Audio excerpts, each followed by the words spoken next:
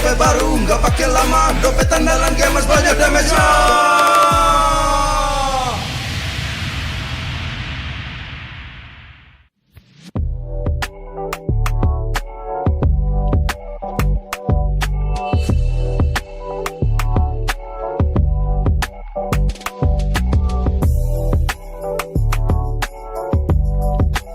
Rasa baru makin seru. Pertama di Indonesia, kopi susu rasa cookies. Always ready, warnai harimu. Good Day Groovy Cookies. Nikmati sensasi asyik kopi cookiesnya. Tak ada hari tanpa mabar. Main ngelek, kerap buat ku tak sabar. Gimana mau main sampai kelar? Ini waktunya ku bersinar. Okay, let's do it. Games main sandalanku bikin mainku semakin hebat. Tim stabil main makin mulus, rankku fix naik terus. Tukar DG rings, diamond dan voucher game kau dapat. Cuma Games Max, makin no debat. Games Max Booster, kini dapat DG Rings. Beli paketnya dan aktifkan boosternya di aplikasi Dunia Games.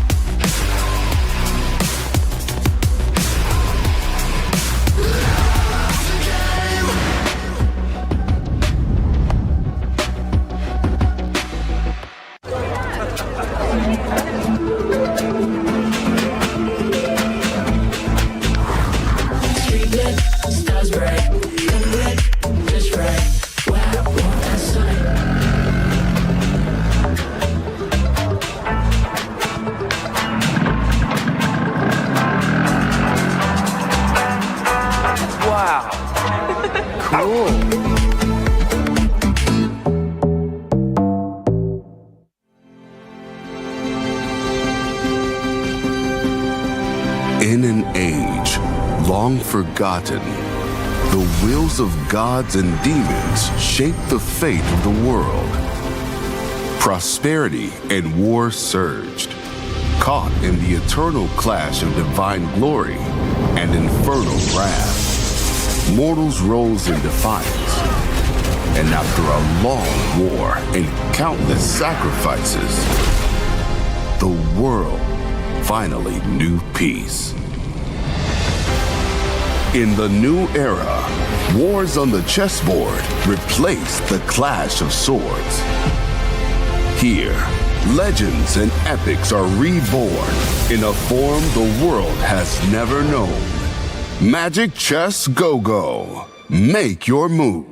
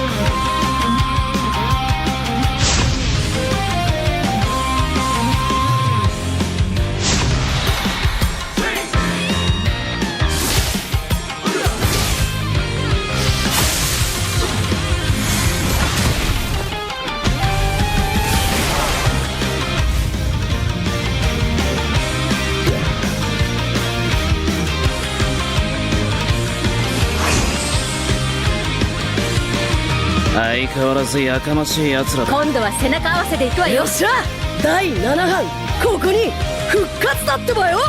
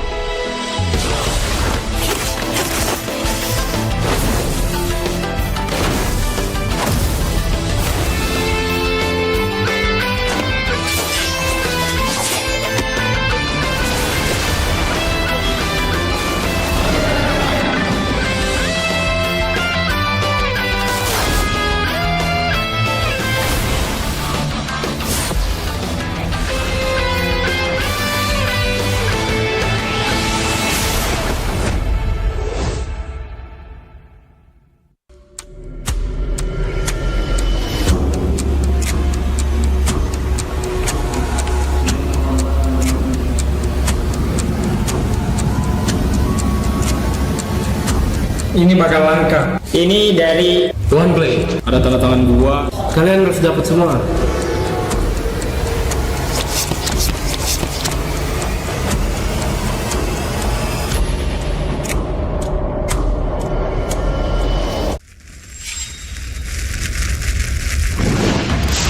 Minna! 渦巻きナルトが帰ってきたぞ。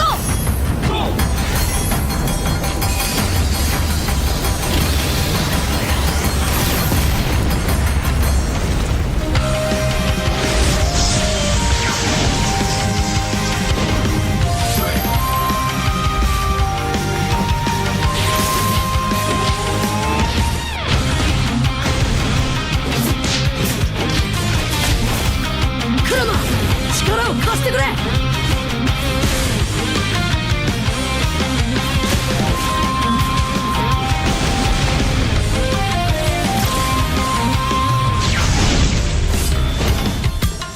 っしゃ、第7班ここに復活だってばよ。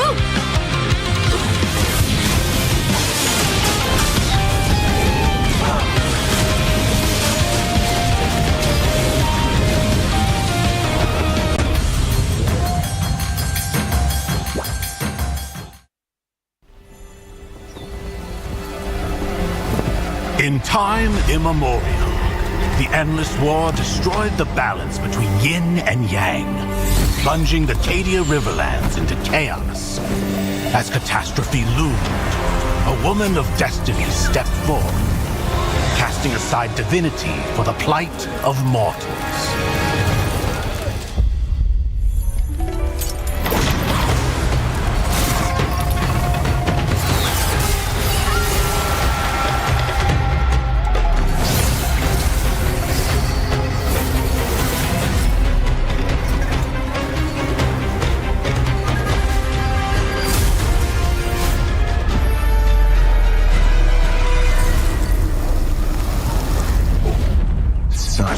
Sacrifice for a fleeting moment of peace in the mortal realm. Does thine heart not regret?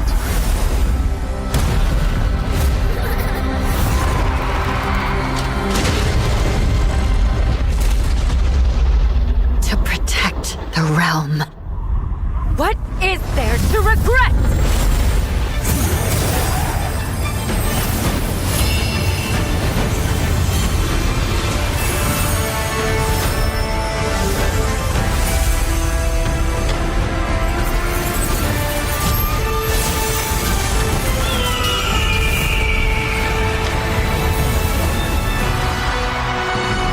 day, destiny descends once more.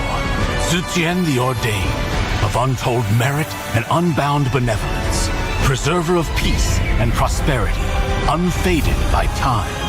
This day, let heaven and earth bear witness as the Phoenix ascends the throne. A realm united toward a new golden age.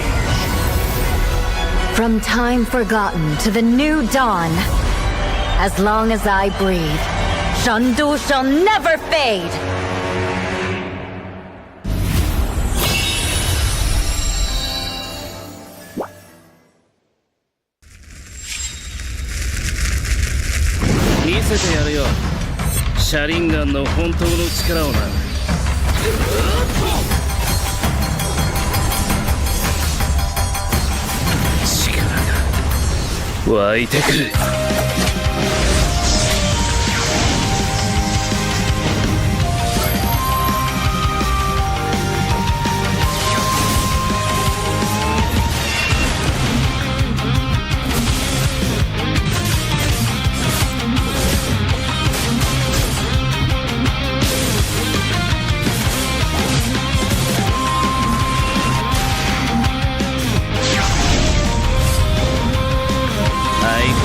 やかましい奴らだ。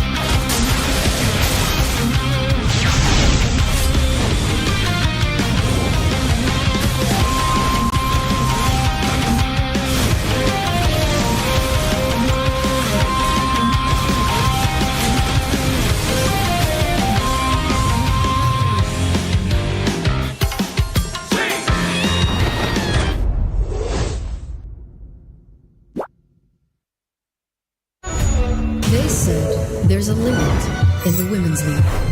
In MWI, we say limit? Watch us bounce from the MWI queens everyone knows, to the stars who came out from nowhere, to the ultimate champions. Now, MWI is expanding greater than ever. Turkey, EECA, Africa, Mongolia, and beyond. We're stretching the map wider. MWI, where dreams get louder. This isn't just a tournament. It's your passport to the world stage. A spotlight for women in the EWC. No rules, no ceilings, no limits. Just this.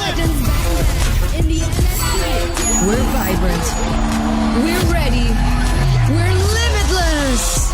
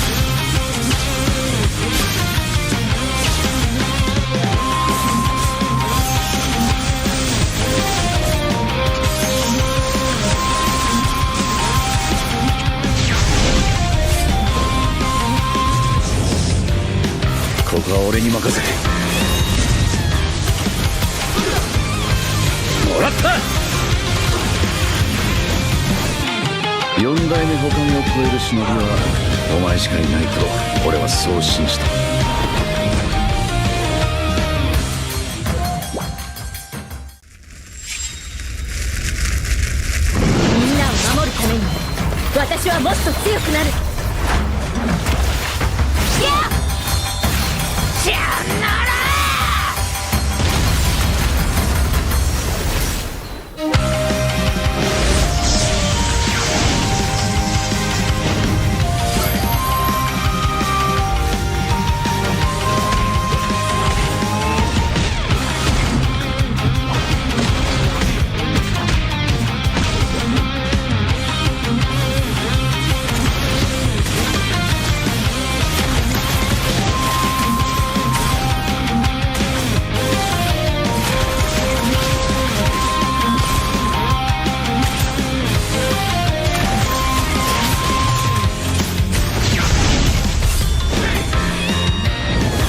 背中合わせでいくわよ。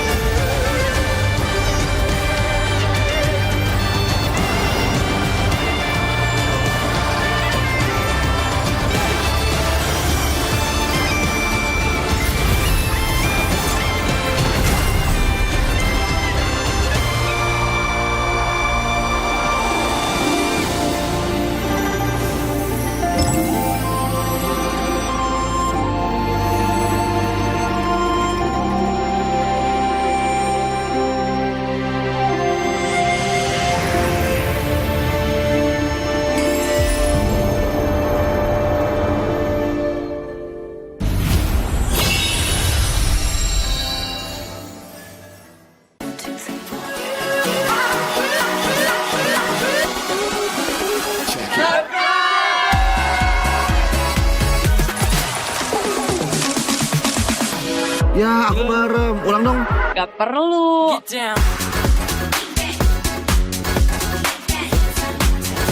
Guys, review.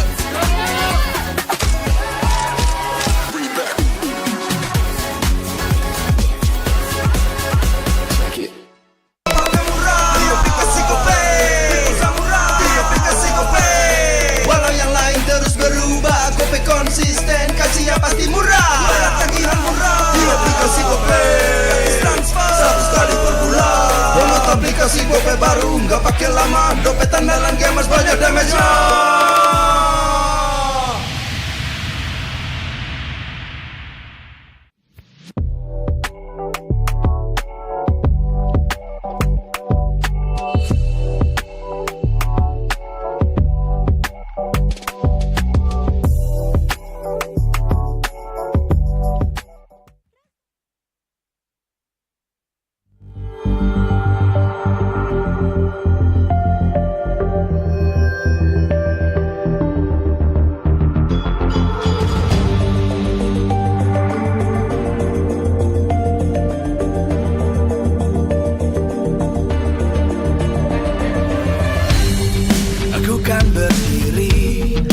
Terus berlari, terus ke arah puncak tertinggi. Ku takkan berhenti, hanya sampai di sini. Kemenangan abadi menanti. You know we won't miss if we unite our focus. And if you haven't noticed, we'll nyalakan apimu, hadapi semua tantangan.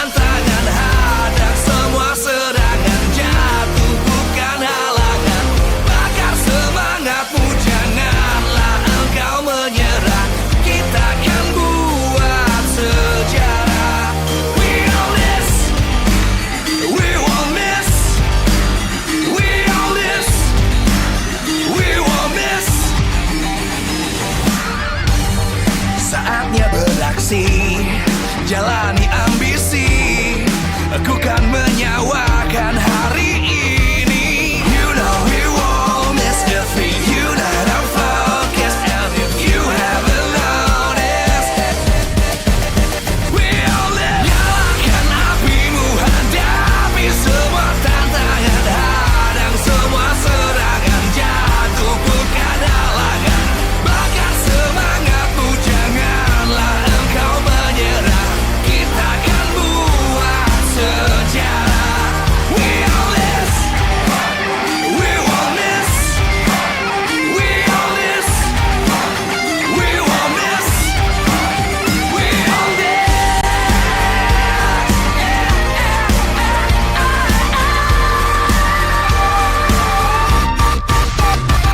Nyalakan apimu, hadapi semua tantangan, hadang semua serangan, jatuh bukan halangan.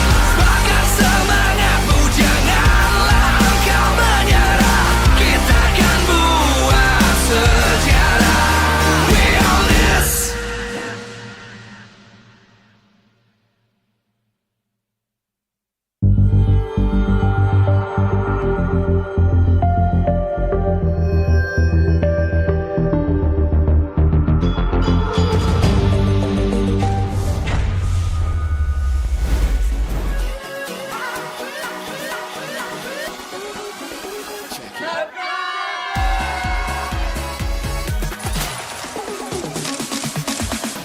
Ya, aku merem. Ulang dong. Gak perlu.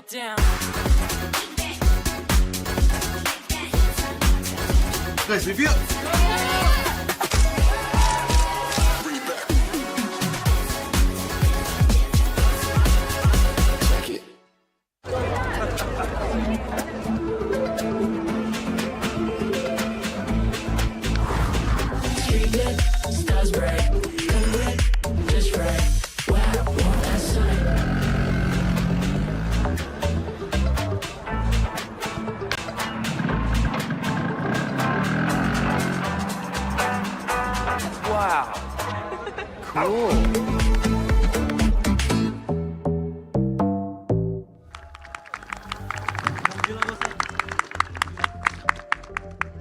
Selamat datang di Samsung Galaxy S25 Fun Match.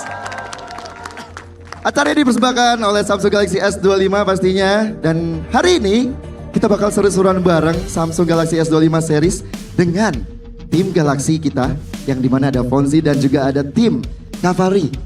Sudah ada di depan kita semuanya di MPL ID Season 15 babak playoff. Dan hari ini akan ada 2 match yang gak boleh kalian lewatin. Karena match pertama akan ada pertandingan antara tim Fonzi ataupun tim Galaxy. Dimana di tim Fonzi akan ada Fonzi, Gugun, Cesian, dan juga Sibyl, dan juga Audrey yang akan melawan The Cavalrys. Nah, Cavalrys ini yang terpilih karena mereka berhasil menjadi juara di acara Nongki Bareng Lukit bersama dengan Samsung Galaxy S25 dan melawan Cavalrys dari berbagai kota juga. Jadi ini adalah perwakilan Cavalrys yang udah hebat banget. Udah satu Indonesia mereka kalahkan ya.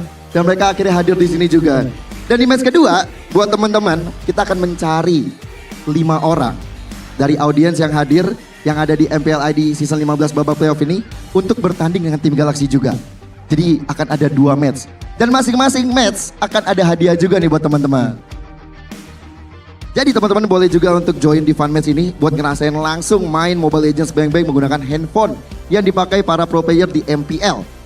Beserta juga dengan teman-teman yang ikutan fun match juga akan nanti menggunakan device Samsung Galaxy S25 yang bisa ada kesempatan nih. Mungkin nanti dari kalian berlima yang beruntung bisa langsung ikut dapetin tiket nonton gratis Grand Final MPL ID Season yang ke-15. Jadi langsung aja kalian searching juga di Google Galaxy S25 dan lengkapin jawaban yang ada di bawah. Nah, pertanyaannya, main game pakai Samsung Galaxy S25 anti nge-lag karena, nah kalian searching di Google, kalian bisa langsung jawab.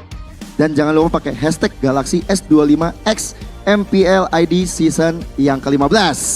Nah, sebelum kita invite player-player yang akan bertanding, gue mau kasih tahu dulu kenapa Samsung Galaxy S25 series ini bisa jadi handphone andalan kita untuk bermain game.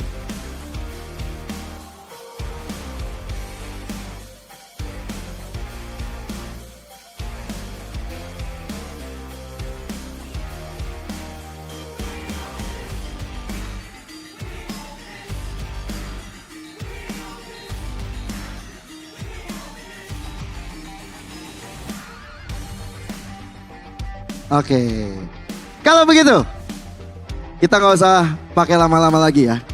Untuk match pertama kita akan panggilkan secara meriah untuk tim tuan rumah. Please welcome tim Galaxy.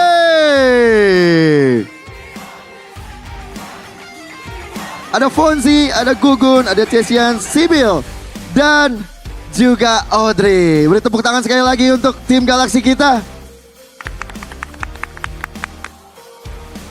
Halo Fonzi, apa kabar? Halo Kak. Halo. Nih mau meriah banget paling. Saya geser juga deh kalau gitu deh. Ya. Oke, ini. Halo Fonzi, apa kabar? Baik Kak, Baik. apa kabar? Ya, sama baik juga ya. Ya, Nah, hari ini kan kalian akan bertanding nih. betul. Sama tim Cavaliers. Ya. Match pertamanya. Udah ada persiapan belum sih? Udah dong, kita udah latihan ya dari kemarin. Jadi kita mabar, terus kita udah pakai hero favorit kita masing-masing dan kita punya strategi supaya kita akan menang nanti. Oh, ini nih. Cavaliers kalian harus hati-hati sih kalau udah kayak gini ceritanya ya. Jadi, kalau kira-kira dari Kak Fonzi sendiri bakal pakai hero apa? Main di mid kah atau EXP kah atau di mana? Aku akan pakai hero andalan aku, Lailia. Wah, hati-hati kamu udah nge-spill nanti di-lock sama anak-anak Cavaliers loh. Aman Kak, aku udah punya strategi. Oke, kalau gitu mungkin untuk tim Galaxy boleh ke samping saya sebentar. Karena kita akan mempersiapkan lawannya dari tim Galaxy juga. Semangat ya untuk bertanding. So, gak perlu lama-lama lagi, kita juga akan langsung panggilkan untuk tim dari kontendernya. Please welcome tim Cavaliers.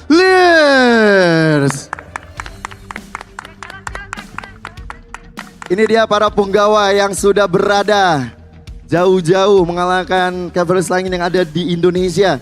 Dan mereka yang terpilih berada di panggung inti untuk bisa melawan dari tim Galaxy. Halo. Halo. Dengan siapa? Ayes. Siapa? Ayes. Ayes. Mas Ayes. Kemarin abis ngelawan berapa juta orang? Berapa ya? Kayak nggak kehitung sih. Gak kehitung? Ya. Kalian juara 1? Ya. Alhamdulillah. Alhamdulillah. Dapat apa dari pertandingan kemarin turnamennya? Nongki bareng Samsung Galaxy S25. Dapat apa ya? Hadiah sih banyak. Oh pasti, Iya, pasti dong. ya. Kalau itu pasti. Dapat pengalaman yang gimana gitu mungkin? Apa ya? Adrenalinnya balik lagi, terus kayak semangatnya balik lagi. Nah itu yang penting sih ya. Ya. Tapi ini kan untuk berarti kapten dari tim Cavaliers Mas Aces ya? Aces. Ya betul. Ya, berarti tim Galaxy kan Kak Fonzi. Aku mau jelasin untuk rulesnya. Jadi nanti biar kita mainnya pakai peraturan. Peraturan yang pertama, harap disimak baik-baik. Semua peserta hanya boleh bermain di area mid lane. Oke? Semuanya main di mid. Lalu kemenangan ditentukan oleh tim yang mendapatkan 25 kill atau kalian menghancurkan base terakhir. Oke? Oke. Menghancurkan turret akan mendapatkan 5 poin. Hancurin turret. Membunuh turtle akan dapat 5 poin. Ngebunuh Lord akan dapetin 10 koin. 10 kill. 10 poin. Astaga. 10 poin kill. Semua monster boleh didapetin. Kecuali orange dan juga purple buff. Jadi buff kalian nggak boleh ngebuff. Dan battle spell yang boleh digunakan hanya sprint, purify, flicker, dan arrival. Jadi nggak boleh pakai retry. Gugun, kamu jangan main jungle dulu ya Gugun. Jangan pakai retry ya. Jadi itu untuk rulesnya, oke? Oke. Sudah siap? Siap. Oke, kalau gitu boleh fist bump dulu untuk dari kedua tim. Wih. Gini tuh rasanya jadi Marshall ternyata ya. Sebelum pertandingan dimulai teman-teman, tentu saja Samsung Galaxy S25 series emang jadi HP andalan para pro player juga. Karena smartphone ini powerful, dilengkapi dengan prosesor Snapdragon 8 Elite 4 Galaxy dan udah 3 nanometer yang menjadi prosesor tercepat di Samsung Galaxy saat ini. Tentunya spek yang keren banget ini bakal bikin ngegame jadi smooth dan anti nge-lag. Selain itu, Samsung Galaxy S25 series juga dilengkapi dengan fitur Galaxy AI yang bisa diajak ngobrol tentang MLBB. Jadi kalau kalian main terus langsung stuck, tenang aja, kalian bisa langsung tanya-tanya nih dan dapat solusi karena pakai fitur Galaxy AI ini bakal bikin kalian mendapatkan solusi yang sangat diperlukan. Makanya kalau gitu beli sekarang dan dapatkan cashback hingga 3 juta rupiah dan langsung upgrade Gemini. Kalian menjadi Gemini Advance buat dapetin gratis 6 bulan Gemini Advance-nya. Buruan beli karena promonya cuma sampai 16 Juni. Lah bentar lagi kan. Buruan beli karena ada booth Samsung juga di depan di festival teman-teman. Dan khusus untuk penonton MPL, kamu bisa dapat gratis travel adapter 25 watt dan e-voucher shop app dengan harga 500.000 dengan klaim pakai kode voucher S25 MPL. Mau cobain fitur Galaxy S25 series? Kunjungi dan experience Samsung Galaxy Store terdekat dan dapatkan shopping voucher gratis. Jadi kalian tunggu apa lagi? Bisa langsung kunjungi sekarang juga samsung.com/id atau scan barcode di bawah ini. Nah, ada barcode-nya nanti ya di sampingku. Bisa klik link di pin komen juga atau di description juga di YouTube kita sekarang juga. Hey, I understand you with Samsung Galaxy S25 series. Oke, kalau begitu nggak perlu lama-lama lagi, kayaknya kedua tim kita sudah siap. Dan kita juga punya caster yang luar biasa yang akan memimpin jalannya pertandingan ini. So, Radit Overkill dan Cipi, please take it away.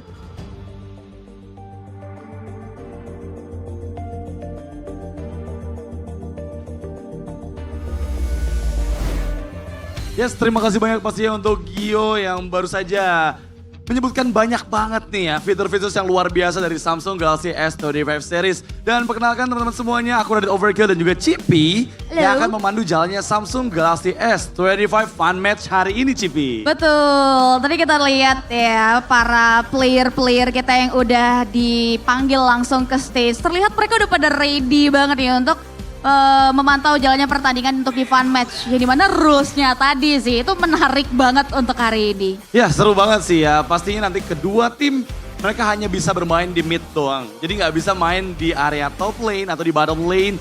Serta nanti mereka akan berkumpul dan satu hal yang menarik. Apa tuh? Nggak boleh ada retributions.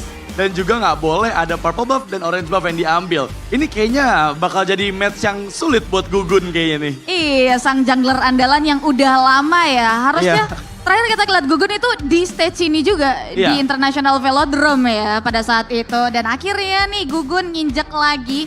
Cuman sayangnya nggak boleh ada retribution. Tapi ya in Gugun we trust kayaknya untuk tim Fonzi ya. Kita bakal lihat nantinya. Kalau aku in Fonzi sih, aku percaya sih. Karena tadi dia udah mention juga kan Cipi, dia bawa hero power Layla. Sepertinya Laylanya bakal ngegendong-gendong nih buat tim Galaxy. Tapi akan seperti apa kesiapan dari tim Cavalry? Karena ini yang tadi aku dengar ya, mereka adalah tim terbaik dari Nongki bareng Liquid bersama Samsung Galaxy S25 series. Di mana mereka udah berhasil juga ngalahin banyak banget cavalry dari masing-masing kotanya. Betul. Jadi ini adalah tim cavalry terbaik dari yang terbaik yang berasal dari Nongki bareng Liquid. Setuju sih, luar biasa ya. Perjalanan panjang yang membawa mereka berada dan menghirup ambience langsung nih di Jakarta International Velodrome. So ya, dengan banyak bekal harusnya ya yang mereka bawa nih di sepanjang Nongki bareng Liquid by Samsung Galaxy S25. Kita percaya juga mereka udah ready. Mereka udah mempersiapkan strategi G2 buat lawan tim Fonzi dan kawan-kawan. Iya pastinya. Dan ini akan menjadi match yang sangat fair. Karena lagi-lagi keduanya menggunakan device yang sama. Betul. Samsung Galaxy S25 series, di mana ini adalah device yang memang digunakan juga sama seluruh pro player dari MPL Indonesia. Betul. Mereka menggunakannya bukan cuma buat bertanding, tapi sebagai daily driver mereka juga. Jadi digunakan dimanapun karena memang ini adalah device yang cocok banget buat kalian semua para gamer yang ngejar performance. Karena ini akan membuat kalian semua merasakan performa tertinggi di dalam sebuah device. Betul sih, yang paling bikin aku takjub itu adalah AI performance-nya ya. Iya sih. Yang ngebantu banget buat kita, tapi kayaknya denger-denger ini udah mulai masuk ke drafting phase nih. Ya benar banget ya. Karena kita tahu sendiri ini adalah fun match. Jadi strategi sepertinya akan berpengaruh juga untuk apa yang mereka bawakan. Karena mengingat ini semuanya di mid. Dan akan ada support hero kah yang bisa membantu mereka untuk bisa lebih sustain lagi dari segi team fight-nya. Atau justru bermain dengan all damage yang akan membuat mereka lebih mudah untuk bisa memenangkan early pressure-nya. Karena yang pasti ini banyak bakal poin juga yang menguntungkan untuk tim-tim yang bawa hero depan, hero damage dan juga hero support-nya. Betul, terpantau udah mulai ada beberapa support sih harus ya yang ditutup untuk pertandingan fun match kali ini karena balik lagi ini pertandingan yang perlu ada respect band juga lah walaupun fun match lah ya. Iya pastinya ya. Dan kita masih menunggu untuk 3 banding awal dan kali ini masuk ke dalam first pick dari tim Galaxy. Dan apa yang akan mereka ambil terlebih dahulu ada Kimi. Sepertinya yang muncul sebagai pick pertama yang diamankan oleh teman-teman tim Galaxy. Dan sekarang kita lihat jawaban seperti apa yang dipersiapkan. Ada Brody sepertinya yang diambil untuk lagi-lagi bermain agresif di arah early game-nya. Bersama dengan Akai yang pasti ini akan menunjang juga dari segi front lane teman-teman. The Cavalries yang kita tahu sendiri Akai ini akan sangat mudah memenangkan match up-nya di mid lane only. Oke, ya dijawab langsung ya. Ini kayak draft yang sat-sat banget. Tapi kayaknya teman-teman dari Cavalries ini menarik banget sih. Mereka udah ngambil ke area ada 1-1 dan juga Beatrix ya. 2 marksman adalah kunci kayaknya untuk fun match kali ini. Ya, dan gak cuma 2 ya. Karena dengan adanya Kimi, apakah semua akan marksman pada waktunya dari tim Galaxy? Dan ya, kali ini kita lihat ada Ixia yang menjadi kombinasi power hero juga untuk teman-teman dari tim Cavalry.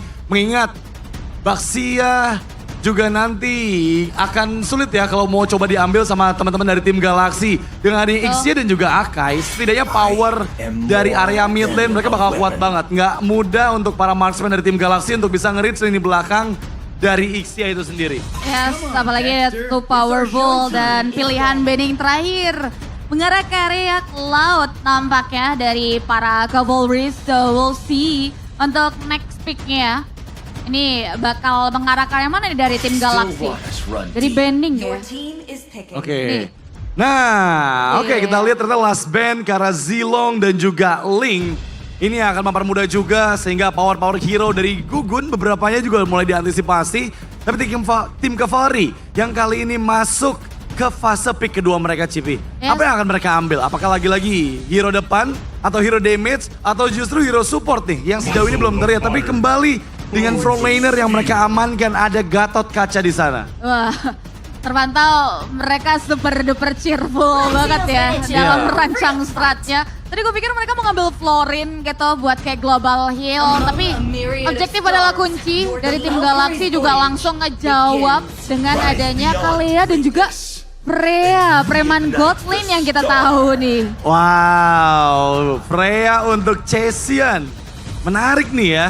Kita mengingat untuk bermain di mid only, pastinya ini nggak mudah untuk Freya mendapatkan items demi itemsnya yang akan menunjang performa dari Freya itu sendiri. Tapi kita bakal lihat nih, seberapa siap tim Galaxy, karena pastinya mereka udah sempat latihan bareng juga, sempat main bareng juga untuk bertanding melawan The Cavalries yang kali ini hadir dengan line up yang sangat-sangat solid, membawa beberapa hero frontlaner dan juga membawa beberapa hero yang memiliki damage di area high ground yang sangat kuat.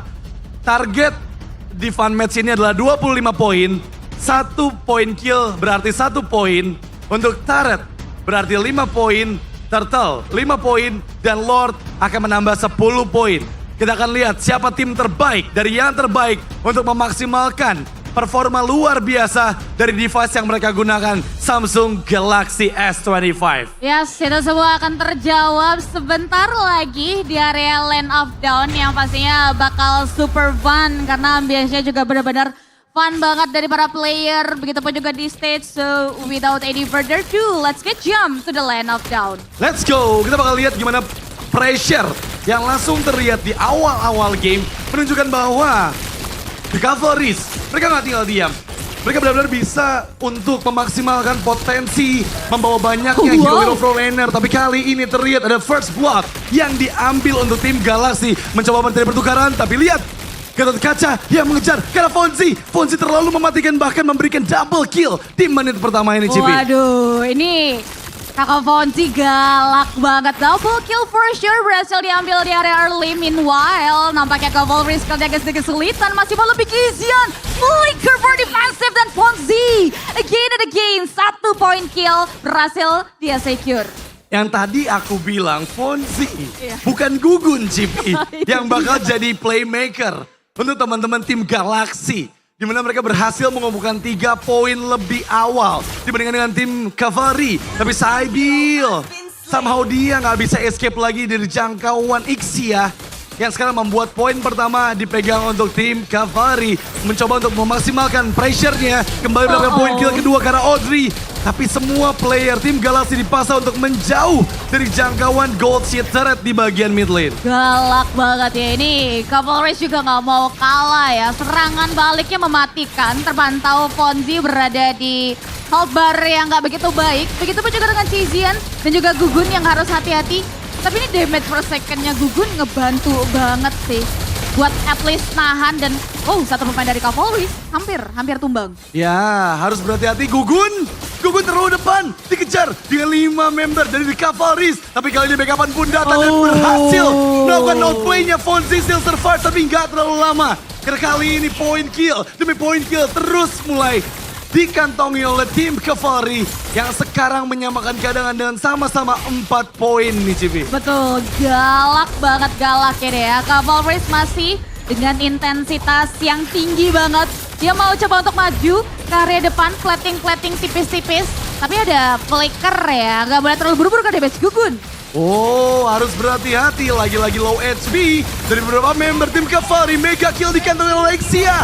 Tapi lihat pertukarannya dengan 2 player yang kali ini ditukarkan kembali dengan 2 member dari tim Galaxy. Mereka bersiap, mereka memberikan tekanan balasan. Sampai sekarang Fonzi yang dikejar. Dan Fonzi, 1 hit terakhir masih belum mampu digapai oleh tim Cavalry. Wow, almost is never enough. Dan bahkan ini justru ada Saibil di sana ya yang harus tumbang. Karena emang kalau kita ngelihat komposisi dari Cavalry ini mereka tangguh banget. Mereka punya 2 tank, mereka punya Yuzong juga. Jadi satu jawaban tidak ya buat nahanin badan. Tapi nggak bisa terlalu dalam juga dong Bang.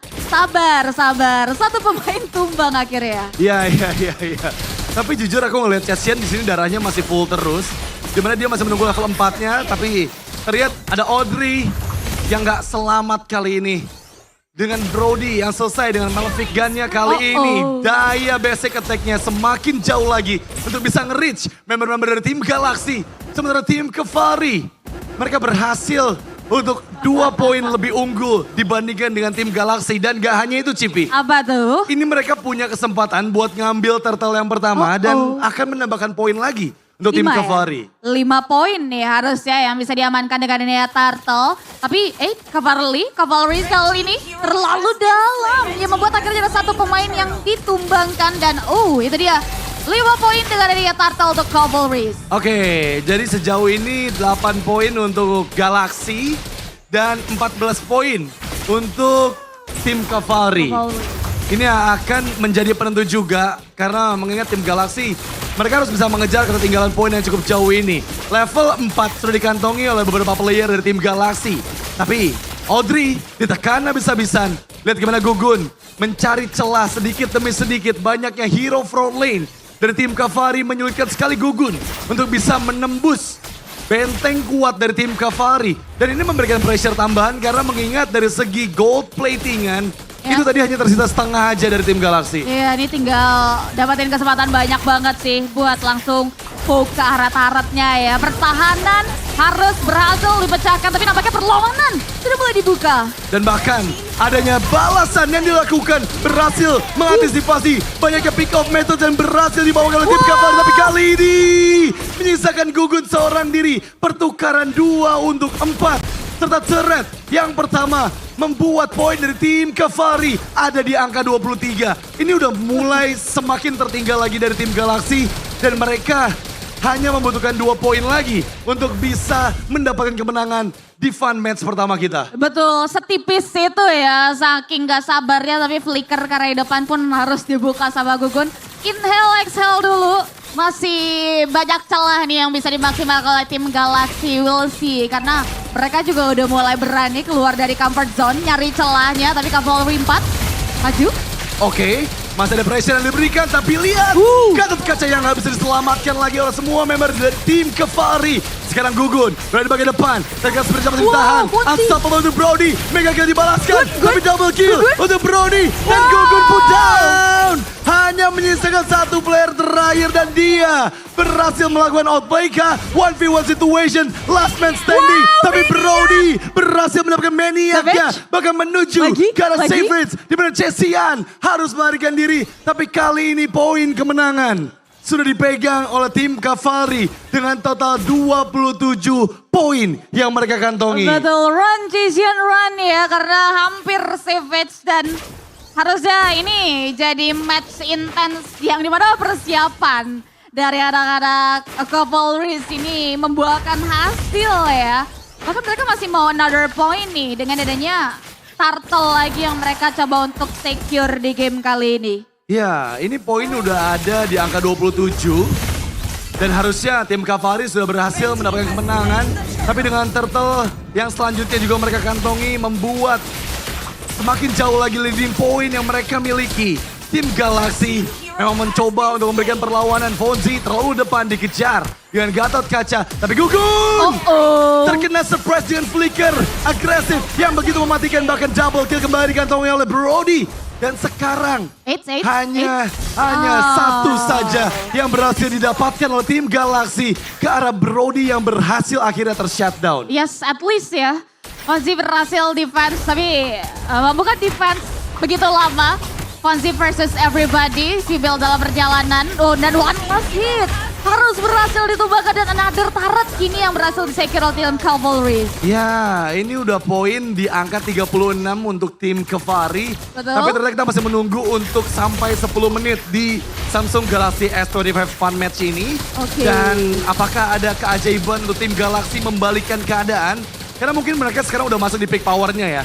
Beberapa damage dari Gugun pun udah gak bisa dibendung lagi sama Gatot Kaca yang sekarang dalam ancaman. Satu member berhasil dieksekusi. Yuzong pun down. Dua member hilang dari tim Cavalry. Sybil terlalu depan. Satu hit terakhir yang dibutuhkan untuk mengeksekusi Sybil berhasil dihindari. Tapi lihat Fonzi masih gagal terbang ke udara. Dan sekarang lihat gimana pressure. Balasan dari tim Cavalry berhasil membuat dorongan untuk kembali ke area base. Gugun Rico, triple kill, looking for maniac. Brody mencoba untuk mendapatkan poin maniaknya. Tapi kali ini masih adanya holy defense dari tim Galaxy membuat mereka masih aman di dalam area base-nya. Betul, semakin menggunung ya ini ya set point yang diamankan oleh para Cavalrys. Butuh 1 menit lagi untuk tim Galaxy mencari miracle untuk bisa balikin keadaan. Sedangkan pressure lagi-lagi mengarah ke area Gugun. Gugun, what happened Gugun? Karena dua member hilang karena Sybil pun down. Dan kemenangan jatuh untuk tim Cavalry. Oke, itu dia Cavalry berhasil mengamankan poin atas tim Galaxy kita yang dipimpin oleh Fonzi dan kawan-kawan ya, surprisingly. Iya, dan pastinya kemenangan ini adalah kemenangan yang sangat luar biasa. Dan ini waktunya kita kembali cerita-cerita, ngobrol-ngobrol bareng bersama host kita yang luar biasa, Gio Joshua. Take it away.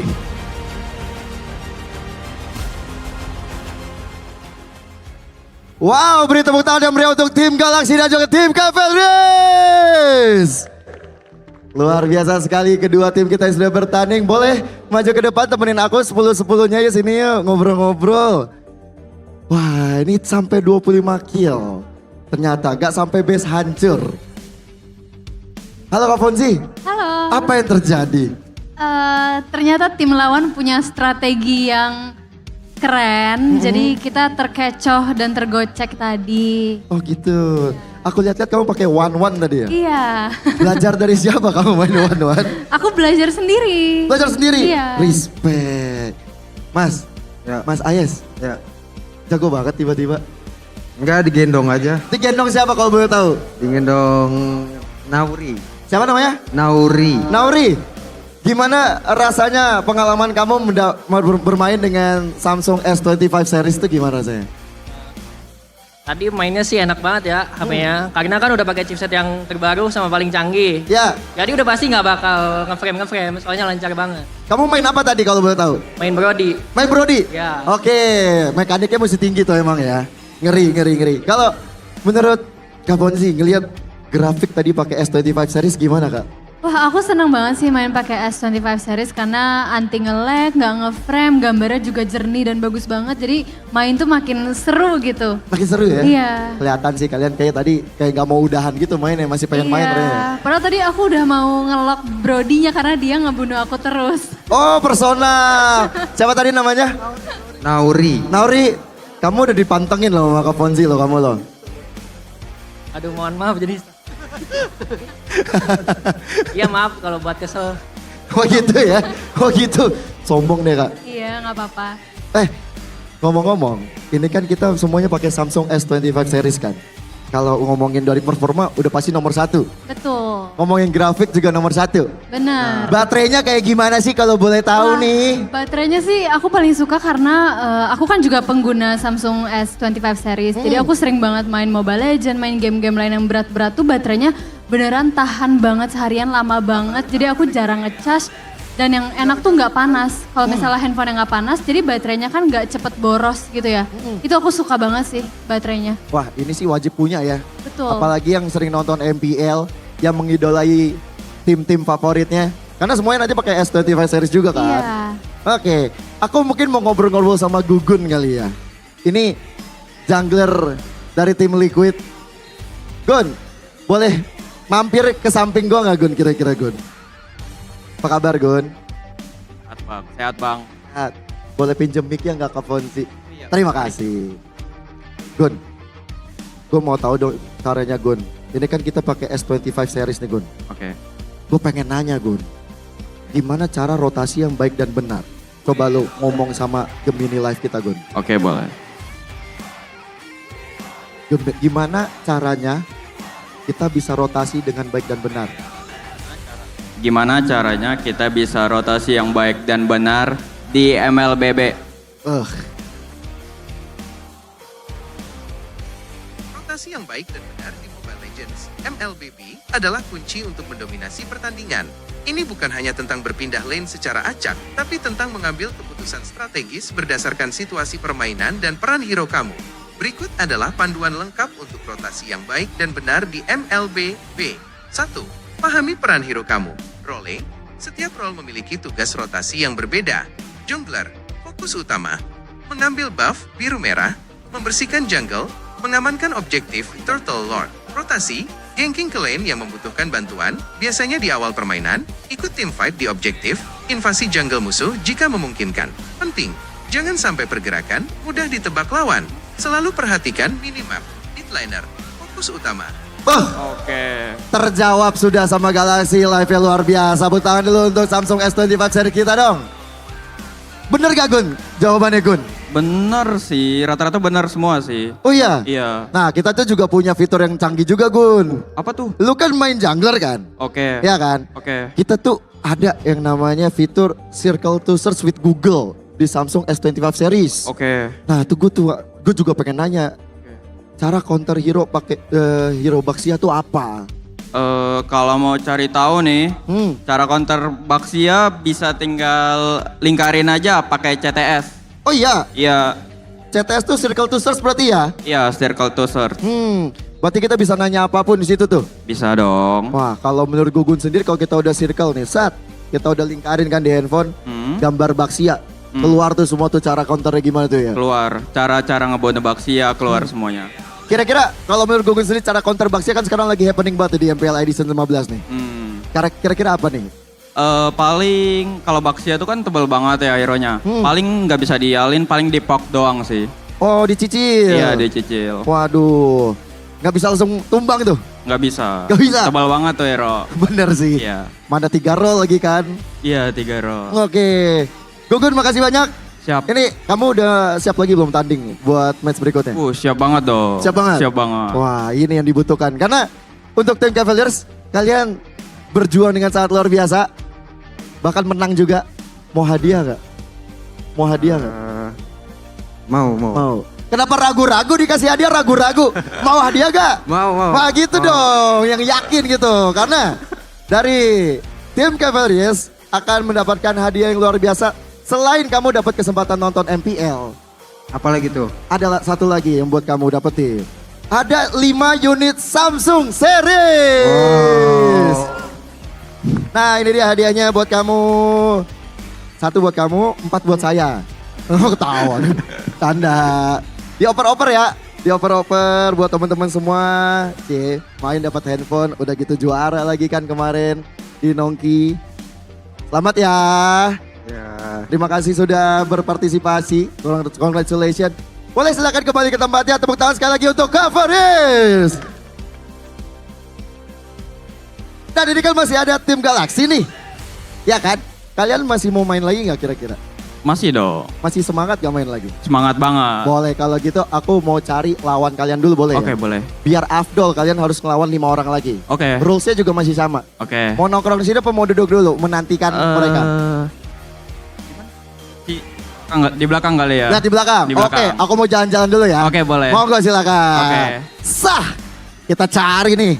Yang katanya udah nge-tweet di X. Yang katanya udah nge-tweet juga jawabannya. Ini yang benar-benar gue cari dulu nih. Mana ya kira-kira orangnya ya? Siapa yang punya X di sini? Punya akun X? Ada? Mana yang udah punya akun X? Kalau kalian udah punya akun X, kalian tweet aja. Main game pakai Samsung Galaxy S25 anti nge-lag. Karena apa? Nah itu kalian isi alasannya. Dan jangan lupa pakai hashtag Galaxy S25X MPL ID Season 15. Kayaknya ada muka-muka yang udah. Wait, ada yang angkat tangan deh. Siapa namanya? Angga. Apa? Angga. Apa benar kamu sudah nge-tweet? Sudah. Bacain tweet kamu sendiri coba. Main games pakai Samsung Galaxy S25 series anti-lag dengan prosesor Snapdragon 8 daya tahan baterai 5000 mAh. Sehingga awet untuk dimainkan seharian full. Dan kameranya juga keren banget, memuat 200 megapiksel. Bisa daya fast charging sampai main seharian full pokoknya. Oke. Ya. Hashtagnya mana hashtagnya? Hashtagnya Galaxy S25X MPL ID S15. Wede, respect. Mantap, kalau begitu kamu silakan naik ke atas panggung. Ini teman-temanmu semua ini? Iya, udah nge-tweet semua? Oke, mari kalian berlima ikut saya naik ke atas panggung untuk bertanding bersama dengan tim Galaxy. Keren. Gugun, kamu udah punya lawan Gun? Oh ini udah 5-5 ini Gun. Udah siap belum nih ngelawan? Siap. Calon-calon aku sekolahin kayaknya. Keren. Respect. Udah siap kamu sekolahin? Udah. Oke. Kamu mau disekolahin sama Gugun gimana ini? Ya sekolahin balik lah. Mending kalian berdua ngeles saya dah habis ini dah. Daripada sekolah-sekolahan mulu ya kan. Tapi aku ingetin lagi untuk rulesnya ya. Rulesnya adalah pokoknya kalian main di area mid aja. Hanya boleh main di area mid. Dan kalian gak boleh pakai retribution. Hanya boleh battle spy purify, rifle, flicker, dan juga sprint. Oke. Setiap objektif itu dapetin 5 poin. Kecuali Lord dapat 10 poin. Nah untuk menangnya kamu harus dapetin total poin killnya 25. Atau ngancurin base terakhir. Oke? Udah paham? Tadi udah sempat nonton? Sudah. Yakin? Yakin. Seberapa persen kamu yakin menang lawan tim Galaxy? 9,2. Lah 8%-nya kemana? Ya kasih aja dia biar pede dikit. Gimana Gun tanggapannya Gun? Terlalu percaya diri juga nggak bagus sebenarnya sih Bang. Kamu bakal buktiin di Land of Down kalau gitu ya? Iya dong. Wih, kalau gitu buat tim Galaxy dan juga untuk Super Fans silakan. Fist bump karena kita akan bertarung sesaat lagi.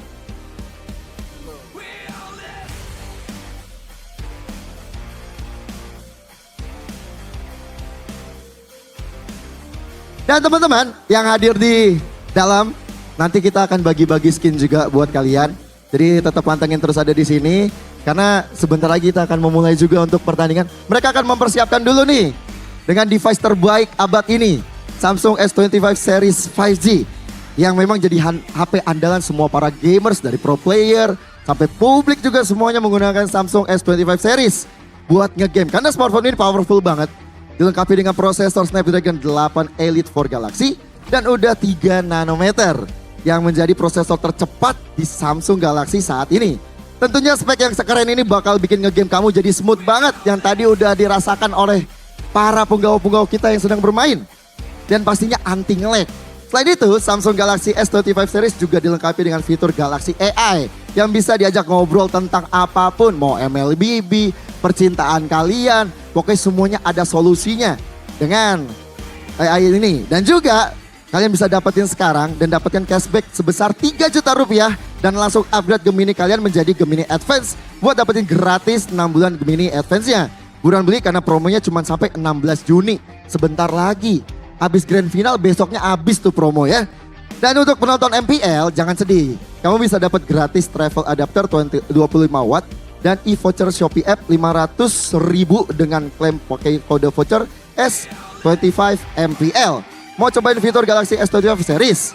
Kunjungi dan experience di Samsung Experience Store terdekat dan dapatkan shopping voucher. Dan juga kunjungi dari website kita samsung.com/id atau scan barcode di bawah ini yang bisa kalian pencet juga, linknya ada di pin komen YouTube kita saat ini juga. I understand you with Samsung Galaxy S25 series. Sepertinya kedua tim sudah siap juga. Udah ready kalian? Udah ready? Kalau begitu, tanpa berlama-lama lagi kita akan berikan kepada caster kita yang luar biasa, Radit Overkill dan juga CP, please take it away.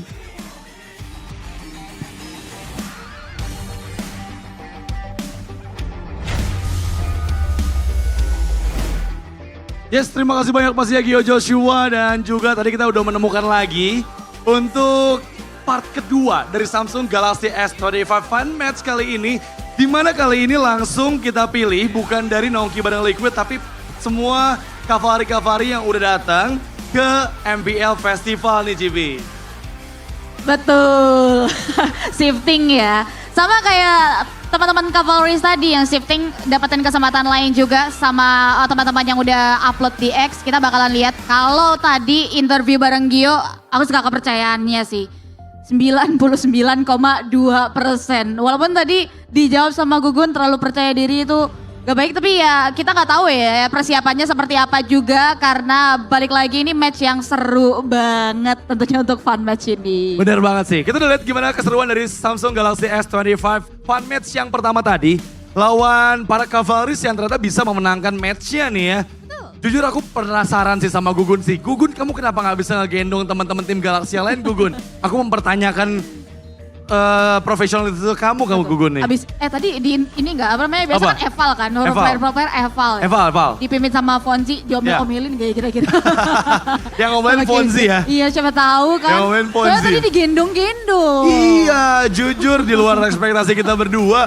Ternyata justru malah Fonzi yang jadi MVP of the game dari teman-teman tim Galaxy nih. Bener, one-one gamingnya bener-bener luar biasa banget sih. Dia nggak berani, bisa dibilang berani ngambil resiko. Yes. Nggak takut-takut dan ini yang bakal jadi kunci juga nih. Karena aku yakin tim lawannya Fonzi dan kawan-kawan tim Galaxy, dia udah mantau kan tadi. Ya. Bisa aja ada target-target band dikunci, we never know. Ya kayaknya sih kalau aku ngelihatnya, ini one-one dari Fonzi harus sudah di-ban sih.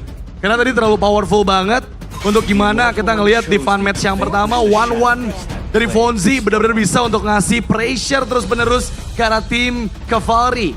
Tapi kali ini kita masuk ke Samsung Galaxy S25 Fun Match yang kedua. Betul. Dimana ada Mia, ada Suyo, ada Brody. Brody ini adalah hero yang tadi ngebuat kemenangan juga buat tim Cavalry, Cipi. Betul, ini yang coba untuk antisipasi ya oleh teman-teman Galaxy ya, untuk tidak mengulang hal yang sama kayaknya untuk game yang kedua. Tapi Ixia ini ditutup juga oleh teman-teman dari tim Liquid. Iya sadar sih bahwa memang power pick dari Ixia sama seperti di game pertama tadi itu kuat banget. Betul. Karena kan kalau main di mid only nggak ada yang mudah bisa nge-reach lini belakang dari tim lawannya dong. Aha. Tapi kali ini Cipi, yes. sepertinya Fonzi sudah menemukan hero powernya. Ada Layla di sana yang sudah muncul. Dijawab langsung dengan Hanabi dan juga Harit yang dibawakan oleh teman-teman dari tim Cavalry. Suka nih kalau udah the power of Pepet, hero power yang keluar ya. Ada Harit yang bakal dijawab dengan adanya shadow pick dan final pick area Granger yang entah bakal dipakai sama siapa ini ya dari tim Galaxy. Butuh support gak nih? Kalau tadi kan ada Rafaela yang di ban. Ya. Mungkin support bakal dibawa atau badan? Kalau menurut aku kayaknya bakal semua marksman sih. Full marksman. Full marksman kayak tadi ya. Kita bakal lihat nih pick ketiga dari tim Galaxy ke arah mana dan Iritel. Bener, semuanya memiliki jarak yang mereka butuhkan untuk ngasih pokingan damage dari jauh. Meskipun ya kita lihat tadi di game yang pertama ya, tim yang menggunakan hero badan atau hero tank itu justru yang memenangkan matchnya. Itu dia makanya ya, dua terakhir nih penentuan buat tim Galaxy. Kita lihat dulu dari teman-teman Liquid ID ini ya, dari para pendukungnya bakal coba untuk ngambil ke arah. Oke, marksman dibalas sama marksman juga. Oke. Ada Beatrix, high ground defense yang dicari. Menarik nih ya. Lagi-lagi 3 marksman dari masing-masing tim sudah terlihat. Dan masuk ke dalam fase banning yang kedua. Tim Cavalry, mereka menghilangkan Gatot Kaca. Hero yang sangat tadi merepotkan sekali ke semua player dari tim Galaxy. Dan kayaknya ya, ini semua fighter, semua tank itu juga bakal dihilangin di fase banning kedua sih. Harusnya ya aroma-aromanya nih ya, karena out of nowhere Balmond yang ditutup. Next ya, oke, support dulu. Hero sisi apa sih ini yang mau dibawa sama teman-teman komunitas kita? Dan Saber. Oke. Saber yang ditutup. Bentar. Ini harusnya yang nge-ban Saber tuh berarti Sybil nih. Kayaknya ada personal nih Sybil sama Saber nih ya. Sama Saber ya. Iya, Sybil, Saber, mirip-mirip mungkin ya. Satu ini ya, satu marga kali. Ini bakal jadi tutup. Tapi masih hero power berarti. Apa tuh? Ada one-one. One-one meskipun berpindah tangan ya. Mungkin berpindah tangan. Apakah ini tutor one-one dari Gugun untuk Fonzi? Oh. Bisa jadi. Bisa jadi. Karena kali ini dari tim Galaxy mereka mau defense satu at least ya. Ada Kalea dan pick terakhir yang bagus. Ada Tigreal di sini. Wow, ini akan menjadi matchup yang sebenarnya akan lebih menguntungkan untuk teman-teman dari tim Galaxy. Karena ya lagi-lagi mereka memang memiliki jarak ya.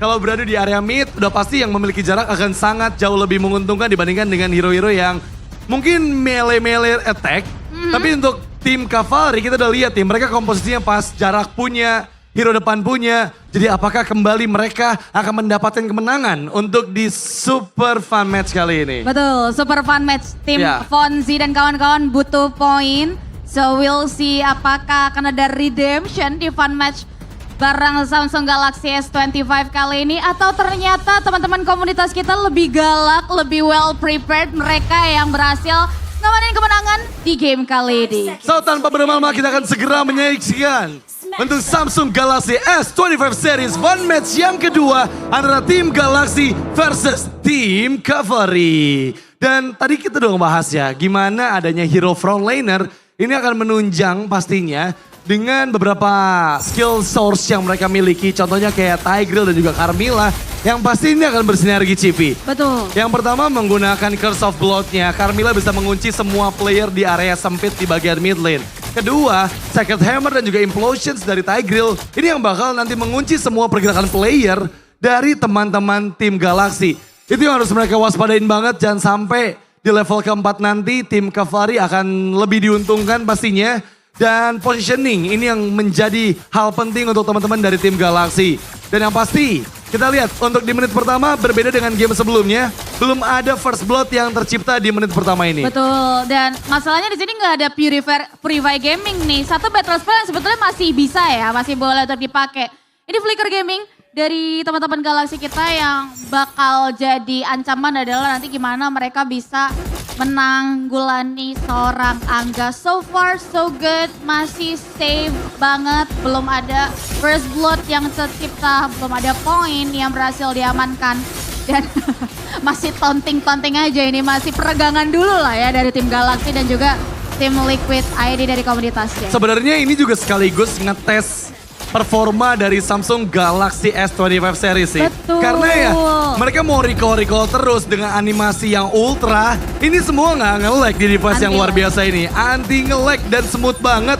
Dan itu yang dibuktikan sama semua pro player yang juga menggunakan Samsung Galaxy S25 series sebagai official turnamen smartphone mereka. Betul, ini pengalaman yang epic banget nih berarti buat teman-teman dari teman-teman komunitas Liquid kita yang kali ini sudah ya untuk permanasannya itu dia First Blood yang berhasil diamankan 1 poin yang mau mereka convert ke area Turtle. Wow, dan ternyata ini jauh lebih kompetitif ya dari tim Kavari yang kedua ini ya. Karena mereka udah ngambil 1 poin tapi langsung menuju ke arah Turtle yang pertama. Di mana Turtle itu berarti 5 poin tambahan. Tapi lihat Fonzi berhasil mendapatkan poin kill pertama untuk tim Galaxy. Dan kali ini menyamakan keadaan 1-1 untuk kedua belah tim. Itu dia ya, lagi-lagi pertukaran yang manis tapi nampaknya Fonzi aware di sama minimap. Boleh ya dipanggil teman-temannya kayaknya tapi surprisingly Turtle belum berhasil untuk bisa diamankan. Tapi Flicker for offensive bakal dicegat oleh Fonzi. Oke, masih bisa mundur untungnya ya. 5 poin, 6 poin in total buat para Cavalry. Oke, tapi mereka masih punya harapan untuk mengembalikan keadaan pasti dari tim Galaxy. Melihat untuk kali ini ya dengan 5 marksman pastinya akan jauh lebih diuntungkan dari segi pokingan damage-nya. Dan Saibil harus berhati-hati. Aku lupa ternyata ada Kalea yang terselip nih di antara para marksman yang diambil oleh tim Galaxy. Dan memang sebelum level 4, power dari hero-hero depan dari kedua belah tim ini masih belum memiliki potensial pick-off methods yang mereka bisa bawakan. Nah itu dia, makanya kayak ini takes time dulu, farming tipis-tipis dulu melalui wave minion. Karena keadaan dari tim Galaxy juga lumayan terpressure. Hajar habis kayaknya dari para Cavalry yang kedua kali ini. Dimana objektif plating sudah berhasil mereka ambil. Di keadaan terancam, Flicker terdengar dari Angga untuk mundur ke arah belakang. Oke, tapi kali ini pressure yang membuat gold sheet plate sudah mulai menghilang. Menambah pundi-pundi gold lagi untuk tim Cavalry dan bahkan ada backstep yang dilakukan double kill dari Hanabi. Arsalino mencoba mencari triple kill dan sepertinya Saibil pun down. Looking for Mania Gugun yang dikejar tapi Fonzi terlihat. Dan 1 petal terakhir yang masih belum berhasil. Mendapatkan 1 hit terakhir karena Fonzi tapi Gugun 1v1 situation dan ternyata Gugun pun hilang di tempat. Sekarang membuat 4 poin kill tambahan untuk tim Cavalry. What a shutdown, itu dia one man standing dari para Cavalry yang membuat mereka menggulung. 10 poin sudah di tangan. Terpantau objektif Tarot itu udah tinggal 1 sentilan lagi nih. Dan akhirnya itu dia berhasil diambil another point buat para Cavalry. Ya ini masalahnya, Fonzi terpick off untuk pertama kalinya dari damage yang begitu besar yang dihasilkan oleh Zora. Dengan 1 flicker, dia maju ke arah Audrey, follow up-nya. Dengan adanya Carmilla yang mempersiapkan 1 efek stun. Tapi untungnya Audrey pun masih bisa escape dengan flicker yang dia keluarkan. Akhirnya ya, masih ada escape tools, masih so far aman. Tapi poin adalah kunci banget. Bawa Cavalry yang pertama, Cavalry yang kali ini pun gak mau kalah objektif. Ini jadi kunci buat mereka. Bahkan kali ini 5 poin kayaknya bentar lagi bakal di tangan walaupun lagi-lagi ya. Ini selalu ke notice dengan adanya Fonzi nih. Tan Eagle Eye dari tim Galaxy. Ngeganggu banget ya, tapi terlihat berhasil mendapatkan poin kill selanjutnya meskipun Turtle yang kedua diamankan. Tambahan poin kill untuk tim Cavalry. Kali ini Chesian tertinggal di bagian belakang. Mencoba untuk mencari Saibil yang juga udah gak punya escape ability lagi. Sprintnya gak aktif. Dan kali ini Gugun masih mencari momen untuk weakness poinnya dipecahkan. Tapi gak ada target yang mudah untuk bisa dimakan oleh Gugun. Tapi ini lebih apa ya, bisa dibilang lebih banyak banget tim fight di mana di menit kelima teman-teman dari tim Galaxy di pressure habis-habisan sama Cavalry sih. Iya. Gak jarang kita lihat ada tim fight di sela-sela jungle loh ini dipaksa sama Cavalry. Iya, ini masalahnya kalau kita hitung dari segi poinnya ya. Tim Gamers ini udah ngambil 22 poin. Oke. 7 poin kill dan 15 dari objektif. Dari turret 1 dan turtle-nya ada 2. Ini membuat mereka tinggal selangkah lagi untuk menuju ke 25 poin. Betul. Atau bahkan bisa terus mendominasi karena sekarang Chesian pun down. Mencoba mengejar karena Gugun, flicker dikeluarkan. Dan Gugun pun down untuk kedua kalinya. Biasakan 3 player, tapi kali ini Sybil juga dieksekusi. Bennett yang sangat menyakitkan dari Batrix. Yang dibawa oleh Zora bahkan terwipe out dengan triple kill. Membuat tim Galaxy porak-poranda. Wipe out menjadi penutup 4 menit tersisa untuk tim Galaxy. Bisa mengembalikan keadaan, sedangkan tim Gamers ini mereka benar-benar menggunakan space semaksimal itu. Gun, udah kali Gun, mundur dulu kali ya. Ya, ini harus loh. hati-hati sih karena gap gold sudah mulai terlihat nyata. 5.000 gold perbedaannya. Fonzi sendirian. Fonzi masih menahan. Wah. Flickernya nggak mau dikeluarkan. Tapi lihat, Fonzi 1 melawan 3 mencoba untuk mendapatkan 1 poin kill. Dan itu dia Fonzi yang menari-nari. Dengan Leonya flicker di bawah flicker dan menghindar dari jangkauan Zora. Sekarang temannya sudah mulai datang, tim Galaxy mencoba mencari momentum. Tapi ternyata kali ini kemenangan jatuh untuk tim Gamers di Samsung Galaxy S25 Series Fun Match yang kedua. Itu dia another game yang berhasil diamankan oleh para tim Gamers. Dan setidaknya aku suka penutupnya tadi sih, datang dari Fonzi ya, the woman standing yang selalu gak takut buat ngambil resiko dari tim Galaxy. Ya pastinya ini sengit banget, ini seru banget, benar-benar fun banget. Dimana tim Galaxy dan juga tim Gamers saling beradu strategi untuk bisa mendapatkan kemenangan.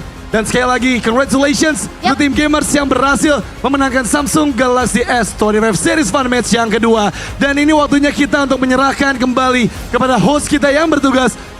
Tapi sebelum itu kita bakal kembali mengundang pastinya untuk host kita yang bertugas, Kyo Joshua, untuk kembali ke atas stage. Silakan. Terima kasih Radit dan juga GP. Untuk sekali lagi tepuk tangan dulu untuk tim Galaxy dan juga audiens kita.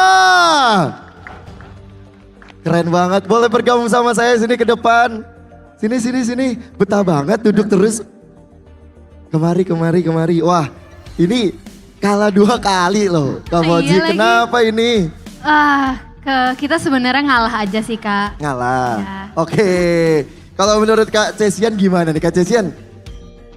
Iya kita ngalah doang. Ngalah doang? Tapi performa dengan Samsung S25 5G gimana nih? Enak banget sih, tadi aku main gak panas sama sekali.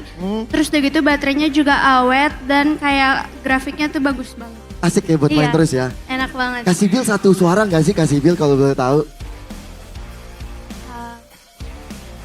Ya dengan performa yang tadi main pakai Samsung S25 series, asik banget gak sih? Asik banget. Parah ya? Parah. Oke, satu suara juga gak nih kira-kira untuk Kak Audrey?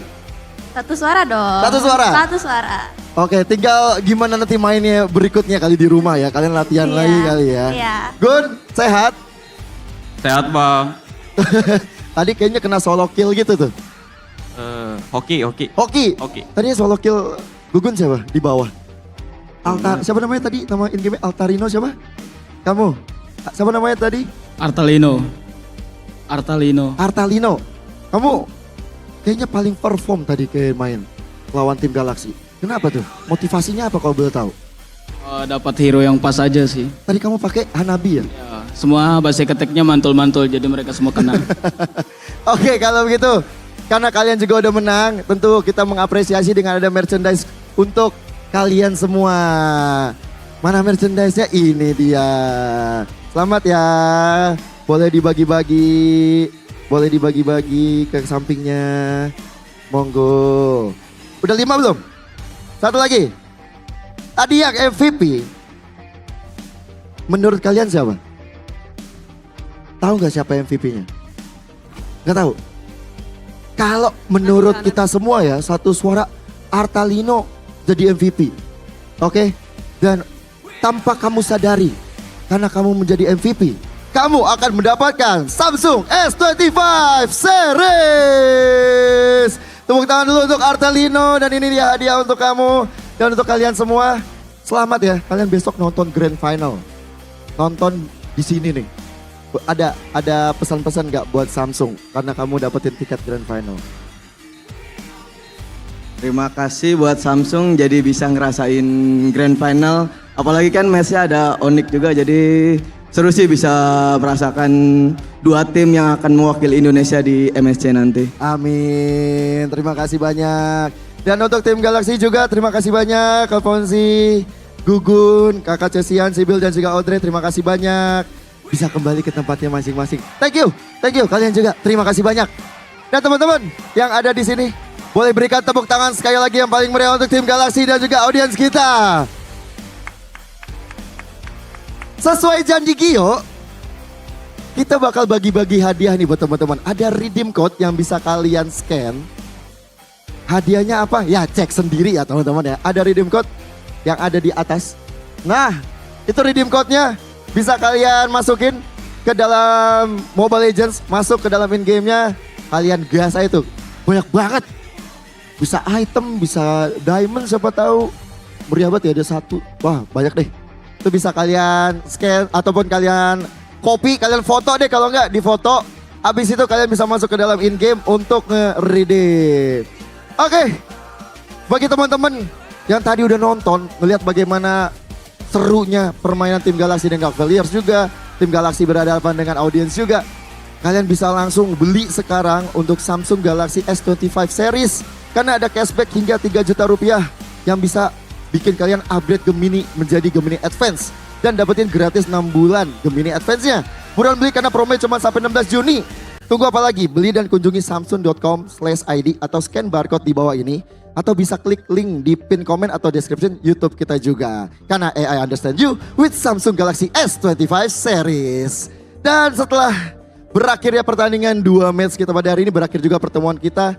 Jadi aku Gio Joshua mau yang bertugas, pamit mohon diri. Sampai jumpa di match lower bracket final MPL ID season ke-15 babak playoffs. We own this.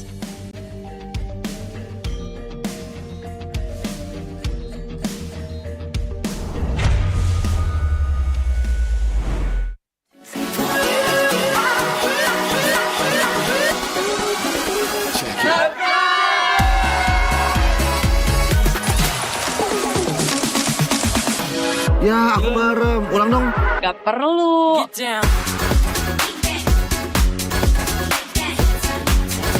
Guys, review.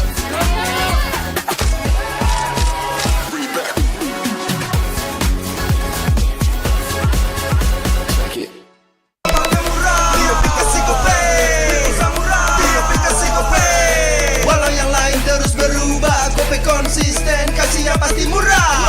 Tagihan murah di aplikasi Gope, transfer 100 kali per bulan. Download aplikasi Gope baru, nggak pakai lama. Dompet andalan gamers banyak damage-nya.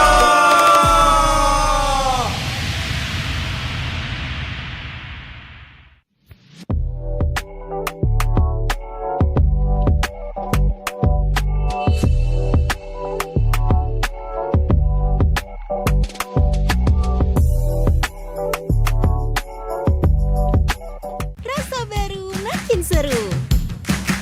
Pertama di Indonesia. Kopi susu rasa cookies. Always ready, warnai harimu.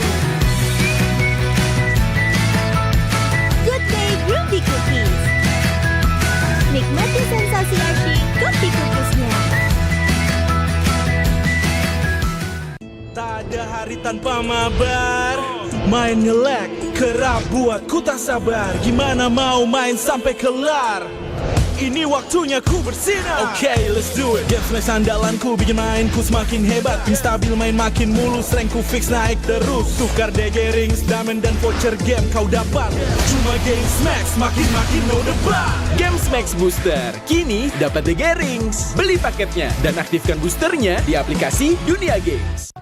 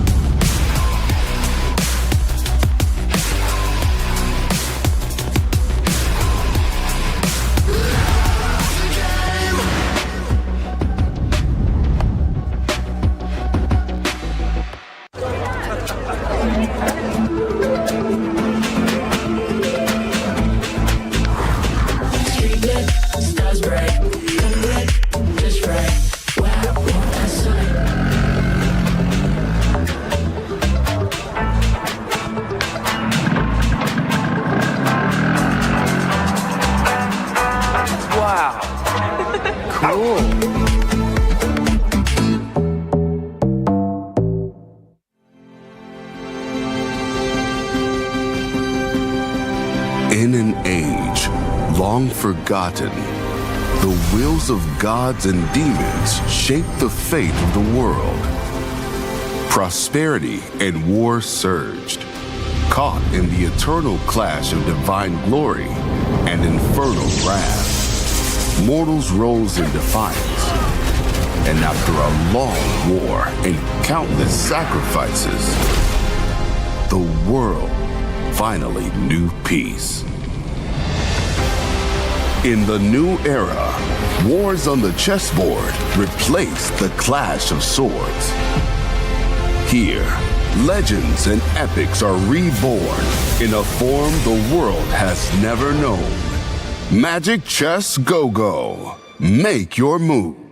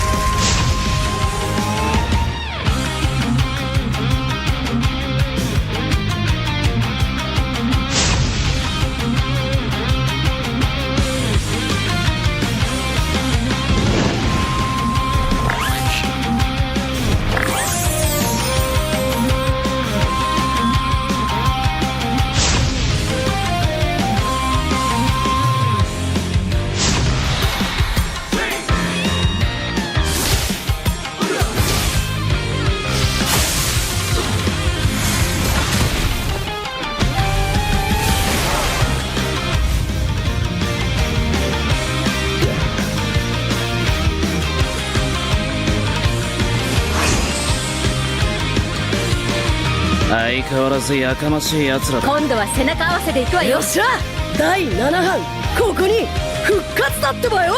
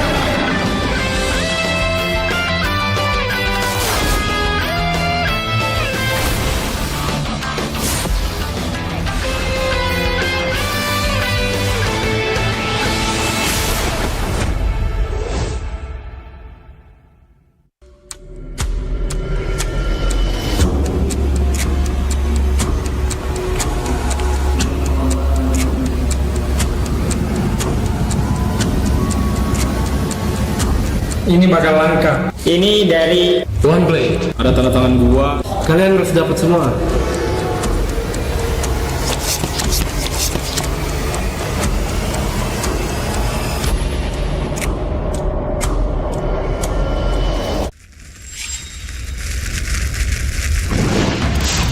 Minna! Utsumaki Narutoが帰ってきたぞ!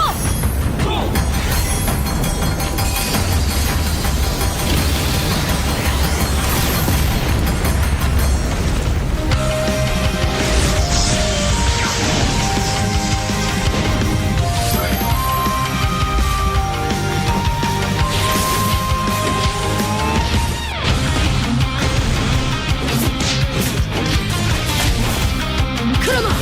力を貸してくれ!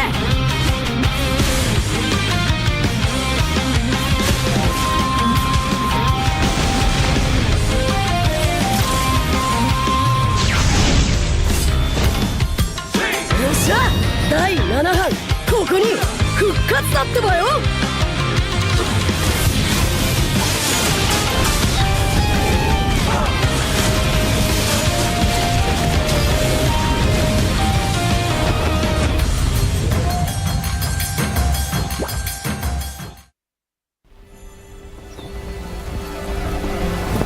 In time immemorial, the endless war destroyed the balance between yin and yang, plunging the Cadia Riverlands into chaos. As catastrophe loomed, a woman of destiny stepped forth, casting aside divinity for the plight of mortals.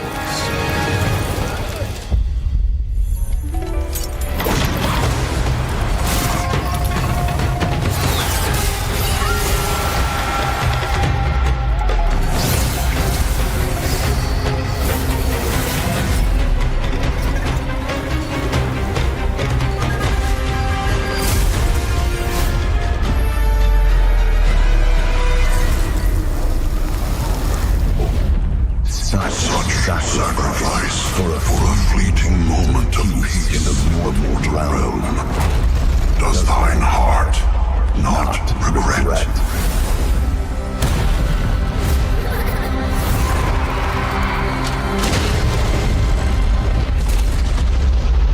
To protect the realm. What is there to regret?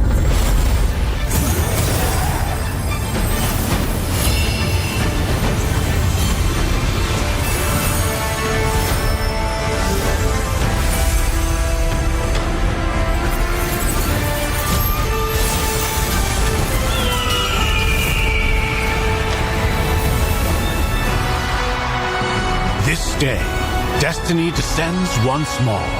Zutian the Ordained, of untold merit and unbound benevolence, preserver of peace and prosperity, unfaded by time. This day, let heaven and earth bear witness as the Phoenix ascends the throne. A realm united toward a new golden age. From time forgotten to the new dawn, as long as I breathe, Shandu shall never fade!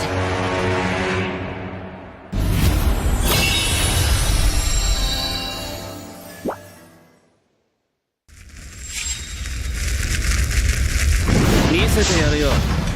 Sharingan no hontou no chikara o na.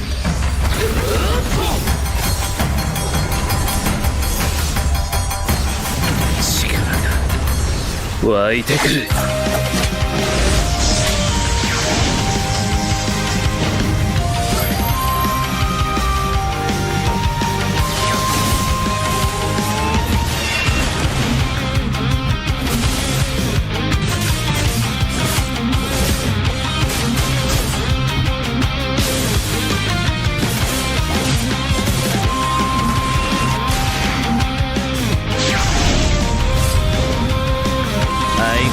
やかましい奴らだ。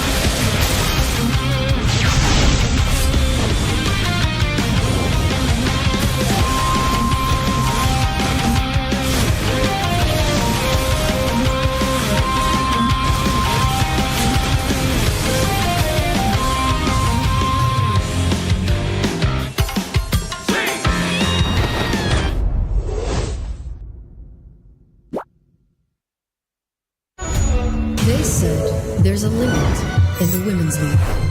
In MWI, we say, limit? Watch us bounce. From the MWI Queens everyone knows, to the stars who came out from nowhere, to the ultimate champions. Now, MWI is expanding greater than ever. Turkey, EECA, Africa, Mongolia, and beyond. We're stretching the map wider. MWI, where dreams get louder. This isn't just a tournament. It's your passport to the world stage. A spotlight for women in the EWC. No rules, no ceilings, no limits. Just this. We're vibrant. We're ready. We're limitless.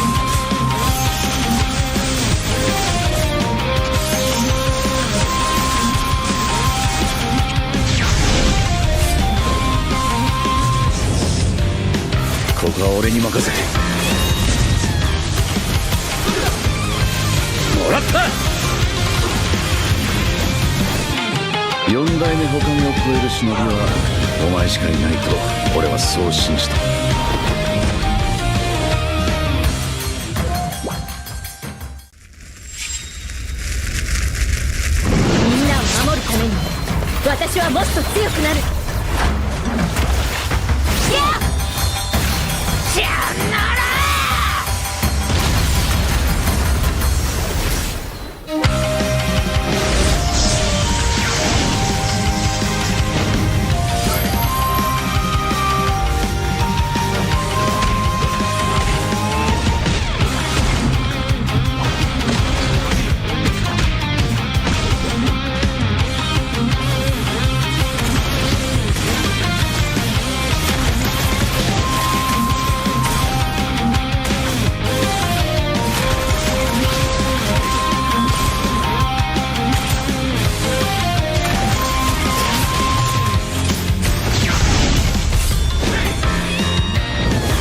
背中合わせで行くわよ。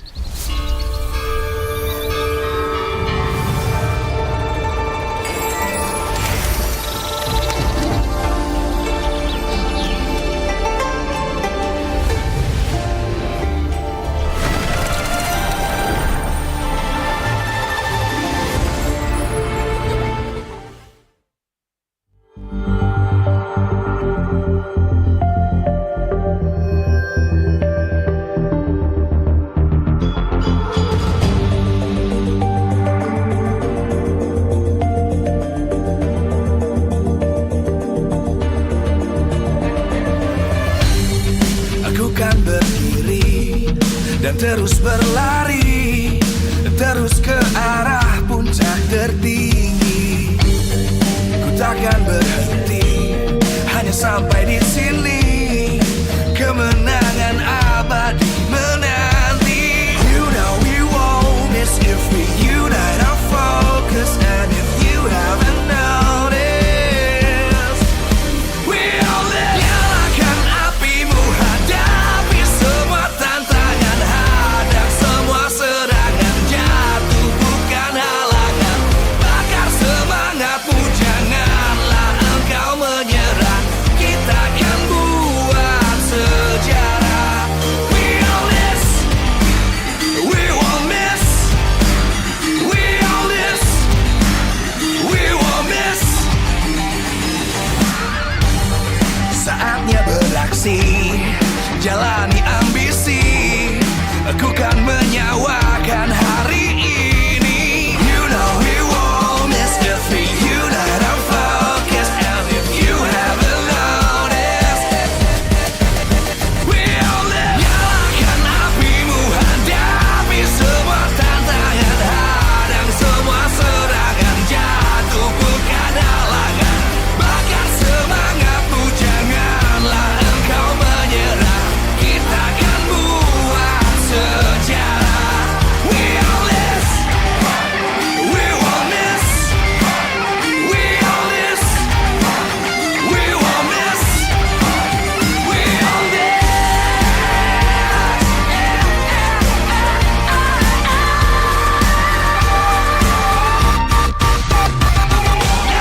Nyalakan apimu, hadapi semua tantangan, hadang semua serangan, jatuh bukan halangan, bakar semangatmu, jangan.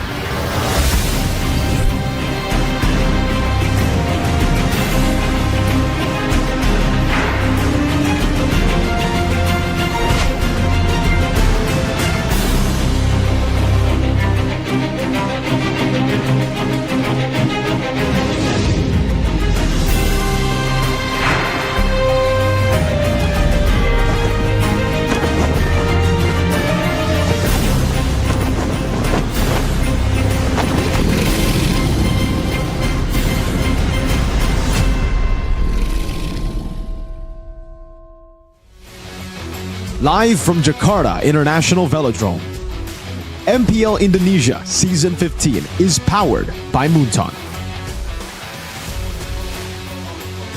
Supported by Esports Federation of Indonesia. Presented by official tournament smartphone Samsung Galaxy. Official e-wallet, GoPay. Official sponsor, Head and Shoulders. Official coffee, Good Day. We own this.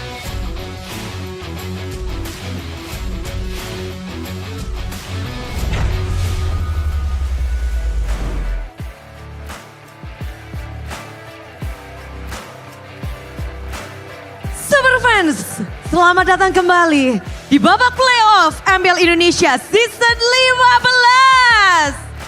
Di mana kita berada di final lower bracket. Ini adalah sistem yang baru di mana best of 7 dipertarungkan untuk kedua tim yang sedang berjuang untuk mencari satu tempat terakhir. Hanya ada satu tim saja di antara tim Mararki Hoshi dan juga Geek Fam yang bisa melaju ke babak grand final dan juga menjadi perwakilan Indonesia di babak MSC at IWC Riyadh. Siapa yang tak ingin, siapa yang tak haus akan hal itu. Tentu saja kita melihat bahwa dua tim yang akan bertarung hari ini punya histori yang sangat panjang. Dan mengingat bahwa season ini menjadi season yang baik untuk mereka di regular season. Top 2, mereka berangkat dari babak upper bracket. Mereka bernapas lega di hari-hari awal, namun pada akhirnya Geek Fam awalnya harus turun, berjuang perlahan dari lower bracket. Sedangkan RRQ kemarin pun harus merasakan pahitnya kekalahan dan harus merasakan lower bracket pula. Dan ini akan membuat kita menyaksikan dalam best of 7 yang menarik. Mereka akan merasakan lower bracket dengan sistem yang baru. Namun kalau kita melihat juga berkaca dari regular season, Geek Fam belum bisa mendapatkan kemenangan atas RRQ. Dan ini menjadi sebuah tantangan besar bagi tim Geek Fam di season 15. Sedangkan dari tim RRQ, kali ini kita melihat bahwa RRQ konsistensinya mulai goyah sedikit. Dan ini juga harus menjadi jawaban atas keraguan beberapa superfans yang mulai melihat bahwa RRQ harus bisa langsung membuktikan diri. Dan sebelum kita melihat bagaimana aksi dari kedua tim, Budi juga melihat bahwa antusiasme yang ada di Jakarta International Velodrome, yang ada di rumah juga, yang ada di festival, dan tentunya semua antusias ini dan juga semua semangat ini tidak lekang dari dukungan para sponsor dan partner. Karena MPL Indonesia Season 15 powered by Munton, supported by PBSI, presented by Official Tournament Smartphone, Samsung Galaxy, Official e-wallet, GoPay, Official Sponsor Head and Shoulder, Official Coffee Partner Good Day, dan partner ini sports ada Telkomsel, Dunia Games, dan IndiHome. Bersama dengan advertiser Kacang Sukro dan juga Hawkband. Tak lupa pula supplier kita ada RSV Helmet, lalu UBS Gold, Kila Food, Royal Guard, Mercon Merah Putih, dan Imaginary, serta venue ini Jakarta International Velodrome. Dan banyak sekali tentunya harap-harapan besar, mengingat ini adalah best of 7 yang menarik. Di mana kalau kita ngelihat hasil track record kedua tim, RRQ berada di best of 7, mereka harus bisa menjawab tantangan karena dari historinya mereka tidak mendapatkan hasil yang cukup baik dari best of 7 yang telah mereka lalui. Dan bagaimana untuk Geek Fam sendiri memperjuangkan internasional ini? Kita akan ngobrol-ngobrol lebih banyak, tentunya udah gak akan sendiri. Karena ada satu coach yang bisa dibilang kita kenal betul, namun ia juga sudah punya slot untuk MSC IWC. Berada non jauh di sana, kali ini kita terhubung bersama dengan Coach Sis. Halo. Halo Coach Halo Sis. semua. Hai. Coach Sis lagi ada di mana nih? Lagi di Jakarta sekarang. Kenapa kita online ya Coach Sis ya? Oh, ada besok datang offline lah langsung. Oke, kemarin datang, hari ini lagi di rumah, besok. Oke, tapi congratulations bersama dengan tim Flash menuju ke MSC IWC. Gimana sih untuk perjuanganmu sampai bisa ngedapetin tiket itu, Ziz? Sebenarnya lumayan sulit juga sih karena tim kita juga ada beberapa XP lane kan. Kemarin Diablo juga lagi ada masalah keluarga juga kan. Jadi kayak kita harus pakai XP lane yang baru juga dari Gak segampang itu, tapi ya amin lah kita menang dan dapat slot EWC. Banyak tantangan tapi mereka bisa mengatasinya dan pada akhirnya hasil baik mereka dapatkan. Tapi kalau Bude yakin Zeiss itu masih nonton MPL Indonesia pasti dong. Gimana ngelihat babak Pasti playoff ini? Apakah sesuai dengan prediksi dan sesuai dengan mungkin pandangan Coach Zeiss? Kalau top 3 tim ini kayak memang top 3 tim ini memang kuat sih, kuat semua sih. Cuman kaget aja Onyx kuat sekarang ya. Cuman GG banget sih Onyx sekarang. Onyxnya ya, yang di playoff nih kayaknya beda ya mode playoff. Tapi ada yang menarik, kita akan menampilkan sesuatu bersama karena ini akan menjadi topik yang pasti Zeiss happy banget. Karena inilah dia, kita akan membahas DNA EVOS rupanya merasuki 6 tim yang masuk ke dalam babak playoff. Dan gak cuma ini juga ya, DNA EVOS juga ada di Zeiss.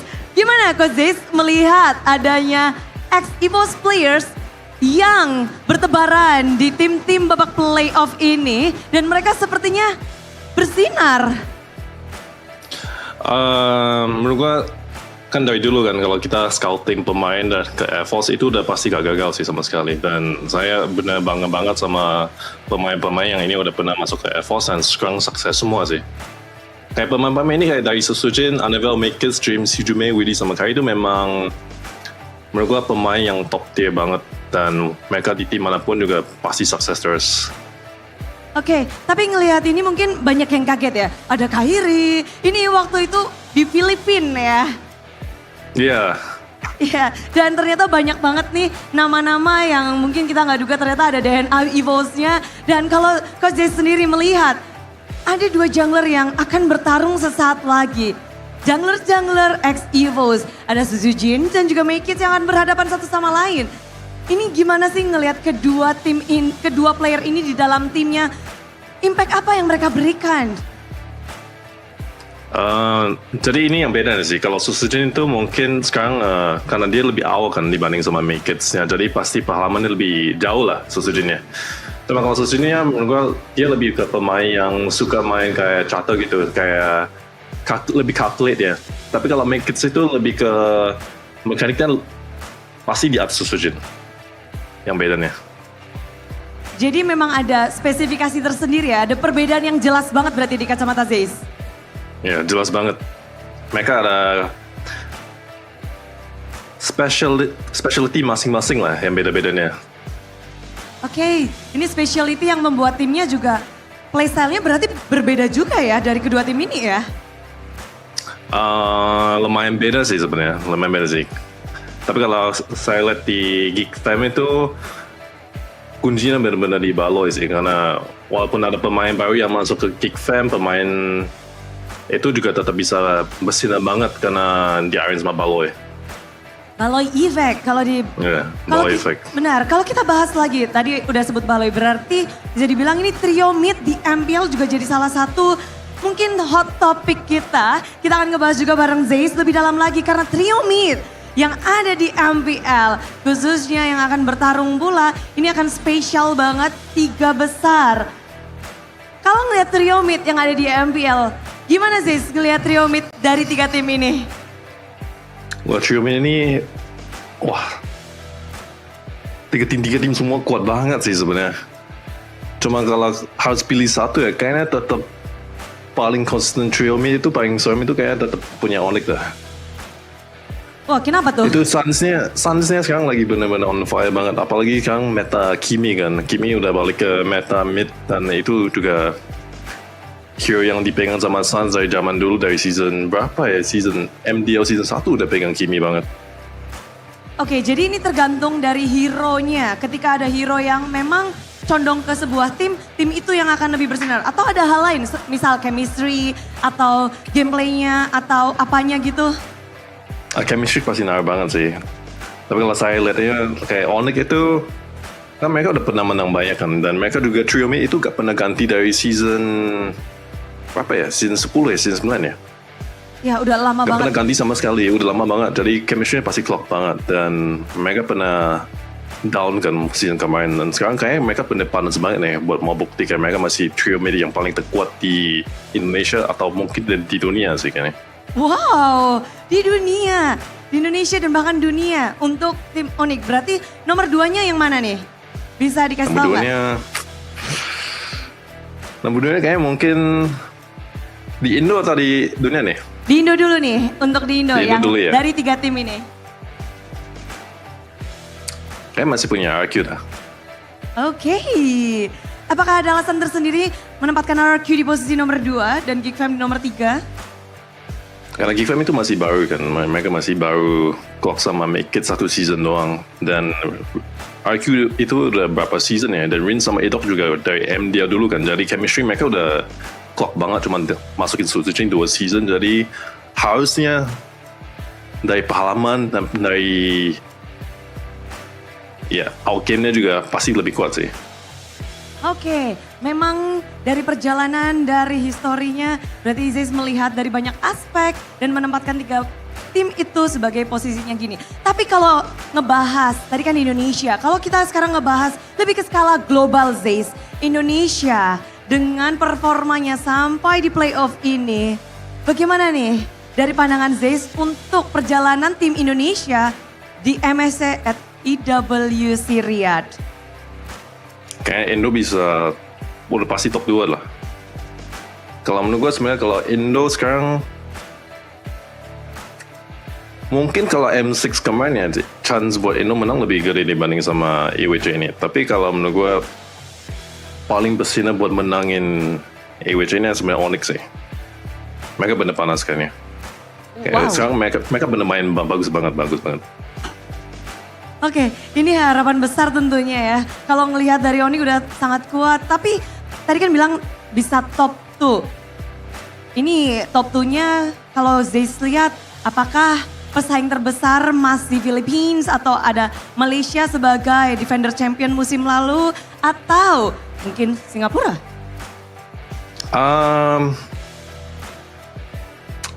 Kayak masih tetap Philippines. Tapi menurut gue yang beda sekarang itu kayak Philippines sama Myanmar ya. Itu yang bahaya.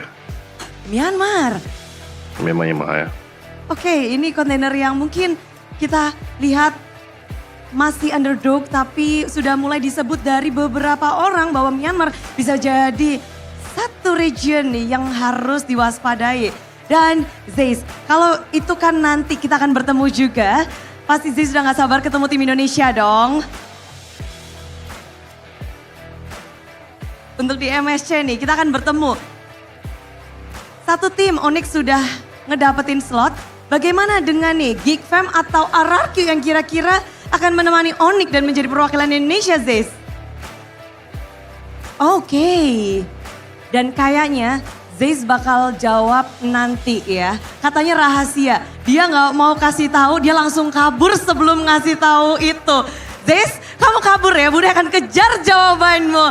Tapi memang Zeus tidak menjawab, tapi tentunya akan ada yang menjawab lebih dalam lagi tentang persaingan kedua tim ini yang begitu ketatnya.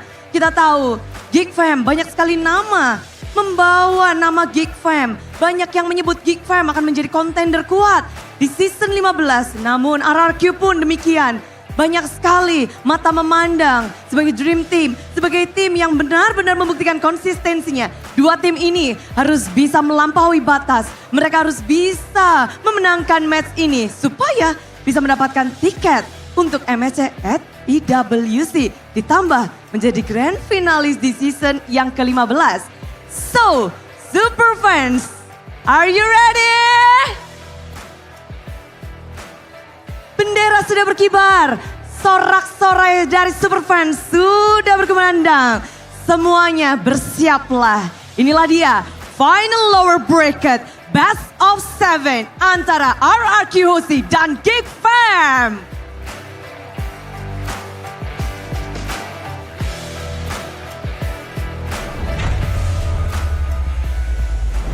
It's the last call for the passengers of both Geek Fam and RRQ to book their tickets on towards MSC. 2025 in the EWC in Riyadh. It is the battle of the Kings of Kings against the King Slayers. RRQ Hoshi against Geek Fam in this edition of the MPL ID Season 15 Lower Bracket Finals. I'm here, myself realized, with my amazing panelists. We have Arashi Hoshi, we have Cole Leaves, Royal Guardman, and we have Chefin. Chef Fam. Chef Fam. Miss you. All right. Chef Fam. How are you guys doing? Pretty good, considering that we're gonna see a beat down here for my team. For your team, exactly. We're gonna beat down your team. Wait, okay, let's make it clear. Your team is looking for that MSC ticket. Yes, Your sir. team is also fighting for that MSC ticket. My team, obviously, is in MSC. Nobody asked. Cornelius, Irrelevant. what about your team? Do you have a team specifically? I don't think so, because I'm a nationalism person. Supporting all of the Indonesian team. Wow. His team is Indonesia, bro. Yeah, my team is Indonesia. See, we bleed red, he bleeds red and white. That is very, very nice.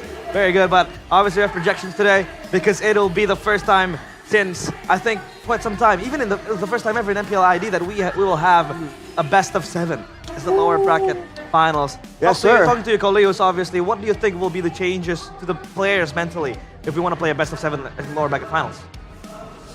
Ooh, I think it's gonna be a long day for them, about the mentality, about the stamina for them.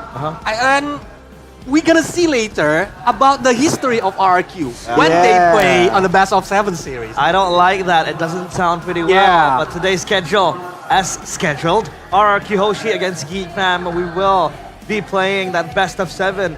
So a 4-0 might happen, or even better, a 4-3, and we'll play all 7 series.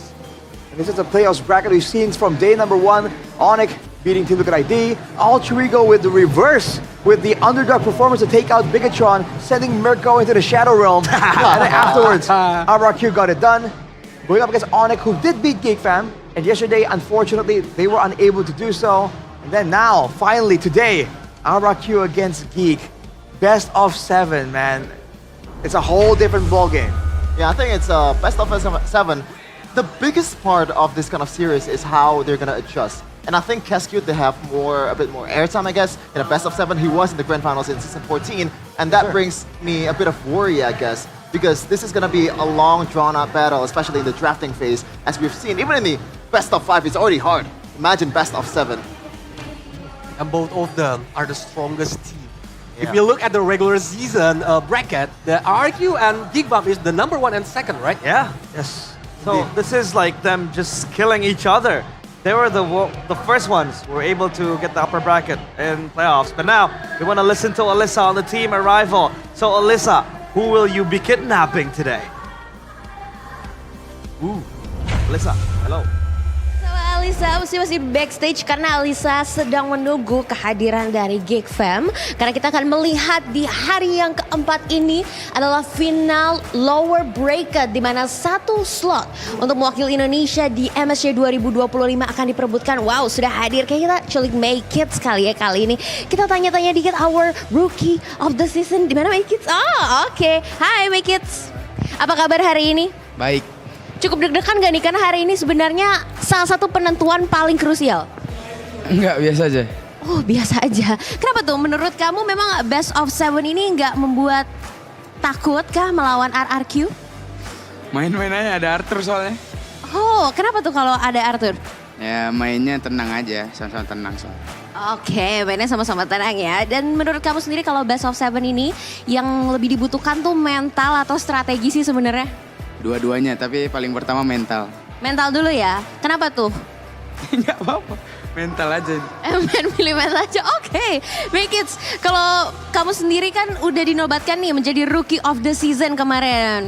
Dan tapi sayangnya sampai saat ini belum berhasil nih membawa 1 tiket lagi untuk Geek Fam. Gimana nih menurut kamu? Apakah ada hal yang berbeda dalam hari ini untuk akhirnya membawa Geek Fam menuju MSC? Ya itu rezekinya sama yang di atas aja diatur. Jadi kita kasih yang terbaik aja sih Madsen. Oke, do your best and let God do the rest ya. Oke, ada gak sih hal yang pengen kamu nantikan dalam perjumpaan melawan Sutsuji? Good luck at mana aja sih. Enggak ada apa-apa. Jadi ya main-main aja. Main-main aja, good luck and have fun. Good luck and have fun juga pastinya buat Geek Fam dan My Kids. Yang kita akan menunggu dan melihat satu slot siapakah yang akan memilikinya antara Geek Fam ataukah RRQ dalam perjumpaan hari ini. So kita akan lihat di match hari ini, final lower bracket antara RRQ melawan Geek Fam. Thank you, Alyssa. And that was May Kids, the smiling jungler. He wants to book a matchup against Arthur or Sitsujin. But now, speaking of May Kids specifically, as a fam, Chef Fam, how would you rate May Kids' performance in the playoffs? In the playoffs, I gotta say at the very least, if you're being generous, an 8 out of 10. And it's amazing because he's a rookie, right?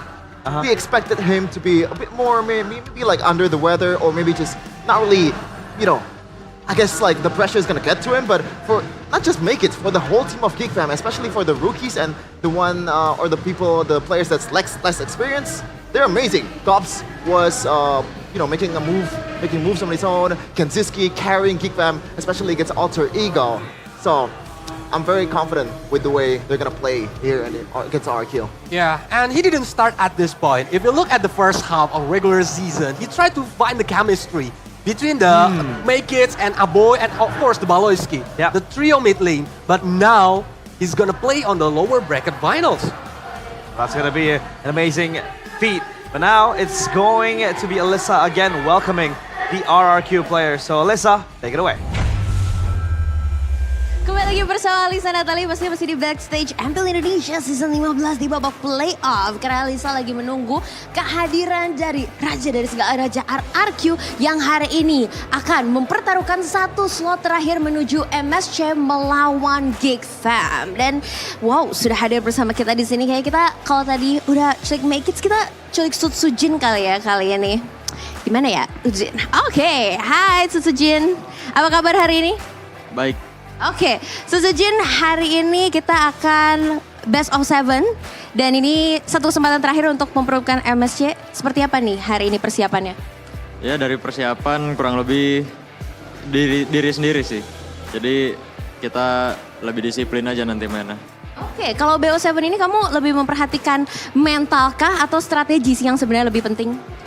Mungkin lebih ke mental. Soalnya kalau strategi berjalan pun tapi mental di stage-nya goyah gitu-gitu ya percuma juga. Oke, kita akan melihat dan tadi sempat kita ngobrol-ngobrol sama May Kids. Katanya dia tenang-tenang aja karena hari ini ada Arthur. Menurut kamu gimana tuh?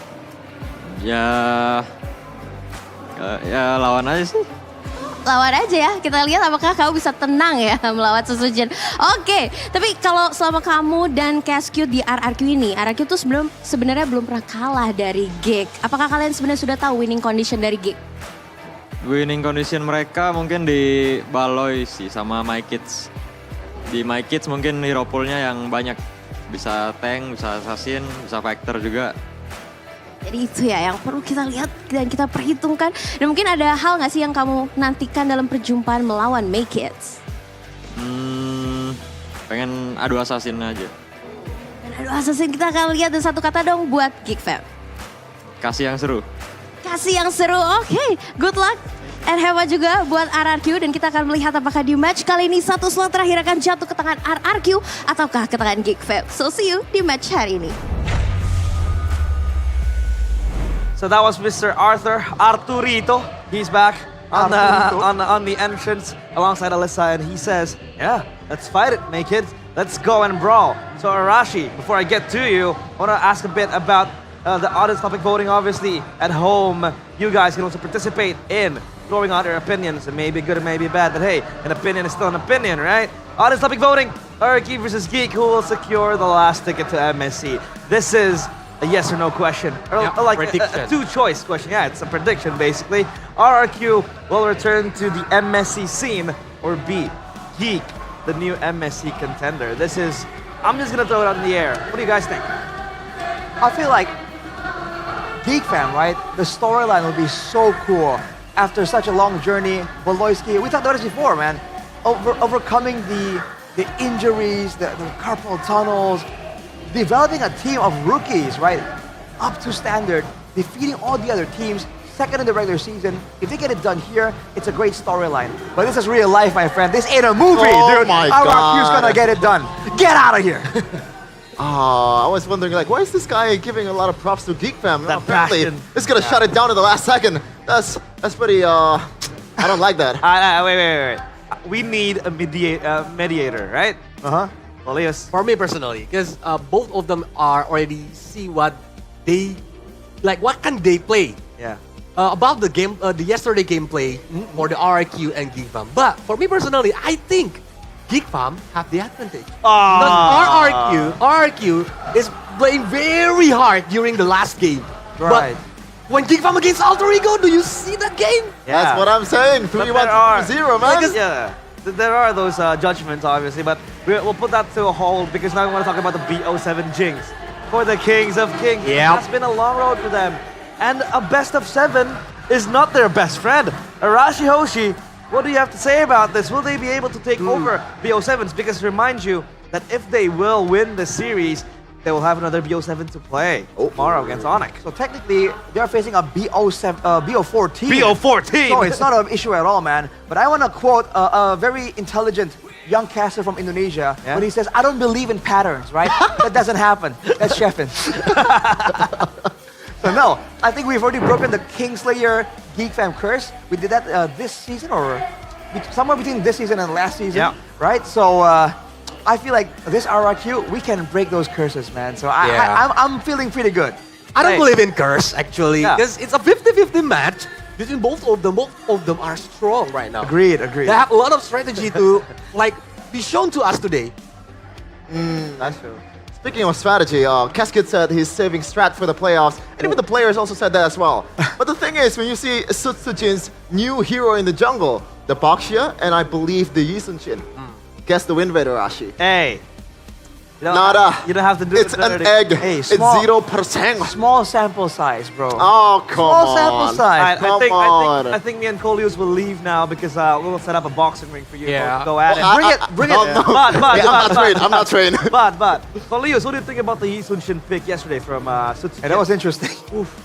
Actually, if the strategy is work, if the game plan is work, RQ might win the game. But from the early game, it's like they are very be pressured by the opponents. Yeah. It's very hard for the Yi Sun-shin to get the items, the gold, and everything else. Yeah, they were pressured very, very well. And we talked about this yesterday in the panel that RQ was playing on a timer with Yi Sun-shin. He had to be online on the mid game. But now, let's reveal the results.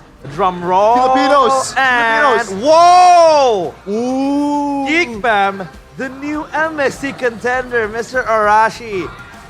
Where's the kingdoms at? Well, they're probably on the Indonesian broadcast, first of all. Can we take a peek at their Just comments? saying, objectively speaking, Yeah. right? This is a more international type broadcast, and RRQ, international, these are two things that hasn't really been, mixing together that well, right? Performance-wise and audience-wise. So it is what it is, man. We're gonna prove you wrong. Oh. Hey, Kevin, got anything to say about the polling here? Man, I'm just gonna say there's not a lot of Filipino, viewer out there internationally. I think it's spread around the world, so this is not a Filipino bias towards Voloski, right? Right? Probably Right? not. I would say it's probably not. All the EU Although it's people, still a majority though. NA people, they believe that Geek is the better team, man. That's Okay. objective. But again, Exactly, I think it's a 50-50 match because, from the audience perspective, I think Geek Fam looks stronger because they beat Alter Ego 3-0 yesterday, and RRQ The first sweep in the playoffs, Yep, right? the first sweep in the playoff. But RRQ fight a very hard opponent against Onyx. But now they learned a lot from yesterday match. They need to think about the new strategy, what they can play today. Yeah, but in my opinion, right, I think this will be the first Geek Fam kind of real test. Yeah. Because Alter Ego, even if they were able to sweep Alter Ego, I'd say that Alter Ego side is probably the weakest out of the top 4 teams, right? So what do you think about that, Arashi? Is this the true test for Geek Fam, or I'm surprised you're agreeing with Mr. Arthur himself. He's the one who said that. Yeah. Alter Ego, they don't really got any real gameplay. No game plans. There's that. I think it's definitely going to be a real test. If they're really having their sights on MSC and on the championship of Season 15, they gotta do well here as well, dude, because we've seen what happened yesterday. I think Onyx has faced both these teams, and they've shown some really good performances against both of these teams playing today. Yeah, indeed. And now, the best bid trial in MPL ID Season 15. Do I need to explain who the best mid trio is? I mean, come on. Does anyone have any opinions? Well, maybe? Mr. Bjorn Ong earlier. Bjorn Ong, he gave a shout out to RRQ, did he not? He did. RRQ's trio mid is real good right now. Second strongest. Hey. But RRQ trio mid lane is second strongest. Bjorn said that. Yeah. I don't know about that. I think the first is still Onyx. I don't know about that. But we're close though. If like it's in on their prime time. Yeah. Like, as we know, how strong is Kyrie, Keyboy, and Sans. But for Beloy, Make It, and Aboy, for Gigvam itself, it's always changing the jungler. Before they have Nile, they have Ray, but now they have Make It. I would wanna try to agree with Paul Leos, because to a certain degree, this Onyx trio mid has been there for quite some time, right? Yeah. What is this Onyx glazing section? No, I'm not trying to glaze Onyx, but it is the fact of the matter is that they have been together for quite some time. M5, it was their prime. Season 11, they skyrocketed into greater heights. And now for you, Chefin, what do you think? That the Geek Fan trio mid has that can really topple down Arc. I don't even need to give out my own opinion. We can ask Keyboy and Sans right away. In the regular season, they got interviewed by Alyssa to see like which mid trio or not. Actually, it's a Rome and mid duo is the best in MPL Indonesia. They put themselves at the top. Guess who's second? It's Aboy and Beloy. Whoa! So they're wrong. Hey! What is this? Okay, I can just concede the fact that Keyboy and Sans is way better. Maybe like slightly better than Aboy and Beloy. or slightly better. Slightly better. Dang. But, you gotta take their opinion, man. They're the best. I mean, that's some confidence, man. Regular season MVP. Who was it again? Eman. Really? Eman. It is Eman. No. Officially. Officially. Officially, it's Edok. Yeah. Exactly. Polius. Let him know. But I think, Polius, do you think Edok will have pressure in his back because now he's the regular season MVP and he has to deliver that MSC ticket to RRQ? Of course, the pressure is gonna be there, I think. But for Edok mentality, he faced against like these grand final vibes a lot of times. So I think Edok can be like the key player for this match. It's the same thing with the Gigvam. It's Beloy. So it's the battle between the roamer. Right. And it's funny because they're both roamers, but they all don't operate the same way. Because Beloyski, kind of a shot caller. Yeah. We know that for RRQ. Edok, mechanically amazing, but he's not like the main shot caller. That's still on to Rins. And in that sense, I do feel like shot call wise, split second decision making wise, I think Geekan has shown that that's the kind of style they really enjoy to do. That will be one of the big tests that RRQ have to try and battle out against. And here we are with the teams ready to roll in the Velodrome. Destiny demands one final reckoning. This place is no longer a Velodrome.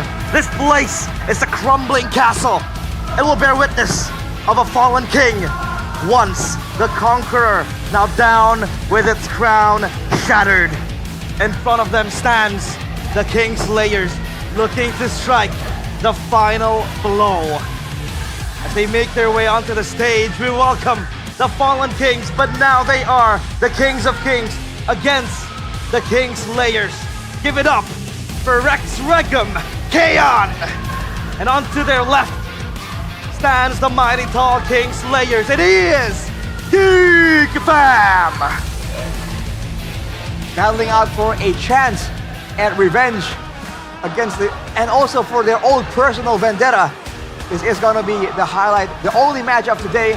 And immediately our Marshal Gary brings in Cascute with Rave against Bluffsy and Dora DSP. The mind game begins now. What are some strategies, Polios, that you can point out from both coaching staffs? What are the differences that you can really point out in today's matches? Especially we have sample sizes of the draft from yesterday's series. For me personally, the first thing is the draft. I think both of these teams are very smart or good at drafting. That's why we need to see like what kind of strategy or secret that Cascade have or the Geekfam have.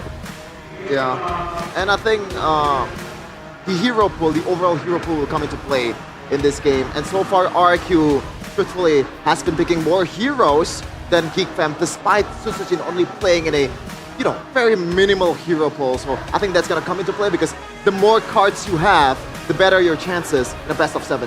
Mr. Meta Man, let me call you in. There you go. Meta check now for RRQ Hoshi. What is RRQ's favoritism, I'd say, with the Gatot Kacha? That's an interesting question, man, because earlier in the season, Ranger Gatot was a thing, a great go-to. Yeah. But we really haven't seen it being really as good. It's just a more safe option, a more flexible option.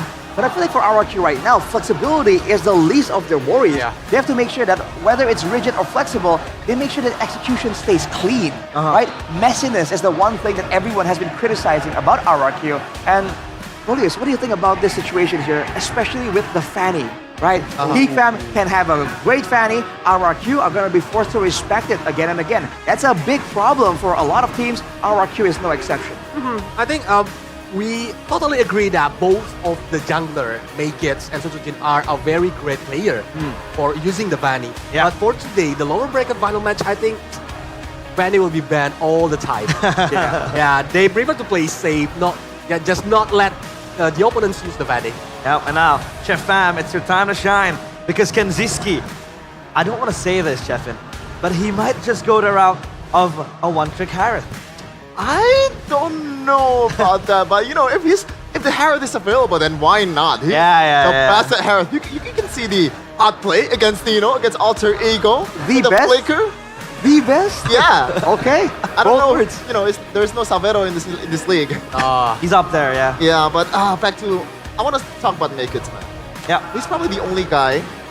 I think he's the only guy in the playoffs that has been using Suyo the most, and it's been his main option for the longest time. So it's interesting to see that Geek Fam is not really, they're staying the course. They still want to pick the Suyo, and it's working.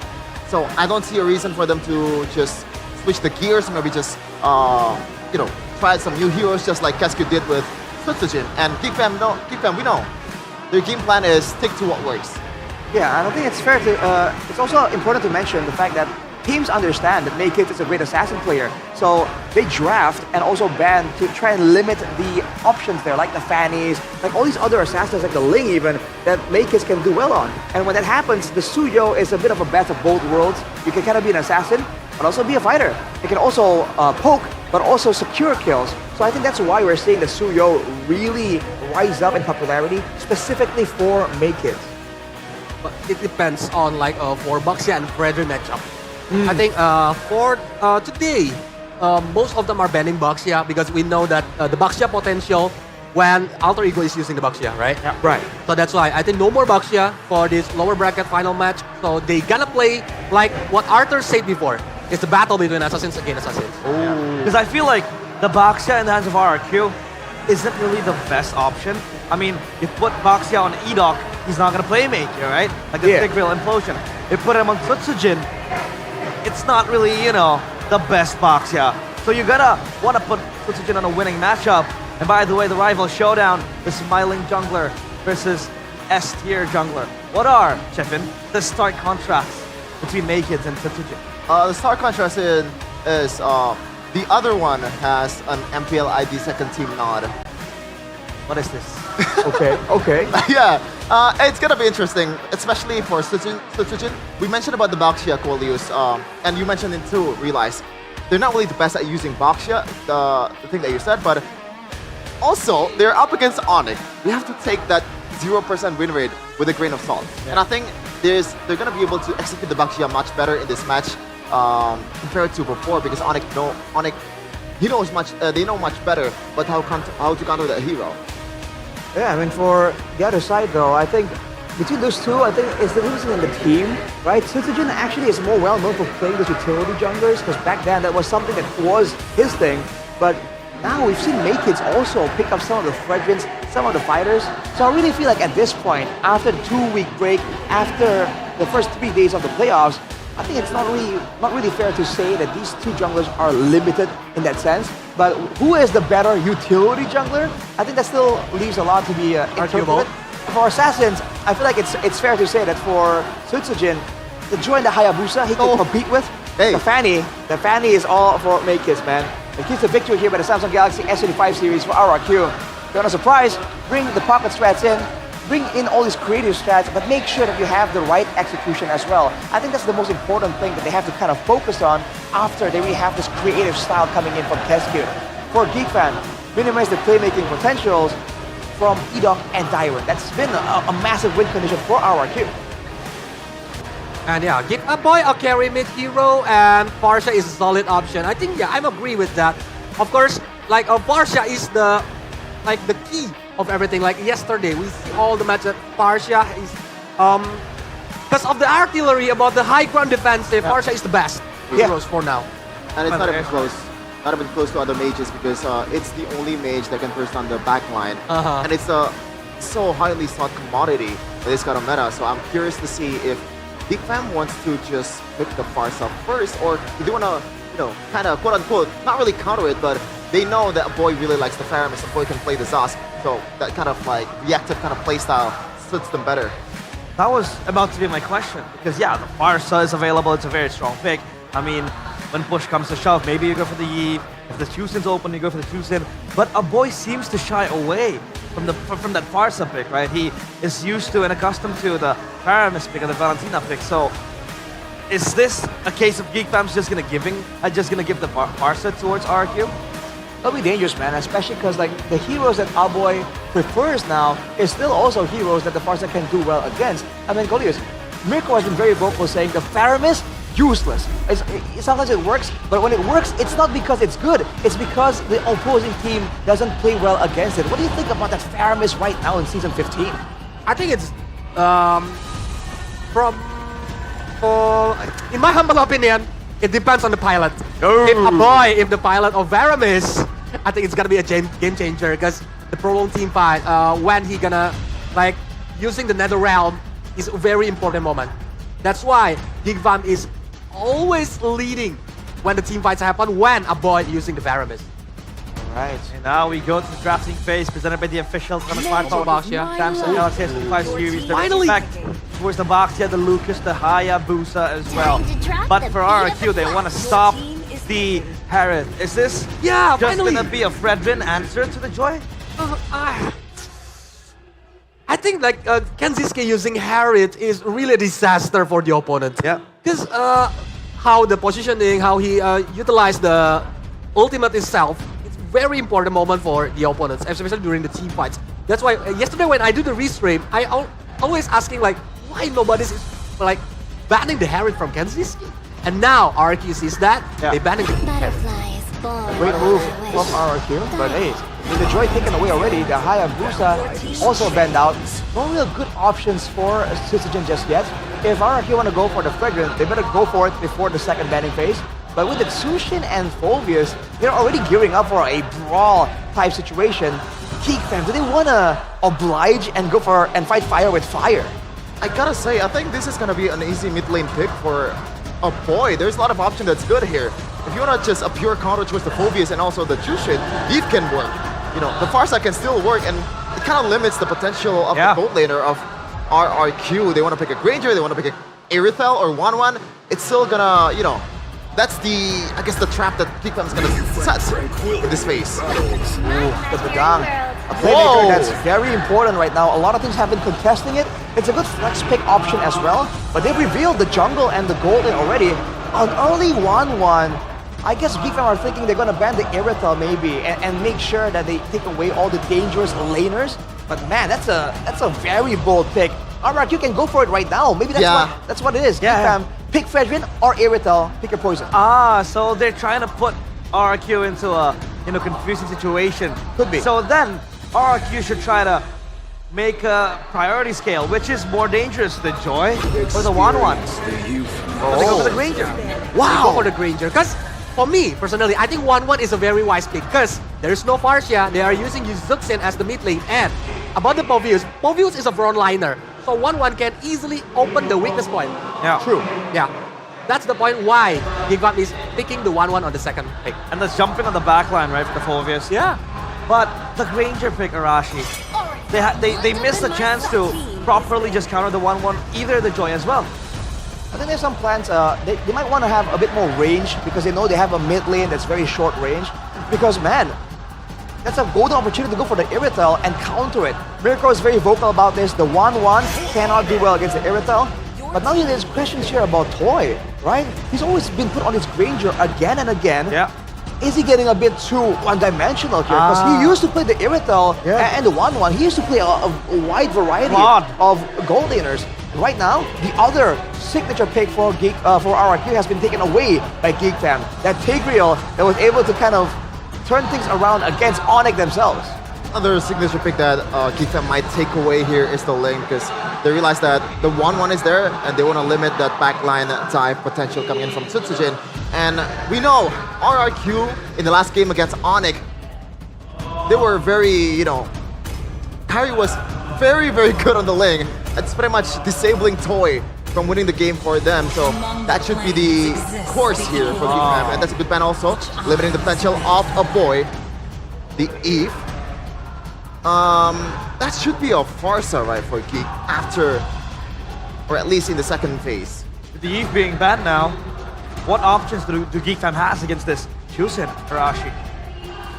It depends. If they're concerned about a potential, they banned Lucas already, so anything with good wave clear and kite ability will be important. We've seen the meta kind of start going towards the kiting angle. Both Onyx and GeekFam when they were, and of course RRQ against Onyx, when they've gone against each other, distance management was something that's very important. I'm expecting some mobility for sure, but there we go. No Lucas, no Fredrin, no Baksha. So RRQ are losing a lot of options here, especially because we know Tsutsujin, he's only good on a select few heroes unless RRQ have something up the bag. But GeekFam, if they want to go all-out team fights, I think Varamis is in the option right now. They can pick the Varamis because it have a good synergy between Joy, 1-1 and Badang. Right. But Jeffin, is this a good, early pick for a full all-in combo? Oh! I was about to ask! And then Ruby comes through. Hey, we talked about this yesterday. E-Doc, when he was starting out playing for RRQ, he was bringing out the Rubies. He was bringing out the Tigreals. Where has the Ruby been? And there you go, the Ruby. Mirko is very vocal saying it's not really possible, feasible, or wise to use it in the current meta. But you have to remember, this was the pick that E-Doc used to explode onto the scene, making those plays again and again. We saw this similar conundrum in M6, I believe, when RRQ were trying to deal with a Joy, and they went with a Belleric. And I asked Mr. NMM himself, wouldn't the Ruby make a bit more sense, right? More spammable crowd control, still having the potential to be aggressive and defensive? He didn't agree back then, but now, maybe they found something, but the Lo Yi, dude, comes in. GeekFam with the macro threat. Oh man, this is... And there you go, that lane, as we predicted, realize. My oh my, that's gonna be very interesting, but now, Mirko and Gani, walk us through. Casters, time is yours. Thank you so much, panel. Ladies and gentlemen, welcome to the caster desk. I'm Mirko, joined here by Gani. Welcome to the lower bracket finals. For the first time in the history of MPL Indonesia, we'll have a full best of 7. At least I hope it's a full best of 7. Let's see. I don't want to jinx anything. Just so that I don't jinx it, it's going to be 4-0. We're not going to see a best of 7. Hopefully we do get a lot of games though, all right? And who will it be? Will it be the Kingslayers or will it be the Kings of Kings? The two teams who've enjoyed the paradise that was the upper brackets will now battle in the depths of the lower brackets. Ladies and gentlemen, welcome to the Land of Dawn lower bracket finals. One last ticket to MSC at EWC. Yeehaw! Game 1, Land of Dawn. A little spell check here, nothing too crazy. 4 flickers for RRQ, 3 and an Inspire for Geek. Who will strike first in this best of 3? Ladies and gentlemen, let's witness and enjoy the game. Really good stuff from GeekFam in the drafts, I feel, man. Like, they were 2 steps ahead of even us here on the caster desk, picking up the 1-1 while the Irithel was open, but it's okay because they knew that RRQ could have gone, or should have, I would say, gone for a jungler, knowing that a lot of it will be banned out. But turns out, GeekFam instead went for the roam bans, taking away those playmakers from E-Doc. Something that we saw him utilize very well yesterday, almost being the key factor in a comeback up against Onyx. Looking at the emblems here by Indie Home, pull yourself together for both a boy and Kenzie. And also we got to pull yourself together for Edok. A pick that Arashi's been talking about, where has this been? It's a signature pick for Edok. A lot of times we see these comfort picks, Gani, and it just doesn't work out. Sans on the Lilia. Let's see if Edok can pull off the Ruby. It's a little bit of the risk taking here from side of RRQ. That's going to be an airborne. Geek Fam and RRQ, slow early game, touching and going. No spells triggered as well, and it seems like they will go all in the first Turtle fight. Turtle 1 is going to be a big point of contention here for both these teams. Again, the Ling pick towards the end was the only choice, to be fair, right? We were talking about the Fredrin, but it was banned out. Good pin down, Rins on a utility pick as well. A boy, this is what I like about a boy, right? When he gets his hands on the carries, Rins pulled back already. Set up better for Geek Fam for Turtle 1. Yeah, I mean, it's a great reminder for Boy, who was on the 1-1 against Kyrie on the Ling, and he struggled in that game. So he's looking to replicate that gameplay, and let's see, will it come to fruition or not? Seems like both teams, though, taking it slow for the first Turtle take.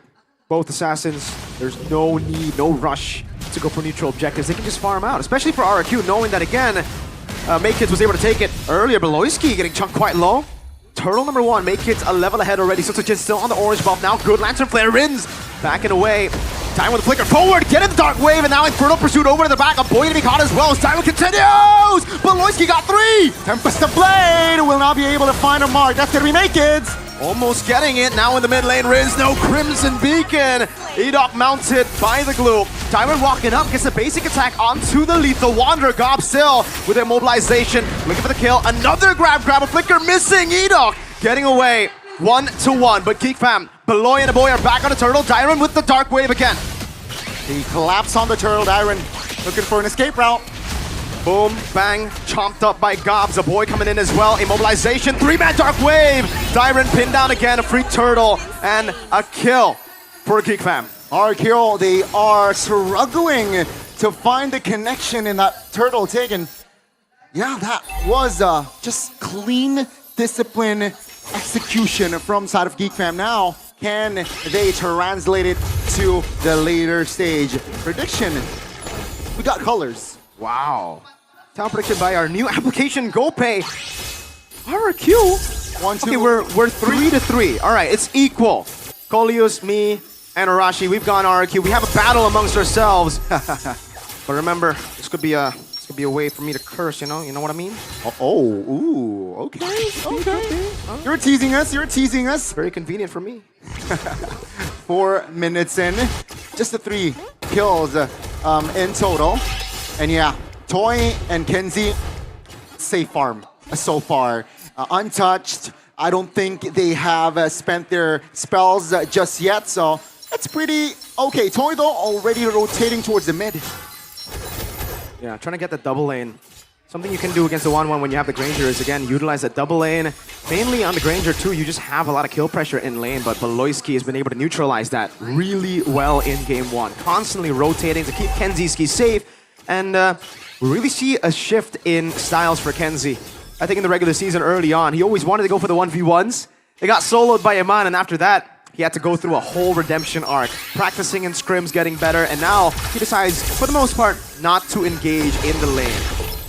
Yeah, looking at the Adams Corrosion, yeah, 3.1. Oh, 400 between the two, 500 even, so that's an edge. But I'm offended. Rin's already with Lantern Flare. Now again, Beloyski gonna be caught and will be taken down. Toy picks up the kill. Another Lantern Flare over to a boy.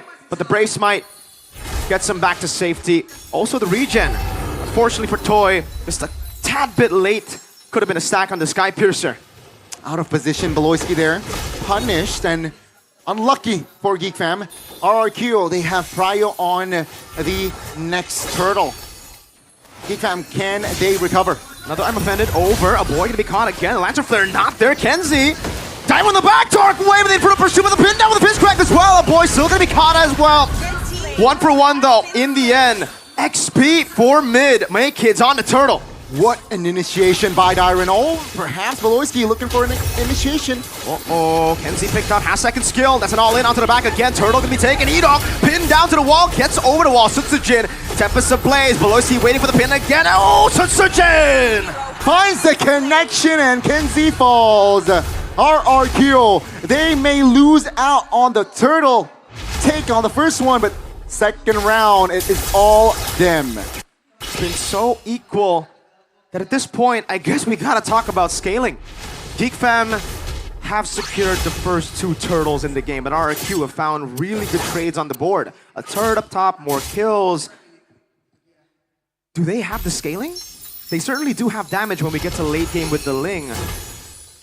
The 1-1 falls off, and Joy goes crazy in the late game. Rins with the flicker out already. I think even if we get to the late game, it's kind of equal, but the diversion plays, I think, is what really will set the 2 teams apart. Once we get to mid to late, once these turrets start to fall, and once the map starts to open, that's a flare. Boys with the rage might again. Crimson Beacon to the back of Boy with the flicker out. Fist crack. That's a cancellation. Sutsujin stuck. Tempest Blade. Mounted up, still taken down. Great Sky Piercer stack now. It's asking to be pinned down one more time. But Edok is make kids. Jumps to the back. Dark Wave canceling the dashes. Edok will be caught in the crossbow. Tang! Toy gets a double. 4-6 on the scoreboard. 1-1. Beloy and Edok plus Gops. Great recovery, at least for GeekFam, right? Could have really gone worse, but it's still a win for RRQ now. They're looking for the siege towards the mid, but GeekFam was there to just defend and clear. Yeah, let's take a breather. 1.2k gold between them, but okay. That's surprising. RRQ winning on the audience prediction? Extremely surprising, you know? Probably one of the smaller fan bases in Mobile Legends. That's a joke. RRQ obviously going to always win these audience predictions. The Kingdom is strong, very strong here in the arena too. And then they got the Femunity outnumbered by what, like 3-1. Quite crazy. 1,000 gold in. And to be fair, RRQ, they built themselves such a good composition to deny the joy. They have so many displacements. You see, usually you just wait for Tyrant to pop Dark Wave or that shoulder bash, and then you'll be free. But now you have to deal with, again, the Jusin, the Ruby. And technically, Sutsujin can land a Tempest of Blades on him, knock him up. Goes both ways, right? Let's see here, this First Lord has spawned. GeekFam, again, they're behind just under a K. They have... I mean, compensation. Holy Crystal, though. That's a big power spike for Makids. I'm offended over the Gobs. Has a spread. Will be able to utilize it. Beloyski with the pin down over to Tyrant now. And that's going to be all in with a mobilization as well as Rins pops in the Crimson Beacon. Walks it forward. Dark Wave, crossbow tang. That's going to be Makids finding the connection. But I'm for back. Tyrant falls. Makids in the back, tearing them apart. Finding a kill. Sutsujin locked down by the fist crack as Kenzie lets the basic attacks fly on Ling. Both teams trading punches. This time around, GeekFam, they were able to have the right control, and 3 members of RRQ out. The reactive draft of RRQ has not been able to get them the mid-game wins. GeekFam waited so patiently for their power spikes, that Holy Crystal right on cue, Ghana. You mentioned it, and they went in. Explosive initiation from Beloyski. Saw that Dyron was opposition. Once you get one of those things, again, one of the core components as to how they've been able to deny the joy, it leaves Makids with so much room. Rins, it didn't really help that they were kind of scattered in that fight. No. They gotta play for Toy. Toy has 3 kills still, 2 stacks on Sky Piercer. It's really tough, right? I mean, like, what, 2 minutes ago, RRQ had the gold lead, 1,500 gold. 2 minutes later, GeekFam, almost 3K. And they're not done on the offense. Lord is still marching bottom side. That's a diversion. Sutsujin, pinned down! B! Big Brain Beloyski with the help of his partner in crime, a boy. He really has a dream, a boy. Lord, bottom side. Can they pressure more? Yes, they can. I don't know about the wave clear from RRQ. Makids in the back, the smiling jungler. Smiling a bit too widely in this game, getting everything he wants. Okay. Tempo, seems like with the holy defense, RRQ will be able to hold on And Geek Fam, at this point, right, we are about to enter the late game. And it's going to get very scary for RRQ with the diversion play.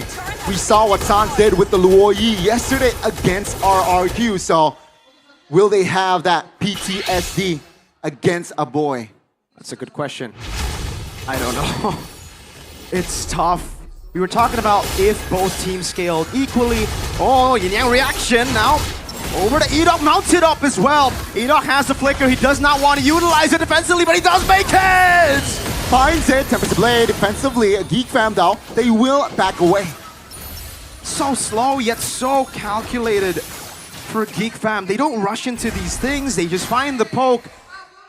And now we're really seeing, the weakness of the Ruby. The weakness of when Edok doesn't get a prio pick. Beloy, no one saw that. It's fine. Oh, that Tigreal ban really hurt. Great read, right? Yeah. Draft-wise, especially in the second phase. Better than Onic. But yeah, Hasklaws as well, Kenzie. So that's survivability. Yeah. Gotta take into consideration where RRQ might go for the all-in, but the Hasklaw can be clutch for Kenzie. For sure.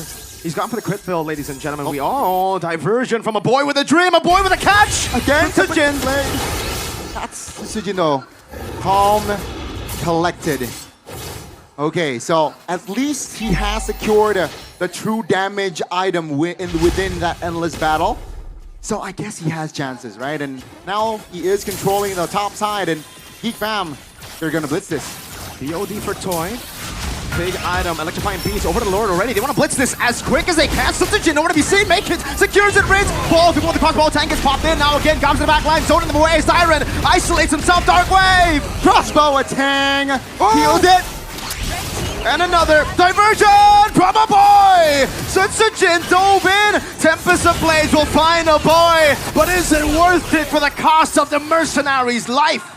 Bang, bang, bang, bang! That's 4 RRQ members eliminated. Damn!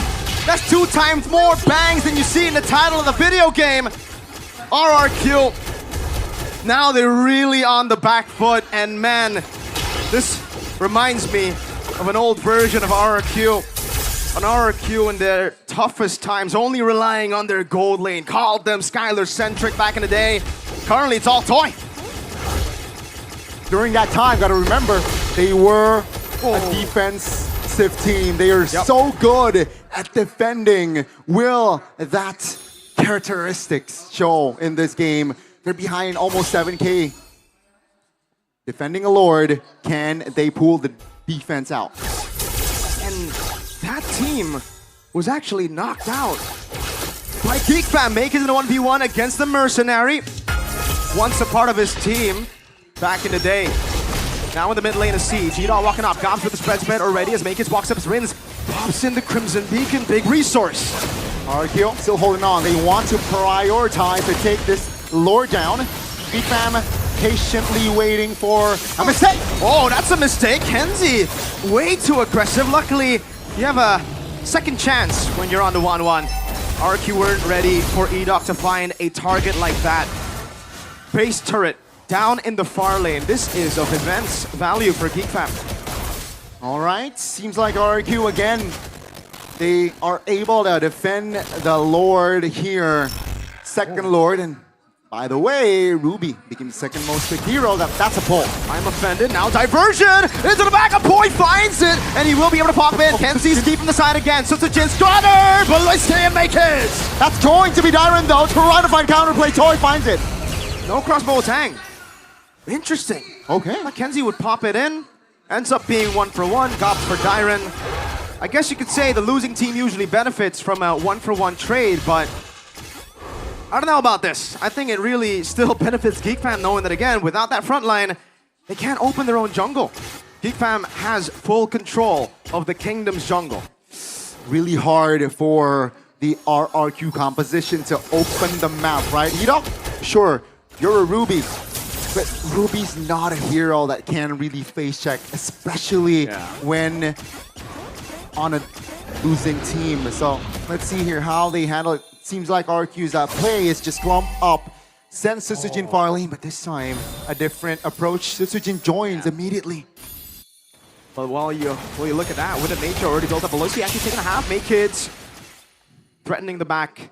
Wind of Nature. This is a big item for Geek Fam, for Kenziski. The only real threat for Kenziski the entire game, 16 minutes, has been physical damage dealer. Now reaction to cancel out the conceal. A boy going to be engaged on Tyron, finding the rock wave. Toy in the midst of it all. That would dive in the back with Susujin. A boy will be falling again. That's going to be Make It Tempest Blade. Trying to go for more. Kenzi's gone, like with a crossbow tag. Eat up mounted. Kenzie go and fist drag over to Susujin. On the wall, he falls to give Kenzie a triple. Only one man left standing. Toy. He deals with the wave, but Geek Fam have another. Let's see RRQ. Toy. Will he be able to defend this one? Make kids with the minions in the mid lane, now jumping in all the way to the back with the electrifying beats. Now the rest of the team, Beloyski with a punch to finally knock RRQ out in game number 1. Geek Fam, they strike first in this best of 7. Great approach, great execution, and RRQ will be the ones to suffer first. A devastating blow to the Kings who've just fallen from the upper bracket finals. The Fallen Kings. How could it be even more poetic in their weaker state going up against the man, Beloyski, the team, Geek Fam, who've been called, who've been named the Kingslayers, the one that has always been somehow the kryptonite of RRQ. Our reverse sweep with the solution back in season 12. And man, RRQ, I don't know what to say. They have to go back to the drawing books they have. They went back to regular season draft. Didn't work in game 1. Great momentum build up for Geek Fam indeed, but Miracle, let's remind the viewers, this still is a best of 7. Yep. It's gonna be a long journey. Let's see if RRQ can recover quick for game 2. Well, for the Kingdom, let's hope they, they are hoping that that is gonna be the case. So scattered these skirmishes. Again, RRQ lost the identity of what is their real win condition. Played for Toy! This is where you really need to be Toy-centric. They've been trying to get away from the shadow of Skylar-centric for the longest time, that they're so afraid of it. If he's the only one in your team doing well, play for your gold lane. No problem, Kingdom. Let's see if the panel agrees with us here, Gani. Realize, Coleus, Sheffin, Rash, what do you think?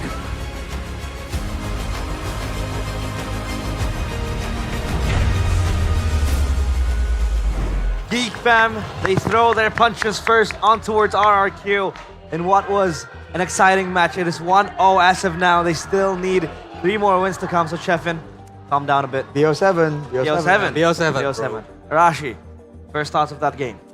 I really feel like RRQ, again, we're just a bit disconnected, man. There are so many moments where they're gonna be diving, but not really, right? And funny enough, when Mirko mentioned that, right before Mirko mentioned that, oh, they're not really playing for Toy, I said the exact same thing right here. Like, Toy is doing pretty okay even in yesterday's matches on that Granger, and they never really play for him. They don't peel for him, they don't help him out. So for the most part, Maykid's had a field day just looking for him in the back line. Yeah. Contrast that to how Beloyski was always on Susujin's case, dude. Every single time.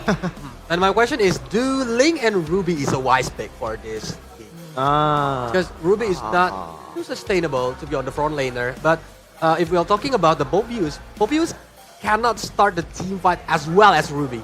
That's the problem. And Maykids is always free to go to the back line. Yeah.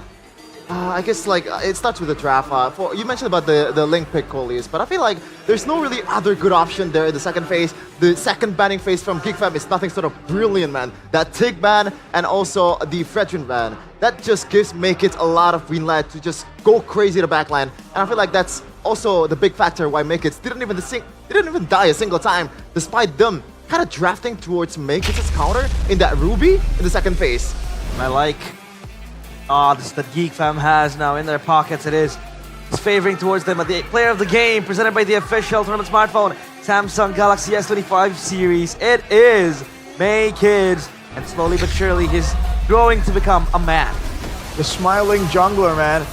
Look at this, every single moment in the early game where RRQ were trying to use the Phobia's power, was trying to use the Ruby playmaking potential, and the Tsushin in the early game. Very, very annoying. Geekfam were able to just stave off, wait long enough, and then once RRQ are kind of scattered, they've overcommitted to multiple objectives in the team fights, multiple targets, they strike back and immediately make it Kenziski. Whenever they decide it's time to go, usually most of the resources are done. And Beloyski on the Badang again, defensive, aggressive, you name it, man. He was being so active all across the board. Yeah, that's what I'm talking about, man. In the draft, I feel like for RRQ, or actually you mentioned it, it's more of a reactive draft compared to Geekfam. But Geekfam, they can go both ways. They can be as aggressive as they want, especially with the Badang, and also the diversion coming in from a boy. Yeah. Look at this. This is the nail in the coffin there. Oh my god, Sukujin. Valiant effort, but I feel like this is not really the wisest of trade there. Just, you know, a boy and Sukujin getting traded out. I think that's a no. Yeah, because the DPS is still there. Kenziski is 1-1, can destroy the base turret. And they got the important base turret, which is the bottom base turret, and where the Lord is at the top lane. And in this moment, I think it's already disaster when I see the Maykits go to the back line, aiming for Rinse and for the toy. Speaking of the draft, I want to ask a specific question in which I think Geekfam has the upper hand. They were able to trap RRQ into, you know, banning either one of the counters towards a specific hero, right? For Geekfam, they had Kinziski with 1-1 as a winning condition. Second one, they had Joy as well for Make It as the winning condition. Left open for RRQ was either to pick the Earthal or the Fredrin. What do you think about this thought process? How was Geekfam able to steal away those two heroes for themselves? Well, I'm thinking like if you were gonna go for the Granger anyways, right? Then why not just go for the Fredrin? You know what I mean? Because like in the end, you know, even if Geekfam did ban away the Irithel there, then they would still have the Granger, the option for the Granger. And if they want to force that onto Geekfam, their final two bans were the Tigreal and the Fredrin, right? So if they picked Fredrin there, then they're gonna have to pick between letting Kenziski lane against an Irithel on a 1-1 or face the Tigreal. Either way, I feel like it's a better option compared to what happened here. So you're saying they should have just saved the gold lane pick in the second phase? I dare say, I think so. Yeah, I think that's also my take as well, especially with the fact that, you know, there is a Joy, and I don't think there is any... It's a no-brainer pick, the Fredrin. Yeah. And the Granger is just there. I don't know, man. I feel like what's up with Toy and Granger? Yeah, it worked in the regular season. The win rate is absolutely amazing, 80+%, if I'm not wrong. But in this case, I don't see like a big reason for him to go for a Granger instead of just going for like Irithel right away. So my assumption is that they wanted the Dead Sonata to help check out, check for information. Because they have the Tsushin, right? Usually you would see something else there like a Selena to try and counter and find information for the Tsushin. But for the against the Lo Yi, but because it's not available, they go for the Granger, which is the next best thing, kind of.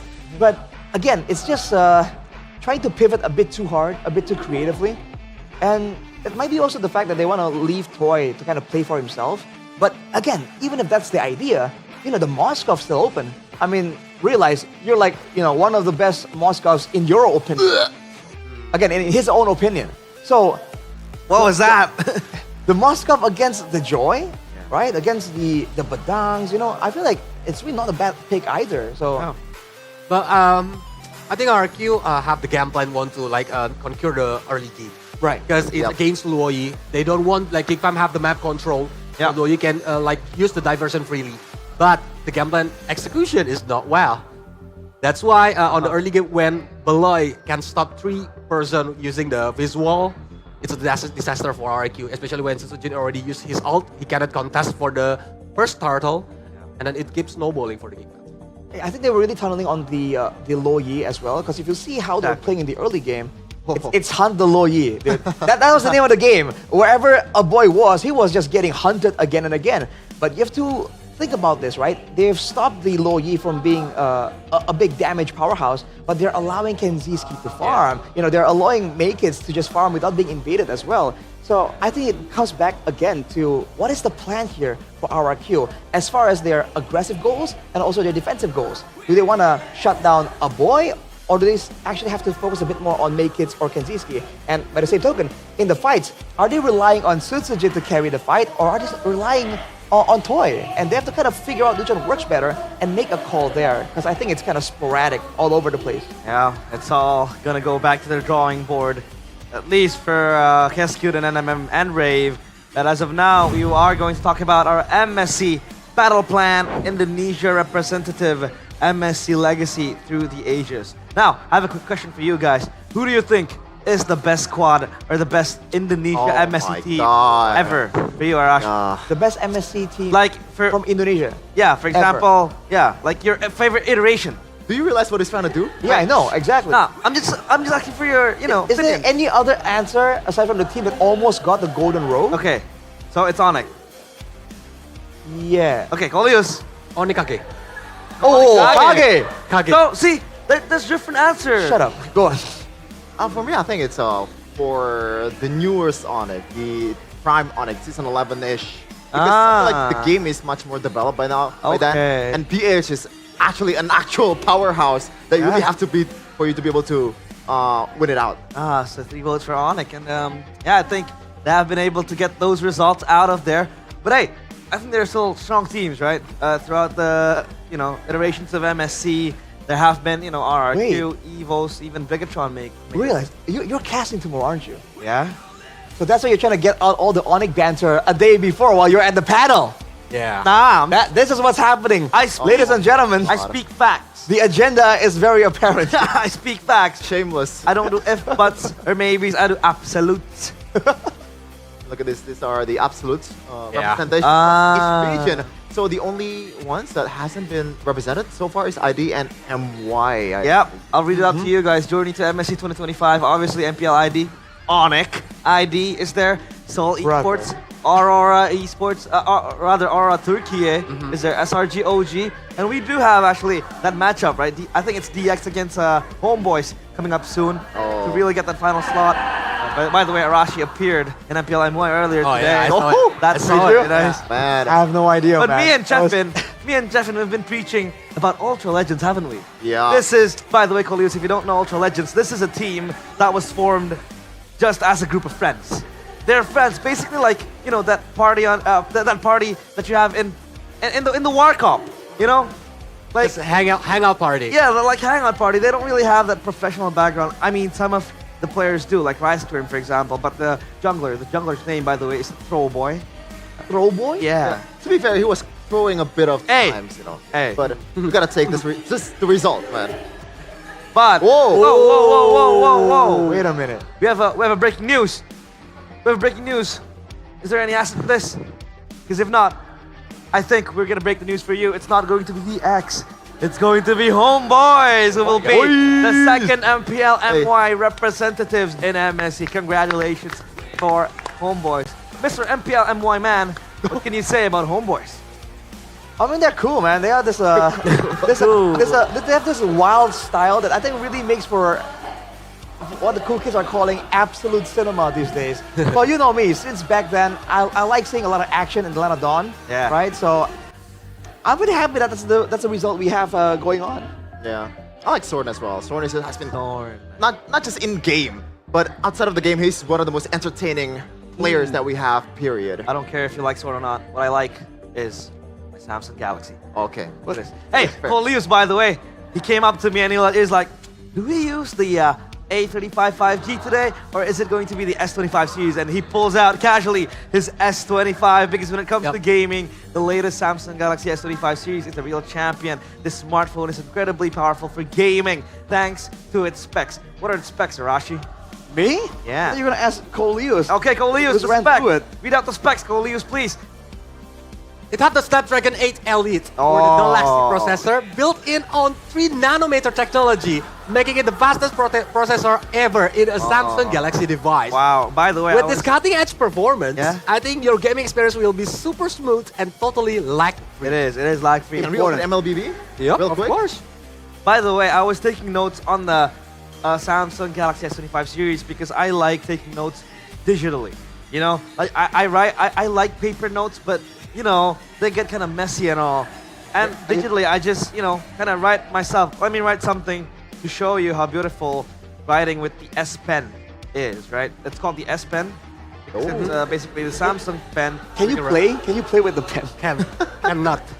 Is there even any use for you play like this? Maybe Beloski. That's what Beloski needs. I'm gonna write this. Never mind. And by the way, if you do have a Samsung Galaxy or any Samsung device, you can go to the team Galaxy Zone Cam by Samsung Galaxy. So Coleus, Okay, I'll go. yeah, you'll leave right ya. now. Yeah. Oh, hey. Hey, we still need you here. What's going on here? Hey. We still need Coleus here, but yeah, like I said, I'm riding here. I don't think you guys can see, but they can see. Onyx Champ. Onyx Chimps. Oh, wait. What'd you say? I'm reading what he wrote. What'd you say? Onyx Champs. A champ. Come What's on. that? I couldn't see. That's kind of. Okay. You can't. I didn't say that. That's real. That's handwriting. Yeah. Oh, My okay. handwriting is bad, but hey, aside from this beautiful S Pen that we have, it also has the Gemini Live, a feature you can literally talk to about MLBB. If you don't have friends like me, I talk to Gemini. Oh. It's like you have a personal coach. You can even Yeah. ask the item build for the heroes that you use. Yeah, when you're playing, right? You can go like, Gemini, can you help me? I'm up against a Leslie in lane. What do I pick? Who do I, use, or what do I build? Claude. Because no, you don't. You get cancelled. You're Blazing Duet. He's a bad coach. Took you a little while, dude. That's why I need Gemini, man. Yeah, you need Gemini. Hey, can Gemini be my girlfriend? Be your girlfriend. Yeah. I don't know. I mean. You can probably try and work it out somehow. Yeah. Right? But I don't think I would advise it at all. Because how do you feel when, Gemini knows whatever you're doing? It's in the heart, I don't need any kind of physical. You don't have to be that down bad, Chefin. There's a lot of fish in the sea. All right, Coleus? I mean, you're a married man and you don't need Gemini to show your love. But sometimes I think Gemini can give me a good advice. Right? Marriage It's advice. not about the Mobile Legends only. There's Gemini. Family consultant, business consultant, tax, I don't know, maybe like you Everything in can this count your phone. tax as well. Everything in this phone. Maybe gift recommendations, because I hate that the most. Like, oh, it's there's an occasion here.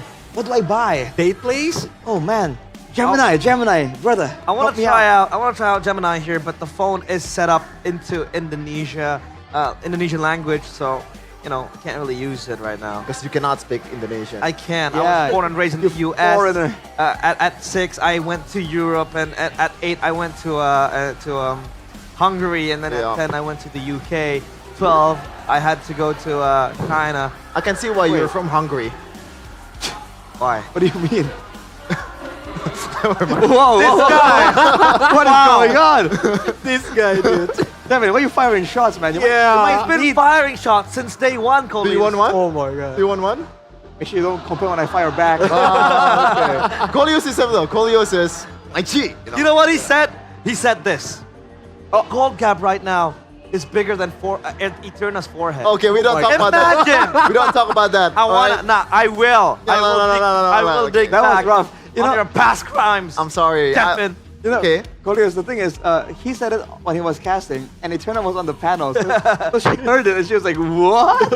What? What are you saying?" Let me clarify for all you guys, Eterna lovers. Not lovers, but Eterna fans. Eterna fans. Eterna I mania. actually genuinely apologize to Eterna for that. Like without even laughing. Like I really, that was it's my okay. mistake. There's It's all good, man. It's all good, man. Okay, that's all good. Now we go back to the game. Previous game recap. Kinziski with the 1-1 and Toy with the Granger. If it's not the Granger, what do you think the RRQ needs to put him in? Well, again, the Aerithal comes to mind. Remember, when Toy first debuted, right? One of the big heroes that he kind of, one of the big picks that he actually showed up on was the Aerithal. And he was able to do this weird play where he hid in the bush, and once everyone went by, he came in with the heavy crossbow and just got like a triple kill out of nowhere. So again, this is a man that understands how to play a lot of other heroes, even the Harith to a degree as well, I'm pretty sure. So I feel like that could be used in the drafting phase. But again, I feel like, what's the idea here? Is it going to be the gold lane? Is it going to be the jungle? Right? Because if you're trying to get all the lanes in a really good spot, I think against Geek Fam, that's a bit too idealistic. Yeah, right? you cannot be greedy. They won't let it slide. Yeah. Even the Moskov works really well. And by the way, that Moskov play, I believe that was against Geek Fam, right? But he was survived with a... I know, right? So why not just use it? It works against Geek Fam. I did mention it against the Joy as well. You can have self-peel. So, All right. I think immediately from the second game, if you've seen how Coach Keskut operates, there's going to be some changes immediately. Yeah. I do wonder though. Again, with so many options, sometimes a blessing could be a curse in disguise. With so many potential options as far as which role you want to prioritize, which one is Keskut going to be focusing on, right? Yeah. And I do wonder if there's going to be any particular plan for Dairon and Edok, because I think that particular combination with the Roman EXP being so important for RRQ, the synergy between the two has to be really, really good. I think more so than just like what lane opponent they go to. That's true. Now, because we're gonna prepare as we go to the drafting phase presented by the official smartphone, Samsung Galaxy S25 series. Sorry to cut you off there, Colius. Do you have a point to make? I think it depends on the heroes, what kind of momentum heroes that they want to pick right now. Especially if Darren is using like Pobius again, maybe it's gonna be different gameplay that they can play right now. But if Darren is using like Hilda, who can disturbing the enemy's jungler on the early game, it might work against Gigvam if Maykits is using the assassins. Yeah, indeed. I mean, the Hilda is obviously the bread and butter if you want to try to disturb the assassin, and they will ban out the Joy. Is disrespect warranted? Well, but the other cat is open, Harith is open. So you have to pick, you know, two poisons at the same time. I think this should be an easy Harith, right? Do they want to go for a chip first, maybe? That should be an option, but it hasn't been working for Beloyski. It only worked. Oh, never mind. Whoa. Tuyo. Was it banned in the first game? Yep.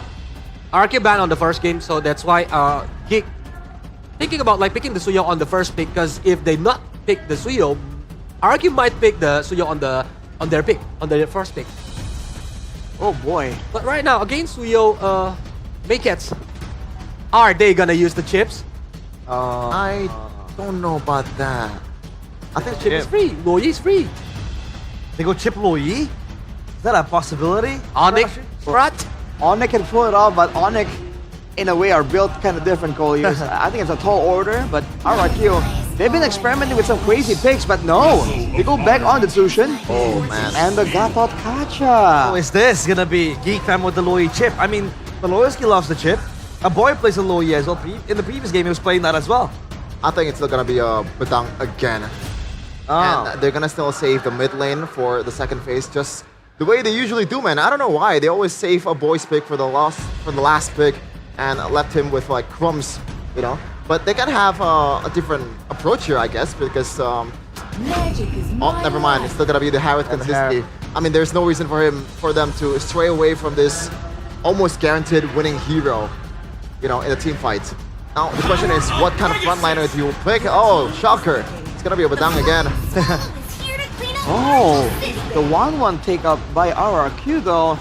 So I guess it won't be a counter matchup against an Irithel. That's if much Farsa guaranteed.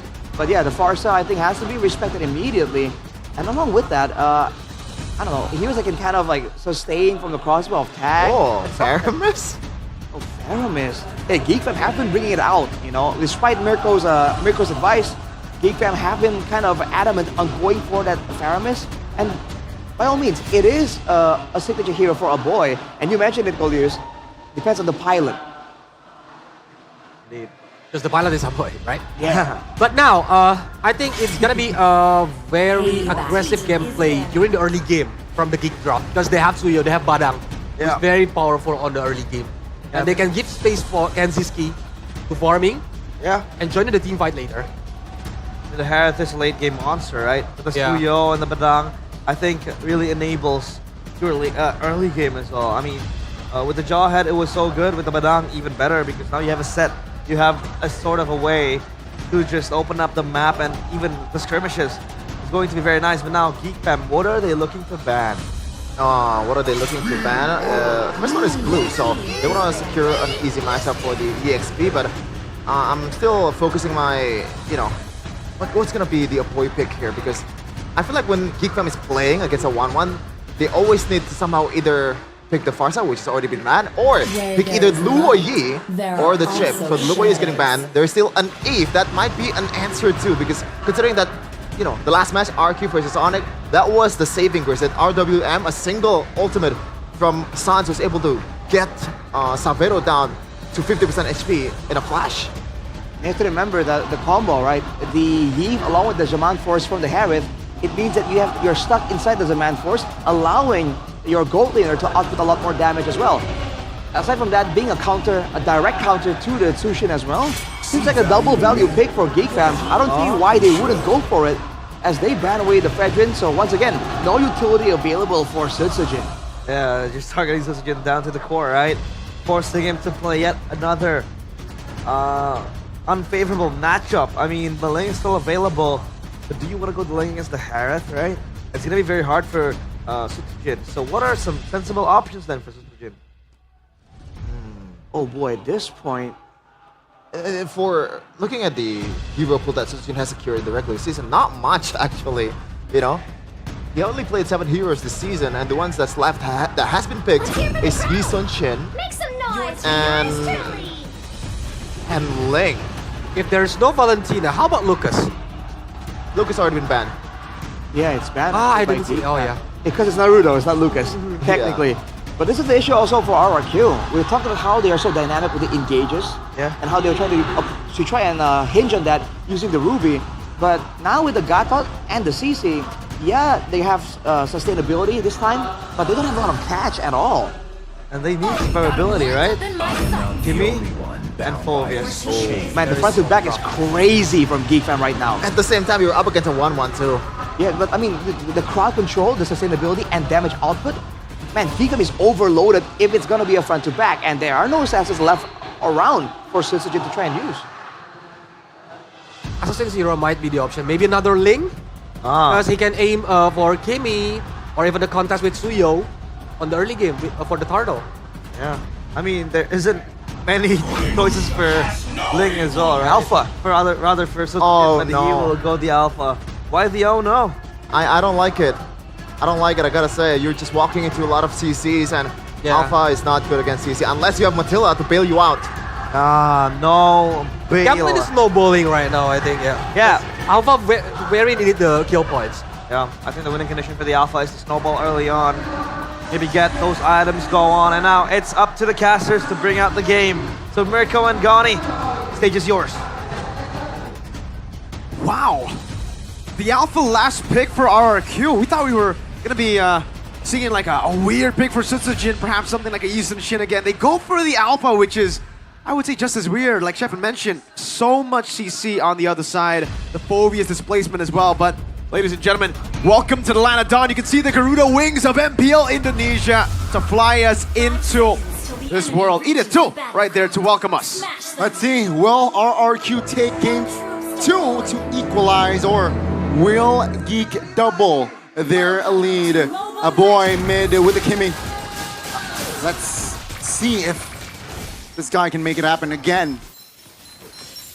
Who are you to shred as the Alpha? Usually you see a Baksha on the other side, you know, a tanky boy like a Gatot even, and then you say, sure, let's go Alpha, let's shred him. Make kids, Suyo isn't tanky, not that durable. The Phobias, I guess? Kanziski already struggling up top in this 1v1. 1-1, definitely favored in this battle, in this matchup. Pull yourself together as usual. Nothing too crazy. 2 bargain hunters though for GeekFam. And 2 Inspires too. Beloyski in the mid lane. I actually thought it was going to be the Zask for a boy.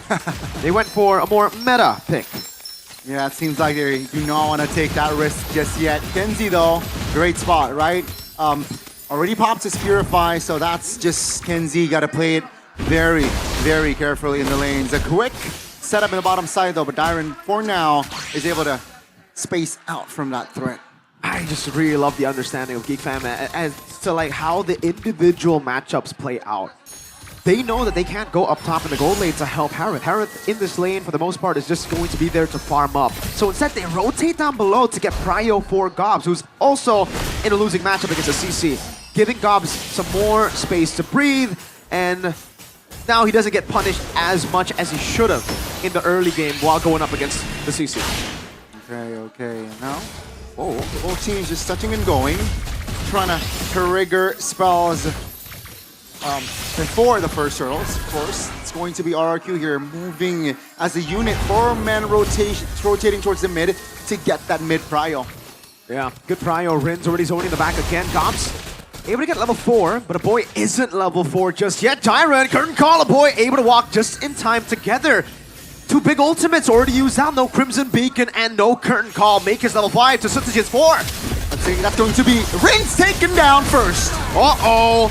Sutsujin doesn't know what to do. Not using the Spear of Alpha, that could have been a big play to win a team fight. Hesitation from RRQ. Sutsujin has another shot. Who will he go on? That's a pin down over. Only one member. Locked for the Spear of Alpha. Scops goes in for the pursuit over the Tyrant. Again on Sutsujin. Edok looking for the kill, but Beloy gets away. The Juke from BBB. And of course, Scobs will be able to lock Sutsujin down. First turtle goes to Geek Fam. What happened to RRQ? The clean, calm, composed early game system of Keskute is breaking in front of our eyes. We saw the keys to victory for Geek Fam bring it to late game, where that inevitably happens, but for RRQ, it's not even functioning right. Keep in mind, folks, that RRQ, they're the regular season champion. Right now, 3 minutes in, they're behind 2,000 gold. That is significant. And it's so glaring that this 2,000 gold lead, yes, was from Geek Fam outplaying RRQ, but also from RRQ hesitating. Greedy. Also greedy. Greedy, hesitating. It's weird. Sutsujin, while he was at that choke point, he was, I think, able to get like a 4-man Spear of Alpha there. But he hesitated, he waited, and was like, he doesn't want to go with some of those resources burnt out with Rins. Now they're caught in a tough spot, man. Again, we gotta remember that RRQ kind of need the first few turtles. It's a Juicin Alpha. Yeah. They get outscaled by the Kimmy. Even the Harrod, the only lane that RRQ has to play with in the later stage, I guess, is where the CC outscales the Phobias. But even then, it's both XP laners aren't really the best in late game anyways. It's not a 1v1 for that EXP, but you mentioned it. 2 big resource was used already. So maybe perhaps that's why Alpha also Sutsujin looking for a pick. Uh-oh. In the bottom. Oh, good flicker from Gobs. Now against 3. Doesn't tear.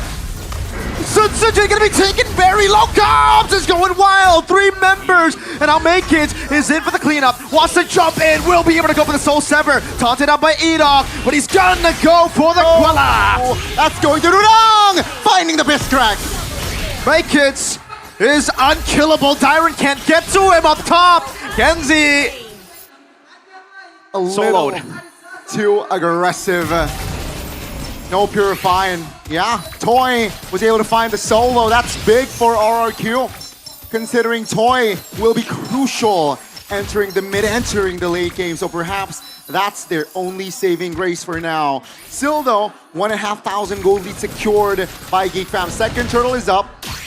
Geek Fam has the momentum, but Alpha, remember, with the Spear of Alpha, can definitely turn things around. Good take there, Rins. Uh-oh. So low as we get the fight started. He has already used the Crimson Beacon earlier. A boy wants to go for the chase again. Ida holding on to the turtle. Sutsujin. Oh, pin down! Beloyski with a set. No follow-up yet. Ida looking for the taunt again. Sutsujin still on the turtle. Making the color.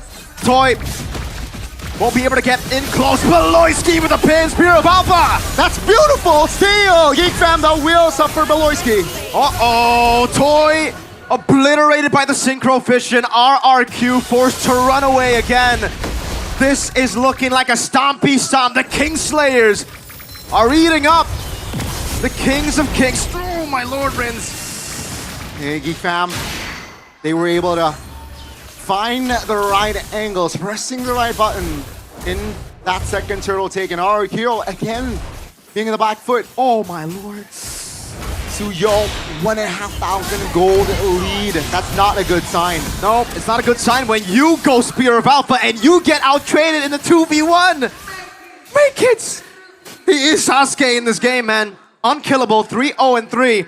I'm not talking about the guy who ran from the Leaf Village early. I'm talking about late game Sasuke, man. Like when he was Shadow Hokage and stuff. Yeah, keep in mind as well, Maykid's level 11, Sutsujin level 8.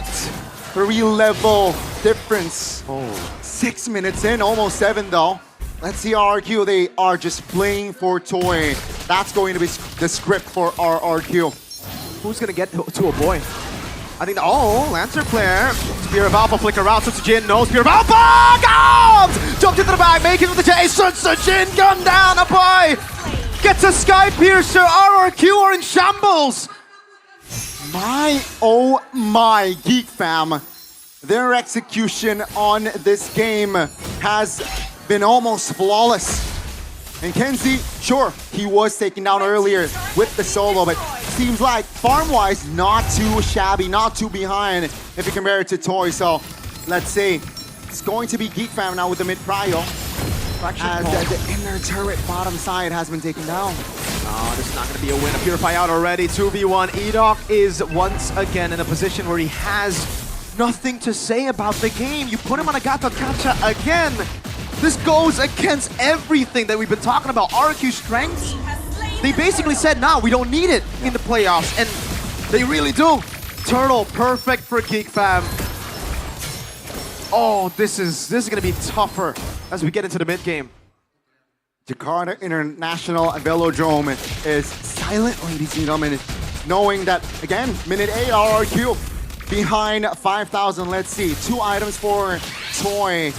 Once he gets the 3rd item, I feel like, okay, RRQ can definitely get creative, and I think they need to get that creative play ASAP. Geek Fam, all they need to do is just stay solid, keep it tight. They should enter the late game later on with a healthy foundation. Sigani, I don't even think so. I think 3 items still. RRQ won't be able to really do much. This is a tanky lineup again. Now that they're so far ahead, even tankier for Beloyski and Gobs. You jump around like that, Gobs is going to shoulder bash you. Gobs is going to displace you. You're going to have to use skill 2 for someone, one of the CCs, and they have overwhelming CC, as Shepard pointed out. Fraction Pulse, Immobilization Field with skill 2 of the Kimmy again, and then Make Kids with a Blade Surge. Phobias with almost everything in his kit. Last but not least, with the Badang. 1 skill 2 from 1-1, you try to fly and then you die. Beloyski up top, Traction Pulse over the range. He doesn't go for the Crimson Beacon, he does in the end. But he loses a lot of HP. And RRQ can't even trade with the Alpha. Now they go on to Gob, 2-man Dark Wave. That's it. RRQ trying to position themselves very, very carefully. Also as Geek Fam, same.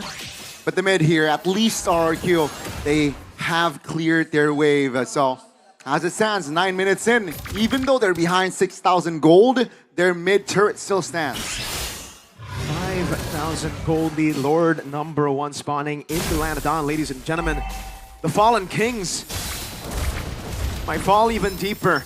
Heck, they the AOG just to defend a turret that will fall anyways. Geek Fam, they put RRQ in a position very desperate already in the 10th minute of the game. All Geek Fam needs to do is just stay strong, you know, don't blunder, don't overextend, and let's see here, it's okay, eventually the mid turret falls. RRQ now trying to defend. Oh, Gobs! Again with the Dark Wave, Beloyski with the 8! Crossbow up tank, 3 items, win cons all around, but it does not matter! The Kingslayers are on the Kingdom doors. Geek Fam again applying more pressure with the Lord relatively healthy in the bottom side, and it seems like it's going to be 8,000 gold lead already. RRQ, is this it for game 2? They're not even knocking on the gates of the Kingdom. They are barging in. Base turret taking down the boy up top, flying away already. Edok, chunk to half. Oh my god, oh my god. Lord touches the bottom side of the turret. RRQ now, they can hit the reset button. But Geek Fam, they are satisfied already. Almost 10k gold lead and mid turret cracked. All they need to do now is just keep, again, just don't blunder, don't overextend, especially for Beloy and as well as Gobs, their frontliners. But Kenziski, I'm sure his farm is already great. Heading towards the late game, Harith, full item. That's a nasty, nasty Harith. The Phobias this season for Gobs has been tremendous. Yeah, this is his favorite pick in the regular season. He does really well on it, and you finally get to see it here in the playoffs because for some reason, we haven't seen it. Real-time victory rate, the opposite of the audience prediction. Samsung Galaxy S25 series brings you this 77 to 23% of RRQ. I'd go as far as to say that it's more 85 to 90%. Looking at, again, RRQ's composition that needs to win early. This is a Geek Fam outscaling composition already. That's winning in the early game. Now a pin down onto Edok and AOG defensively. Gob has Flicker into the jungles of RRQ. Keep in mind, Miracle, yesterday it was RRQ and Onyx 85 to 15, the AI prediction. Yep. And it was 15. Onyx finds the comeback. So, will it be the same story here for RRQ? Will they find the angle for a comeback? Are you talking about the Tigreal Edok? Is that the game? That was that was Onyx defending. The 15%. Oh, traction pulse up, boy! What? Curtain call on him, Flicker out again, no damage, Dr. Flare coming down as well in the back line! Geek Fam crumbling! 15% is all RRQ needs, Geek Fam!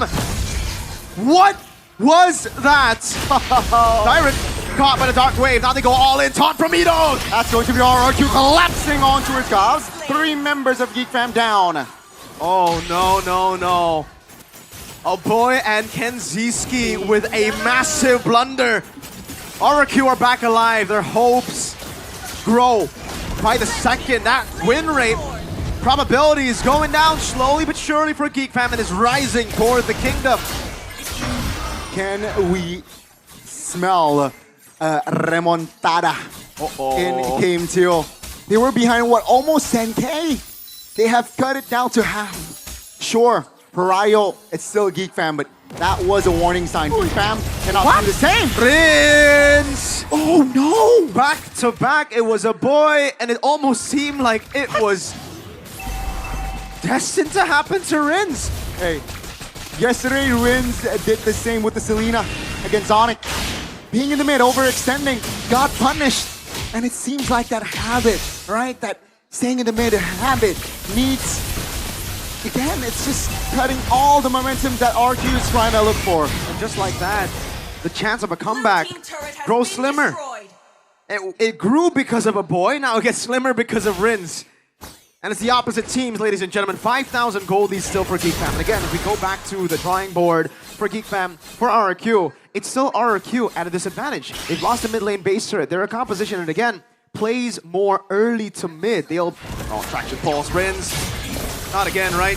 Okay, he gets away this time, but yeah, RRQ are going to get outscaled. Oh no. Spotted. Edok with a taunt, comes to cancel already. Dark Wave to cancel it out one more time. Big crack! Edok playing in a position where it's more Tigreal than Gapdot, you know? Geek Fam does not give the time for Edok to hit that AOG. Oh my goodness, the chain CC was tremendous. That was too much. Realistically, Gani, what would the Gapdot do with a flank? Like, that's a Tigreal move. Yeah, it's tough. 5v4 now. 10 seconds though for Edok. Without Edok, I don't know, Sensujin with the Spear of Alpha. Oh, whoa, Winter Crowd. Crossbow time popped in already, but let's keep the Flicker out. Oh boy, gonna be locked. Oh no, Toy in the back, Gobs! That is Gobs doing work. Winter Crown from Gobs, tanking the turret again. Now, turn not tanked properly. A boy falls. Somehow now mid lane, make it. Blunder over blunder, RRQ. Slowly, Kenziski with his man force already. Jumping back and forth over to Sensujin. Spear of Alpha, but Kenzi's still free. He is dancing in the dance floor. He finds a double, but couldn't find the connection for that third kill. Tyrant shutting him down. So slow from Geek Fam, and then it turns out it was just the calm before the storm. They decided to dive in all the way without getting the base turret. And it costed them. RRQ again have another chance at coming back in this game.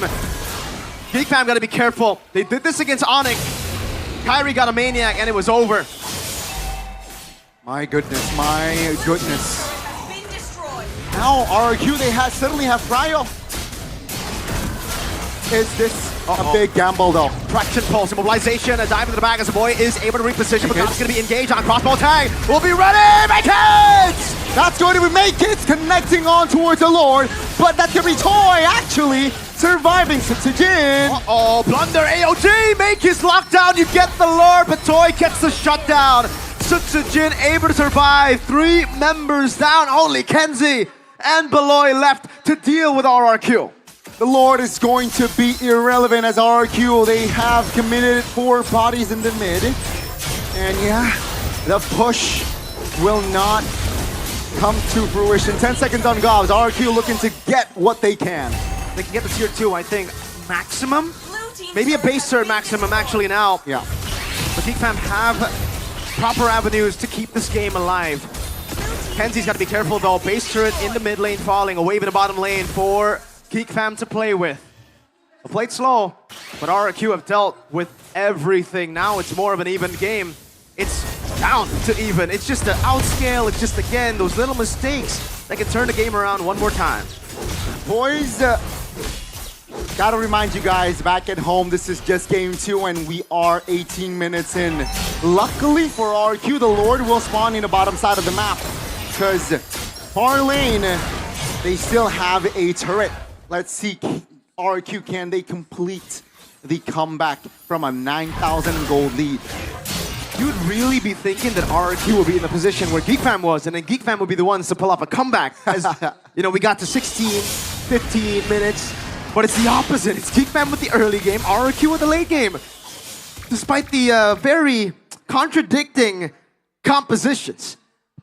Let's take a look at the items here. Full items for Toy, he's gone. Berserker's Fury, Rose Gold Meteor. Everybody's at full at this point. Really comes down to how they position, how they're able to play the far lane, and how they'll eventually item swap for the outplays. All right. It's going to be RRQ now. Just holding on. They have the gold lead. Some say at this point, gold lead does not matter. Irrelevant. Winner crowns, though, will be one of the key factors here, especially if you're a Geek Fam. Considering you're going up against a 1-1 who is fed already. So, seems like a boy does not care. He went for the penetration item. Let's see, with this Divine Glaive, can he do damage? Oh, that's a concealed play. And it's onto a boy who has to be careful, will be able to just get out. Beloyski copy the current call already. Traction pulls over the Tyrant. Beloyski tried to go over the pin. Lantern Flare zones him back. 17 seconds for the Evolved Lord. Conceal. Beloyski jumps in to Jin, all in over the back, Riz with a Crimson Beacon. BBB, that's gonna be the collapse by both teams. Toy now coming into the entrance of Jin. Mortality getting top. No, he gets away. Beloyski now caught in the top spot. AOG locking a boy down, and that's going to be Jakarta International Velodrome roaring. Silence to the loudness that we would expect from an RRQ game. Blade Surge, a taunt landed. Make it the only hope of a steal goes down. RRQ don't go for the Lord. They will try to go for the end right here, right now. They have Harith. Can Kenzie pull a defense? No Purify. Shaman Force is online though, is active. Gobs needs to do some crazy stuff. Kenzie jumping back and forth. No Purify all the way to the back of the camp, but the mini waves will not be utilized. Gobs can deal with it. That was a mistake. Gobs jumps in all the way onto 5. Crossbow attacking him with a crown, and he saved the game. He got the clear. Toy RRQ. They wiped Geek Fam out, but they don't have minions. A boy. Beloy is up. Uh-oh. Let's see. A boy with a traction pulse. Initiation in the back. Beloyski with a fist crack already. RRQ go straight for the base, and somehow the Kingdom equalizes. They stabilize in a best of 7. The Kingslayers pushed back.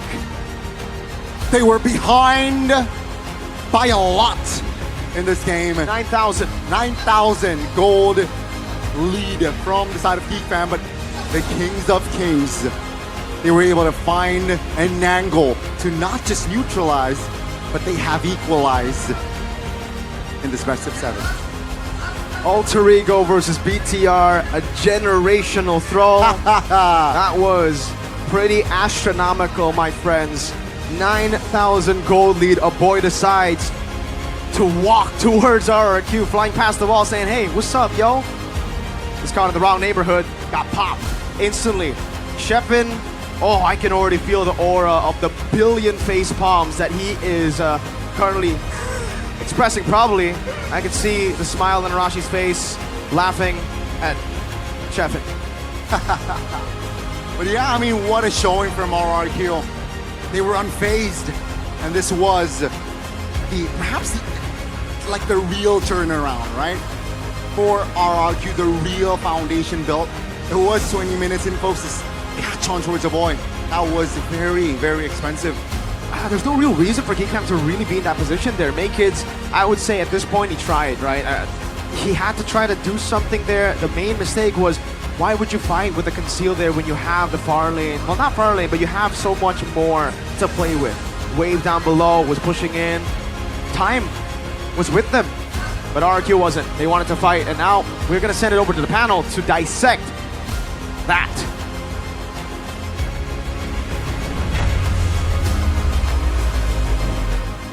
I don't know. What was that game?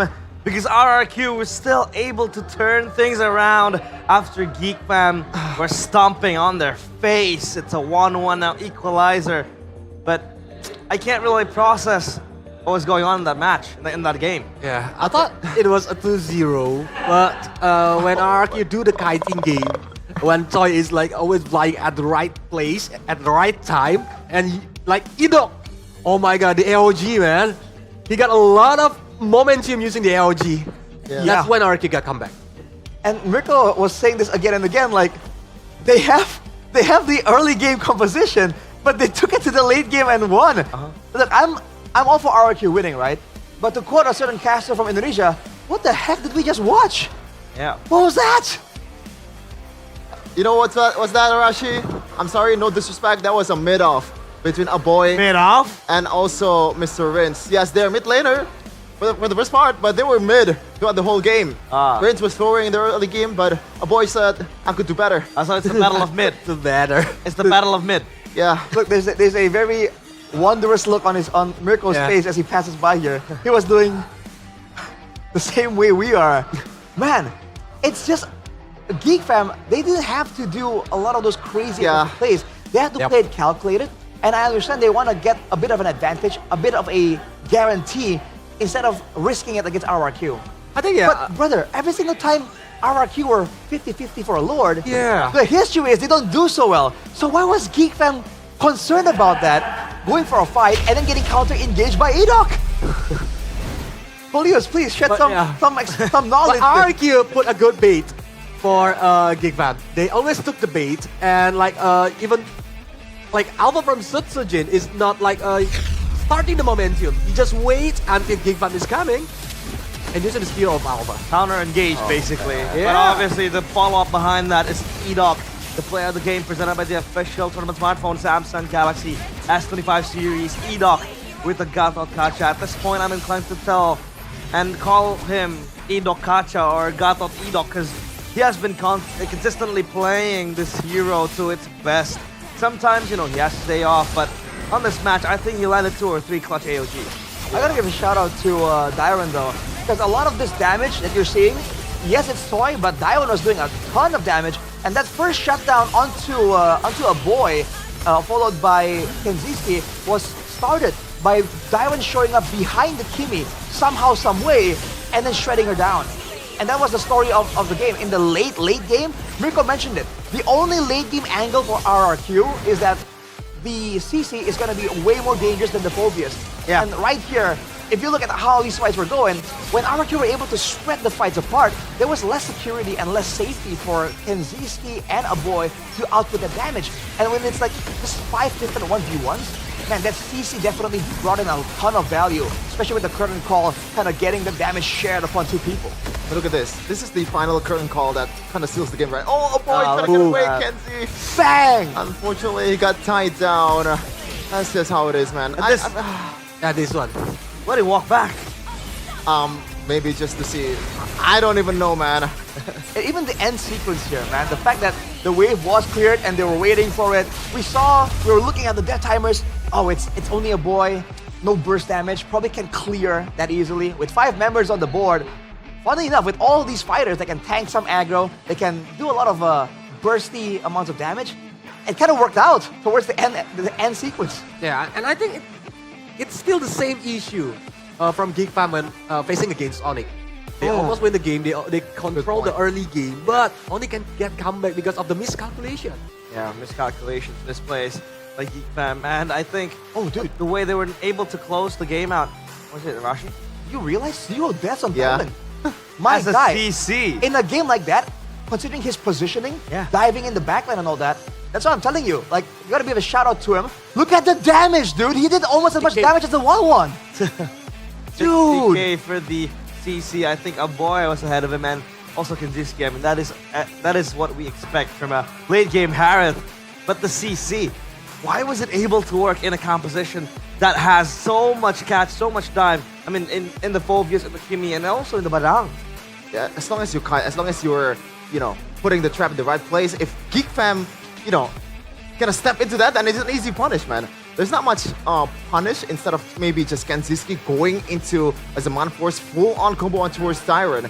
And if he builds that Radiant Armor and the Oracle, it's gonna help him to sustain the fight even longer. And there's a lot of juicy targets as well. As Arashi mentioned earlier, Gobs is on a, Phobias. It's gonna fall off, like it or not, against ACC. Even Beloyski, there's a moment in the top lane where we got chased down towards the inner turrets with a single curtain call combo on towards Beloyski. It was like almost a single combo solo kill to a Badang with the anti-Cuirass. I don't know what to say. Oh boy. That was the game, obviously. I mean, I don't know, man. I think we probably have to get some more insight onto this match, man, because the early game by RRQ, it really wasn't the way to go, man. Yeah. But then the late game from Geek Fam, so hey, I guess it's a perfect match, dude, somehow. Do we get Keskut here? Interview him? Keskut? Yeah. I would love that, dude, because I have no idea. Fair enough, Usually I man. can kind of see the vision, kind of, Yeah. the intentions.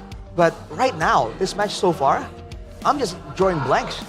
That's why if I'm being RRQ, I think I'm not satisfied with this for sure. game. Yeah, Even though yeah. RRQ is winning, but they need to fix the early game because from the first game and the second game, they always lost on the early game. Yeah, it's what we call an ugly win, basically. I mean, a It's win is a slugfest. win still, it's slugfest, snooze fest, I don't think that's a snooze. It wasn't, yeah, obviously, because the action for, Back and forth. back and forth. There was constant action happening in the Land of Dawn for that one. That's 1-1 now for RRQ against Geek Fam. At least RRQ were able to fight back. For Geek Fam, though, I think they have to learn to stop and try to just close out the games. Chef Fam, this is your team. I don't know, man. I'm still wondering about that boy moment. It reminds me of that. I think it's less worse than Susujin's dive towards the bottom lane there. I gotta throw some jabs first before I wanna kind of criticize my team here. But Sure. again, when you got the traction pull is so a really good punish towards the dashing heroes of RRQ. So when Susujin is getting caught, that should be I guess that was a bait, but I don't think that was a big bait towards a boy. He could have just played it safe, man. I'm just still baffled. I don't understand. And you're seeing that being a common pattern, by the way, for RRQ. Just saying, so far, a lot of times whenever they draft up a composition, everyone seems to have some kind of dash, right? And we talked about the importance of distance management, especially with when Onyx was giving a masterclass in doing that. RRQ, they seem to have a more aggressive style where they don't really keep you at distance. They let you get close, and then they just jump out like, yo, what's up? Get away from me, bro. I can't let you get close. Surprise. So, I don't know, man.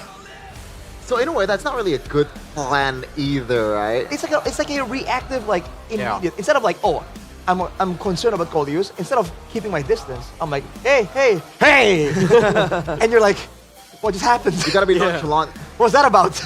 Yeah, you gotta be careful. It's just confusing, They bro. play very reactive, right? Yeah. Almost too reactive. They did not have any engages. And what's the objective? I don't know.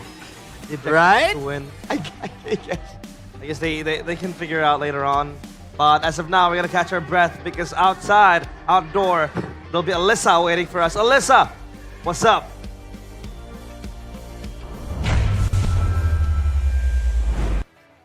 Melaporkan langsung dari MPL Festival Wih, ramai banget ya ternyata di festival ya. Ini berasa di rumah saya sendiri loh ini, ramainya kayak gini. Oh iya. Alisa, tumben datang ke sini ada apa ini? Iya dong, kita mampir karena di sini lagi rame ya. Dan juga pastinya nggak kita berdua aja, nggak hanya ada Alisa dan Kak Gio, tapi ada juga Mas Ade. Wow, halo. Mas Ade, apa kabar? Gimana live streamnya? Wah, seru banget di belakang, deg-degan sih. Oh. Takutnya, Oh, bohong cenah. tadi pas kalah pada diem semua ini pas balik. Wah. Berisik banget, sumpah berisik banget. Mas Ade, hari ini udah makan apa nih? Hari ini tadi nyemil-nyemilnya sambil minum good day. Saya minum good day yang ngerasa apa tuh Mas Ade? Yang tiramisu bliss. Tiramisu bliss. Oke, Mas Ade, aku pengen tanya-tanya dulu nih sebelum kita balik ke penonton nih ya. Kan ini kita sudah melihat nih antara RRQ dan Geek Fam. Hari ini perebutan satu slot terakhir, tapi menurut Mas Ade sendiri, kenapa sih RRQ kemarin bisa kalah melawan Onyx? Kenapa RRQ bisa kalah sama Onyx? Yes, padahal kan dia juara regular season. Ya karena mainnya lebih bagus aja jauh sih. Lumayan jauh, kaget aja sih surprisingly Onyx mainnya bisa kayak gitu sih. Kembalinya God Suns kayaknya. Serem banget mainnya kemarin. Benar-benar. Ya, Suns betul, ya. betul. Yang jadi jarang poin. sih punya ngelihat player kayak gitu bisa konsisten tiap season gitu, jarang banget. Oke, tapi kalau ngelihat prediksi skornya nih hari ini RRQ dan Geek Fam berapa sih Mas Ade? Prediksi skor, waduh prediksi skor. Prediksi skor kayaknya kalau dari gameplay tadi ya, kalau ada blunder-blunder gini tadinya kirain bakalan bisa kayak 4-2 Geek Fam. Oh. Bahkan nggak ngeliat RRQ bisa menang karena dilihat dari gameplay ya. RRQ tadi beberapa kali memang karena drive juga kan, dia bukan tipikal yang harus cari orang kan. Agak-agak berat di awal, agak struggling juga. Cuma pada akhirnya itu juga dari kalahnya karena kesalahan Geek Fam ya. Kesalahan Geek Famnya sendiri. Jadi ya kalau dilihat sih kalau misalnya Geek Fam nanti setelah ini dia kayak gitu lagi bisa malah bisa kebalik skornya. Malah bisa RRQ yang menang. Wow, oke. Boleh, silakan Kak Gio. Mas Ade, tadi kan Make It dikasih Suyo first pick tuh. Betul. Tiba-tiba ke comeback gamenya. Apa yang terjadi tadi tuh game kedua kalau menurut Mas Ade? Wah itu Suyonya juga udah mainnya udah bagus kan si Make It. Cuma tadi ada gerakan dari Aboy sih, beberapa kali dia blunder kan kalah akhirnya. Balonnya juga udah bagus kan, semuanya udah bagus. Cuma tadi ada mungkin adrenalin rush gak sih? Karena dia udah ngerasa bahwa udah 10k gold different. Jadi dia mau coba-coba lagi, mau extend lagi. Cuma akhirnya malah blunder. Itu yang fatal sih, karena dia yang dapatnya akhirnya dapat 2. Dapat Aboy sama dapat si Kenziski juga si Toy-nya akan dapat. Jadinya itu fatalnya di situ aja sih. Wow. Oke, kita akan lihat ya. Di game ketiga nanti akankah terjadi reverse sweep sesuai prediksi Mas Ade? Kita nggak tahu. Tapi Mas Ade aku mau ajak Mas Ade kita coba tes ombak di sini karena kayaknya udah rame banget ya. Mas Ade mau manggil Kingdom atau Geek Fam Unity nih? Coba. Mana Geek Fam, suaranya Geek Fam? Oke. Ada. Asalnya kok ya. Coba. Kingdom mana suaranya? Oke. Itu biasa tadi udah begitu tuh. Begitu ya? ya? Belakang, iya. Oke.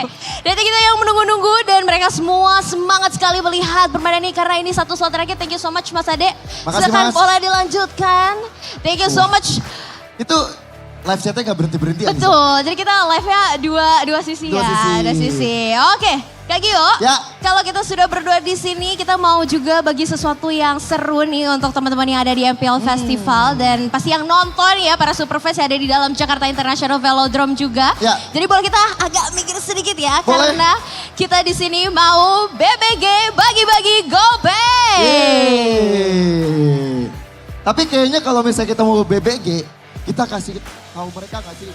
Betul. Human wave dulu. Human wave dulu. Kalau mau ditampilin barcode-nya, boleh ya. Kita human wave dulu. Kita coba dari yang paling belakang ke yang paling depan.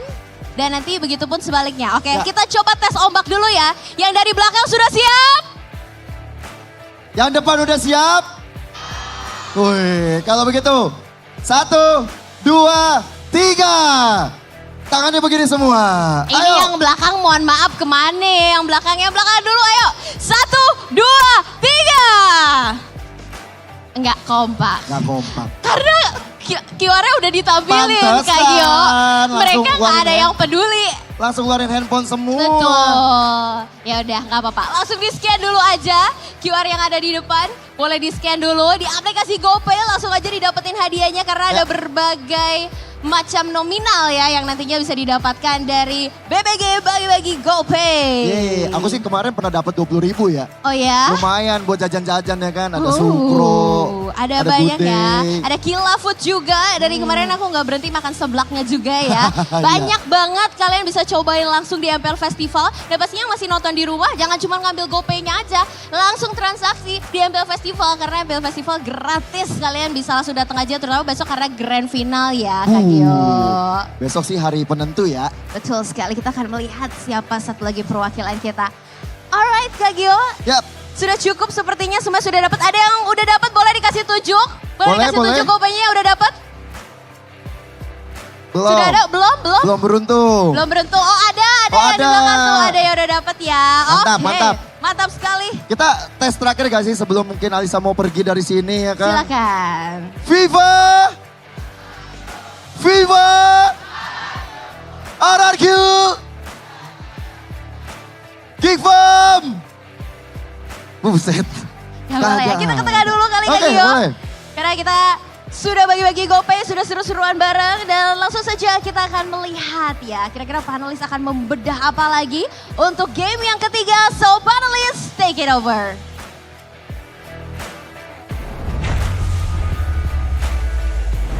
And why the hell is an Alter champ shouting Viva RRQ? Yeah, he's an Alter champ. What is he doing? By the way, that was Mr. AS, Ares Setiawan, Hyde Ares O'Brien, M1 champion, by the way. Yeah. And speaking about champion, who is your champion, Arashi? What? You predict your champion? For Do you know how to predict season your 15? champion? Yes. For any. I think the drip says it all, my friend. I mean, you can do that Yeah. on an yeah. app.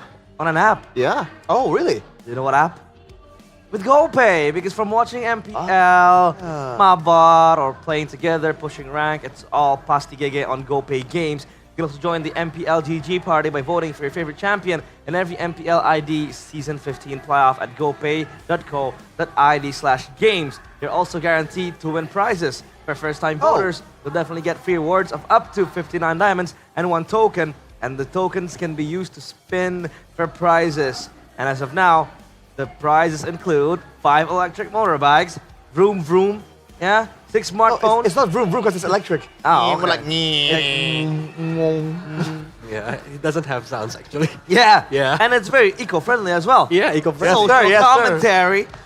You can also earn tokens by topping up games of a minimum 10,000 rupiah, and the tokens can be used immediately for spinning. You can also get a free WDP or a weekly diamond pass on GoPay games. Because Kolius, usually I would get my WDP from Lim Kocho. Oh. You know those challenges he does in Yeah. TikTok? Yeah. He's like, I'm gonna try to get 10 kills with every hero in the alphabet. And he goes a B and he goes boxing and he has to get 10 kills. If he doesn't, he gives a free WDP. And I create like 10 bot accounts to just comment. Wait, who does this? Lim Kocho. I Lim see. Kocho. Yeah, it's a content. Duly noted. Yeah. We should join. So you should Exactly. just We gang. should join, right? Exactly. Plus, on top of that, with the GoPay app, you can also get that free WTP. free. Free. I mean, that's a word that we all here really enjoy, man. Yes. Whenever it's free, you know when you get food and it tastes okay, but the same food, when it's free, when someone buys it for you, it just tastes that much better, man. Tastes nice. Dude, I'm a married man. Hey. If I bought WDP by myself, my wife is gonna be angry. But this one is free, right? yeah, okay. Olios, I mean, you know, baby's milk is very, very expensive. Yeah. You gotta save up. That's Caparino. How would you know? I don't know. Okay, I was on a grocery store once and I took a peek at the yeah, we assume it's at the expensive. aisle. So you're a thing for the future, right? Yeah, I have kids. future. Also, Realize. incoming. No comment. I'm kidding. By the way, the previous game recap here: May Kids and Dyron. Look at that. This is, I don't know. You usually don't want to compare the jungler with the XP laner, but Dyron's game, that was quite flawless. I'd say he was deathless. He dealt 60k damage. That was just off the roof. And I think it's really special when you are known to make plays happen, right? You're a playmaker EXP laner. Yeah. And then when they put you on some of these CCs, you know, some of these aggressive damage dealing EXP laners, you can still perform like at such a, I don't know, such a high level I think it's always an amazing thing to see. We can see that from a lot of the top tier teams right now, actually. Technically for Onyx, even Ludpi, right? One of the things that makes him special is that factor. He can be a setter, but when he's on those carries, he's still a real threat. Because I think from the last game, usually we see that Dyran is the initiator. Yeah. With Idok. But on the last game, he's the shadow. Yeah. Even like Gigvam didn't notice when Dyran is go to the back line and give that much of damage, 60k. It was just attracting noise from Geek Fam. And then that I think was what gave Edok the gateway to just land a 3-man AOG, 2-man AOG on Geek Fam. You gotta say it to my face, man. I do. You hear the click on the tongue from Kevin immediately. On Geek Fam. You're coming up to my mic too. Oh my god. Yeah. You have on on that note, though, I think the fact that Dyran was able to play that EXP damage healer also is something that's complemented by the fact that Rince is on a Jushin. We've been really critical on the Jushin, but at the end of the day, like when it clicks, it clicks. Unfortunately, in the early game, it was just a mess for them. In the late game, much more use, and Rince obviously he's a pro player for a reason, man. He's not gonna make the same mistake maybe like thrice, you know. He made the same mistake twice probably. Yeah. I mean, gotta learn at some point. Hopefully. Fool me once, shame on you.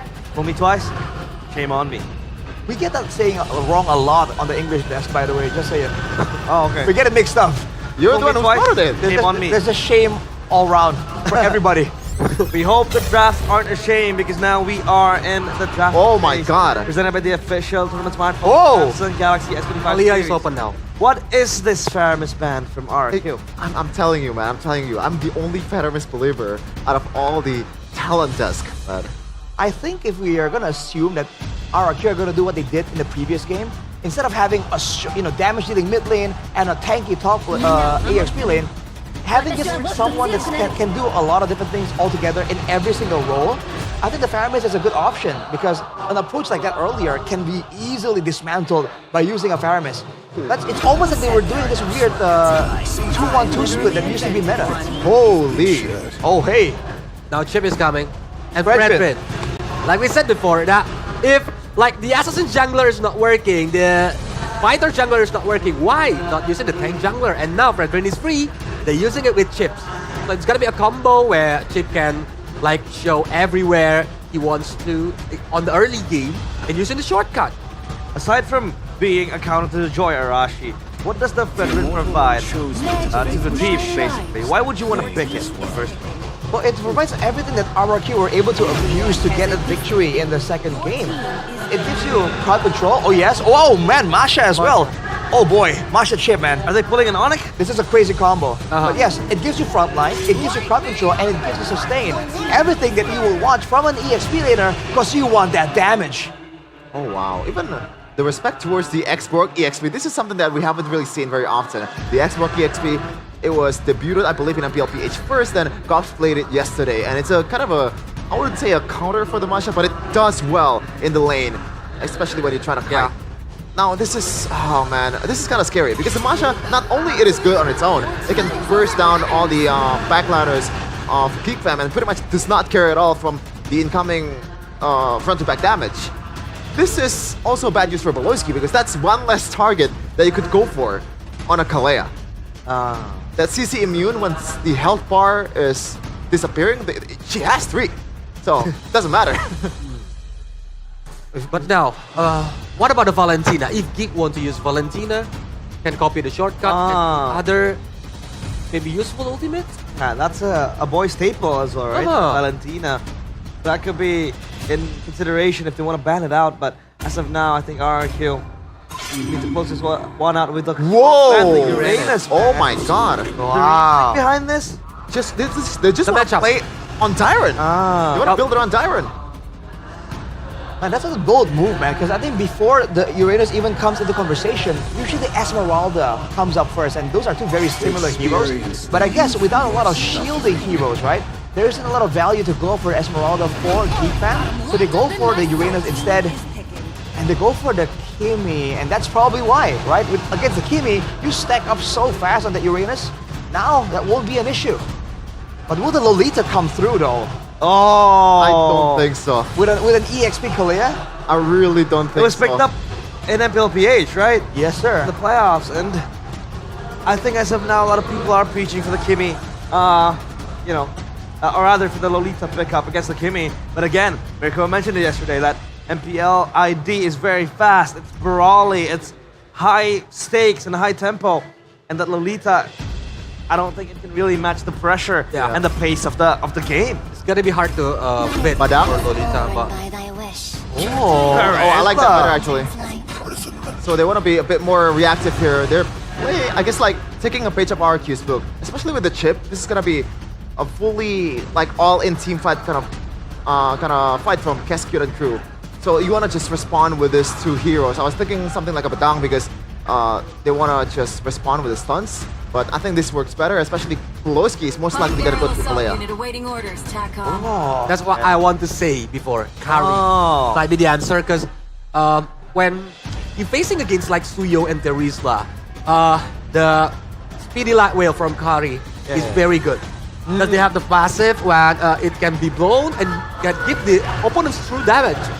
So Terizla cannot be too sustainable on the front line, especially during the late game. Makes sense. But now, it'll all come down to this game in which they will able to get a point off of each other's back. And now it's up to Gun and Mirko to walk us through. So casters, take it away. Thank you so much, panel. We're going to dive straight into the Land of Dawn, ladies and gentlemen, for our third game of this series. Remember, this usually is a battle for match point, but we have a whole best of 7 to deal with here.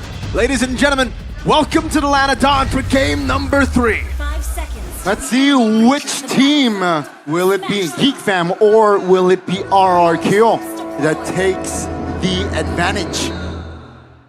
Juicin and Terizla are pretty good. Yeah. I think those picks really seal the deal for me in terms of how I am comfortable with Geek Fam's draft. I like RQ's draft even more though. Masha, Chip, we're starting to finally see a bit more of the Kezkyun we know. Took a bit of warming up from them. Could have been a Geek Fam 2-0 had a boy not done those 2 back-to-back plays, but here we are, a boy on a signature pick on the Juicin finally. He's able to pick it up. It's not Rins who snatches it away from him. Yeah, it's like throwing a 10,000 gold lead in a lower bracket finals. Must have hit hard for a boy, but let's see here the reset from them. Oh man, Pulowski doing a lot of damage already over to Edok. Wants to go for the chase here. Emblems, nothing too crazy, honestly. Everything seems quite normal. Sutojin has gone for the tank emblem. Edok now the crash course. Pulowski forced to flicker out. Doesn't want to give a first blood over to RQ. Oh!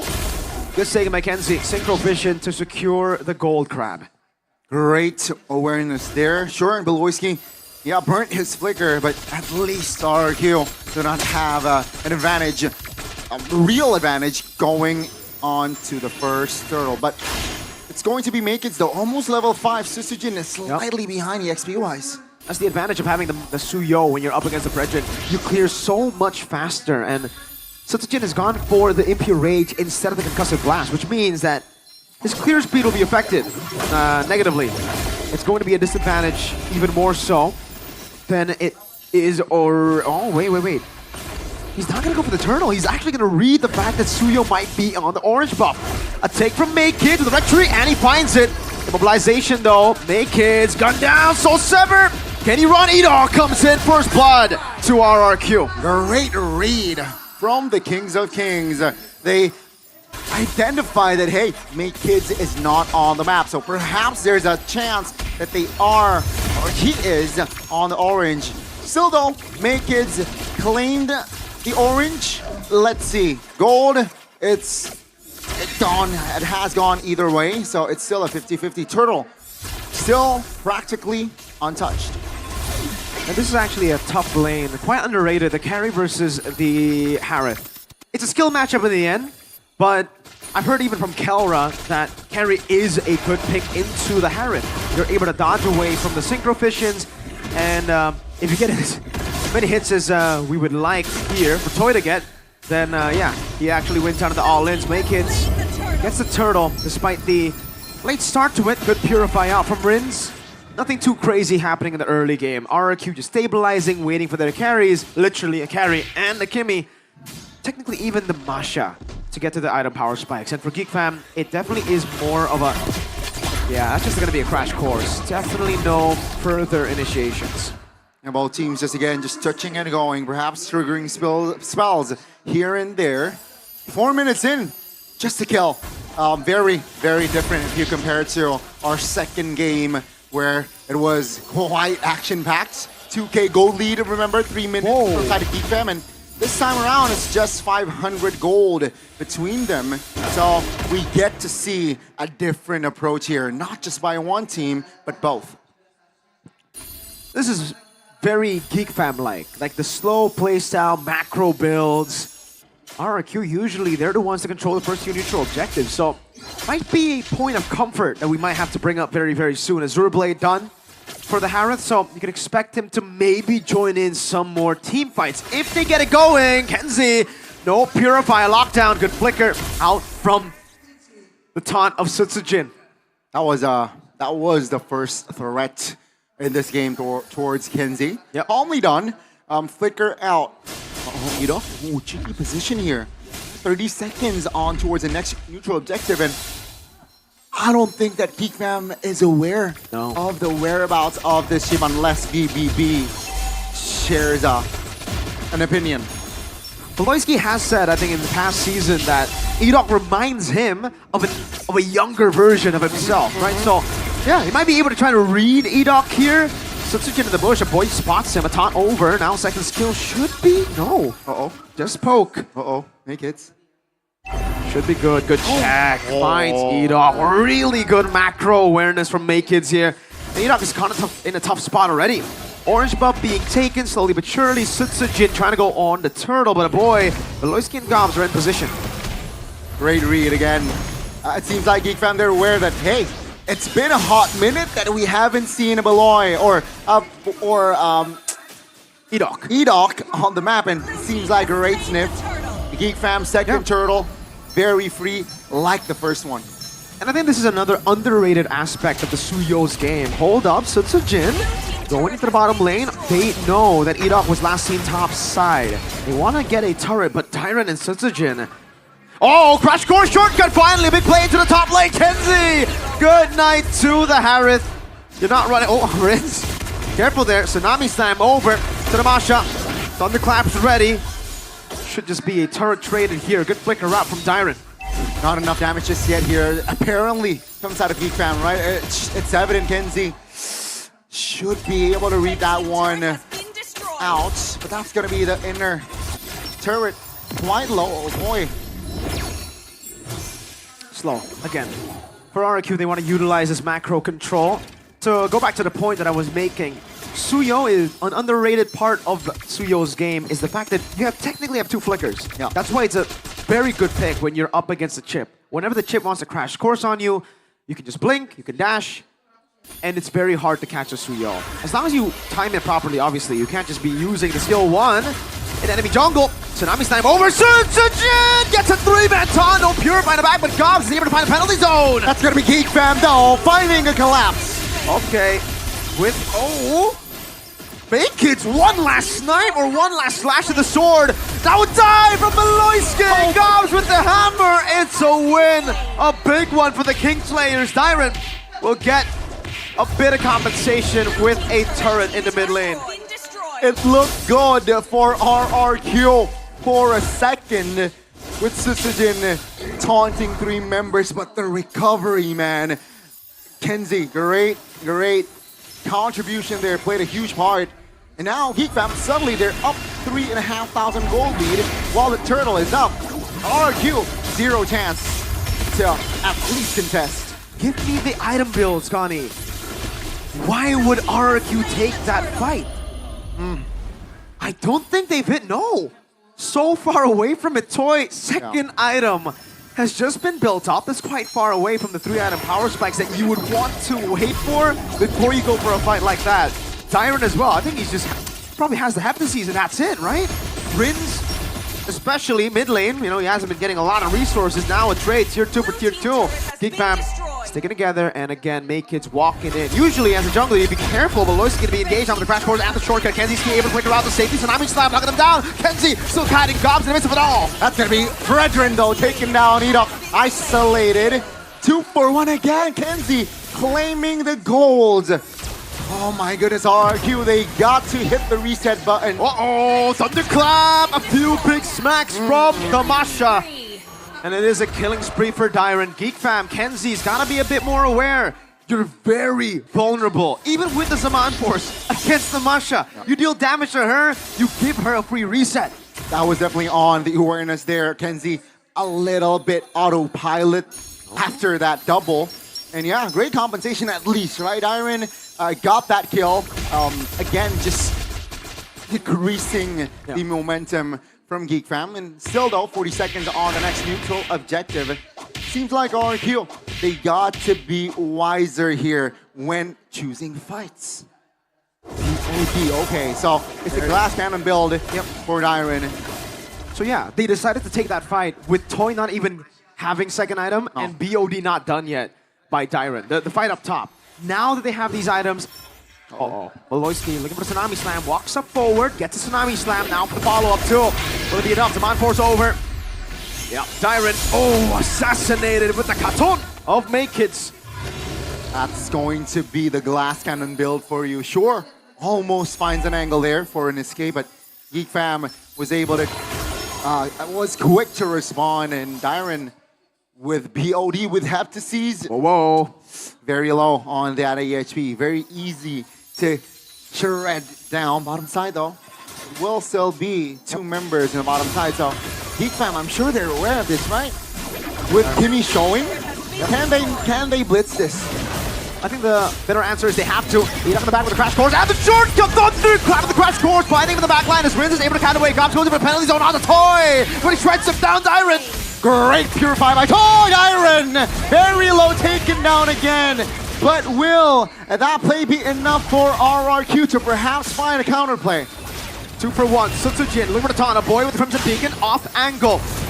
Lantern Flare on him. Sutsujin trying to hold on. 4 levels down though. Make-Kids has an advantage. Jumps in with the taunt. Now Rinz with the mobilization. Beloisi coming in as well. But a boy flickers out. The safety crash course on the shortcut. One more time. Geek Fam, they are struggling to find an angle in RRQ. They are showing who's boss in the river. They have found 2 extra kills, and that's going to be the Lord for the Kings of Kings. Oh man, again and again, Geek Fam in these clutch moments crumble to the coordination of the Kings. RRQ, they're really building towards, again, the regular season testudo that we know them for. Coordination, playing the front to back, playing for your, technically, archers behind Rinz and Toy. As long as you keep those 2 alive, you will have a good time. Technically, they even have a crazy damage dealer in Dyron. Kenzie might need to go for a defensive item here. Like, usually would go Divine Glaive, but you might need a Winter Crown. I'm not even joking. You don't have Purify, so the moment Clash Course lands and Sutsujin goes in for the taunt, you might have to just Winter Crown. If not, you're gonna go bye-bye. Oh, shreds, Tsunami Slam in desperation! Toy gets the shred, and RRQ will continue the siege. No Beloisky. The DPS doing work. Trinity also inside of Toy's hands. Now it's going to be Geek Fam defending with 4. That's a 4v5. Could be a 4v6 if you count the portal as a hero. They are able to defend. All the base turrets, tier 2 though, unfortunately will be falling in the bottom lane, and now becomes RRQ's game. With the chip, you have so much more ways to utilize the tempo on the map, and they have all of that, all the tempo. What Geek Fam had in game 2, RRQ have it, but the difference is they have a chip. They have something that can capitalize on it by like 4, 5 times. Definitely the X factor here for that chip. Mirok, oh my goodness, different. It's audience prediction though this time around will be the Kings of Kings. And yeah, Mirok, only thing that he needs to do is finding the right angle for that shortcut, right? If that shortcut isn't optimal, perhaps Geek Fam has a counterplay. Let's see though, Geek Fam definitely will be the passive team in the coming minutes. The more reactive, where first 5 minutes seems like 6. It was them on the driver's seat. This is going to get real tough for Geek Fam, knowing that, again, technically with this composition, either you get Winter Crowns, you're able to delay for some of the big ultimate resources to be depleted by RRQ, and then you come back in the fight, or you initiate first. You go in before RRQ expect it, and then you are maybe able to break that formation, that testudo that RRQ wants to play with. That's even a gamble though, right? Yeah. If they do that, still are a big risk. Okay, oh, nasty build there. Sea Halberd for that Dyren. Yeah, the shielding for Harith, neutralized. Good take. Not completely though. It is a bit of a problem now. There's also a glowing one there. 2,000 gold lead in the mid lane. Oh, whoa! Edok takes in the checkpoint. Shortcut gets placed down, but Edok will fall. Oh, Edok gets away! Kenzie pays the price! Edok takes it in the chin, and he survives. 3K gold lead RRQ now. They have Prio on the Lord. A Geek Fam, great initiation, but a better recovery. Instant follow-up from RRQ is what saved them. For Geek Fam, it was not instant. Yes, the Tsunami Slam was. Kenzie was there, but the rest of the team were scattered around, just trying to deal with minions. So yeah, RRQ, the instant recovery. Let's take a look at the replay again. He takes the checkpoint. That was kind of a gamble, knowing that there's no one on the map here. This is why I don't like the utility mid laners, man. You don't deal any damage, especially in a later stage when you're up against this kind of composition. But you're saying you pick someone up, you die. I think that is where, sure, Harith has burst. But apart from that, that's the only burst component you have on side of Geek Fam, and that is lacking. That is evident that they're lacking in that department.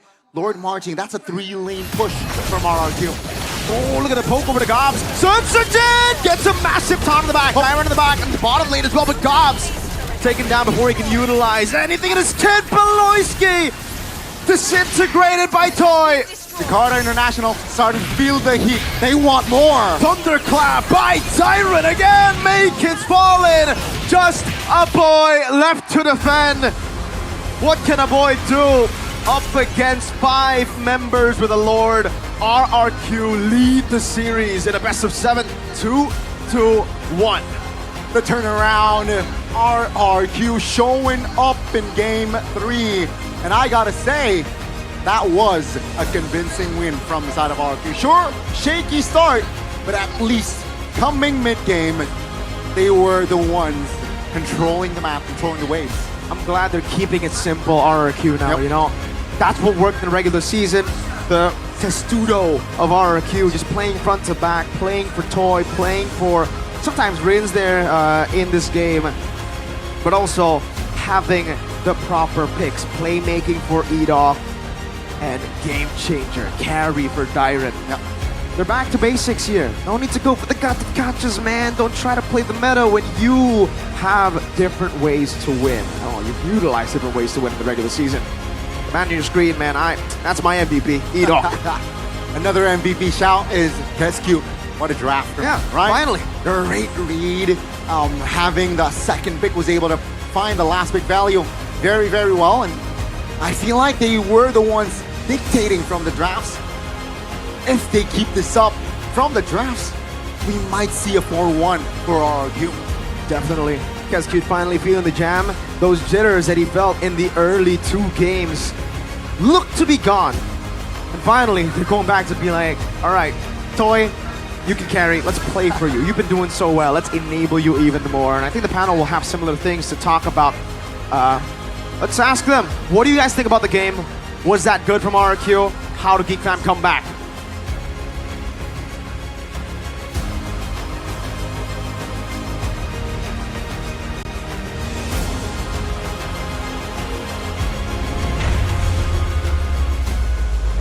Well, we think it is an absolute banger. I mean, it was a back and forth game, but there were some hiccups from the RRQ side because they picked up the carry up against the Harith. You're gonna get bullied into oblivion. You know, we even had the talks between us that maybe a Beatrix would be better because at least you have that late game angle. But boy, oh boy, that was RRQ just pulling it out. Gobs with the 5-man penalty zone wasn't enough to really save Geek Fam. Just like follow-up. at that moment, I think the RRQ got a 3-lane push. Yeah. So a lot of players from Geek Fam have a lot of like objective to be seen on their screen. One, they need to clear the minions. They need to aim for the lower, and then no follow up for the penalty zone. I mean, you saw it, right? They don't have a lot of ways to clear easily. And at that time, you know, if they don't really clear the waves fast enough, RRQ can just go straight in and end due to the high damage output, right? From the Masha, from the carry, from the Kimi as well. Like it's an angle for RRQ to just end the game without even fighting. So they're just forced into a tough situation, man. RRQ macroed it really well, but with a chip, you know, that's a cheat code. It's harder to cheat code with a chip, but I think the one that enables it all is the Fredrin pick. You couldn't pick a Masha pick without a Fredrin. You couldn't just easily play the carry without the Fredrin because it's just such a, you know, absolutely ridiculous utility tool. The taunts, the knockup, like everything else. Even if you have the damage with the Appraiser's Wrath, but the MVP, realize, who was it? I think I know who this is. Obviously, it is. Oh, it is E-Dog, the player of the game presented by the official tournament smartphone Samsung Galaxy S25 series. What can we highlight from E-Dog here, Arash? We can highlight his assessment on whether or not a fight is feasible. In the early game, he does a great job screening, right? E-Dog, despite his big engages, like we saw over here, good targeting, good decision on when to actually pull the trigger. But there are moments like this where, fun fact, Midnight came along and said, hey, if Geek can play for their gold laner, there's a better chance. And as he says that, this happened, right? It was a great moment for Geek Fam. But overall, aside from that, E-Dog did a great job finding the right targets, the right moments. It enabled Dairon to have an even better game than he was already having. And let's not forget that one play where he got jumped on and fortunately was able to survive. Those kind of moments where E-Dog is a survivor happened like 2 or 3 times throughout the course of the whole game. This is the, oh my god, so good. The flanks coming in from E-Dog and that just enables this fight. But I don't get why Geek Fam was just, they should have just conceded instead of just fighting 3-4. And the avoid mistakes hasn't been fixed yet, Polius. Yeah, it's always like overcommit on the wrong position, offside. That's why I think the utilization of the E-Dog shortcut is very important, like this one. Yeah. When like, maybe Geek already think that, oh, we can get E-Dog, but when the shortcut come and the others are like very fast to following up, it's a disaster for Geek Fam. So that moment, that was a 4-man, to be honest. Still, it was magnificent. But Kolius mentioned it earlier on in the broadcast that, you know, that 4-man Charisma ultimate did not really matter that much because there were 3 ways pushing in. Top side had Lord, and Geek Fam were, you know, occupied on just dealing and everything. So they are scattering. Yeah, they were scattered, and it was so hard for them to traverse around that one. And in a game like this, you gotta feel bad for Kenziski, dude. This was the Harriet we were hyping up. He played it 3 times against in the last match they were in, right? Yeah. I believe. And he performed well on every single of those games. But against a comp like this, dude, I mean, Mirko was saying it already, but with the Masha just doing so well, that Harriet just could not sustain, could not do damage, could not escape. That's why Masha and Chip, I think, it have a good synergy because Masha is always ready for fighting. Yeah. So every time Chip using the shortcut, Masha can just come and do the thunderclap. Battle ready with the Masha, usually other XP laners, even the CC. It needs a few items to go, right? You need a War Axe to maybe just, you know, hit even more, or even, you know, the Phobius, who really needs quite a few levels and then that gold in his pocket. But with the Masha, it's very quick, very battle ready as well. So I think that was the saving grace for RRQ. And by the way, Pelosi coming into this game, he was 8 out of 9 on the Kalia, 89% win rate, currently 80%. And I feel like this is not really, this is a hard game for Pelosi to play. RRQ just drafted the perfect way to be able to counter this guy from engaging their most important members. And, you know, you kind of have to think like, in this case, the Badang works better than the Kalea, you know? Yeah. Because Badang is like a teamfight oriented, but Kalia is like more pick-off oriented. And the thing is, when you're factoring the penalty zone and also the Tsunami Slam, I don't think it synergizes well. You have a easy like single player pick-off. Yeah. This AoE Badang that does not really have that much follow-up, especially when Kenziski is not snowballing. This is a Zushin as well. I don't think the Kali was picked up early on already. And then afterwards, you're looking at this composition build up, the chip, the Masha, and then on top of that, the carry and the Fredrin, everyone barreling forward, a lot of damage, right? So anyone, like you saw there in the end sequence, the gold difference was like 7,000 at that point. So it's not like a 10,000 gold difference. We've seen more. But the speed at which the carries in the backline disappeared from Geek Fam, that shows again how dangerous this composition was. So I think they saw that and they figured we need someone that can tank some damage. The body of Smith from Terizla, can be useful there. And we need the AoE to stop the full-on charge. That's where I think they picked the Terizla over the Badang, even though technically more crowd control available. But I guess the Masha factor is a problem. Like you mentioned, Colius, you can't crowd control the Masha, right? Yep. Yeah. The HP bar goes away, boom, next one. Very tricky for Geek Fam to navigate that game at team fight. We had our concerns as well, right? I mean, the carry, again, was a concern, being bullied by the Harith into Oblivion again in the lane. And maybe just not reaching that late game, because mid game, I think Geek Fam could have done it. They could have just, stood tall against RRQ, but the Masha was indeed their tip of spear, I would say. So now it's 2-1, RRQ, 2 more wins to MSC. Geek Fam still behind, well, as usual. Well, as usual. I mean, like if you took a look, I didn't say anything, by the way. I mean, if you take a look at the regular season standings, they're behind RRQ, right? So that's fair. If you look at the pattern, right, Geek Fam, they really like it from behind. In the early season, they're 9th. There is like a lot of doubts whether they can come back or not, but they definitely come back to the 2nd seed, and that's why they're here. But now it's time for us to talk about the MSC.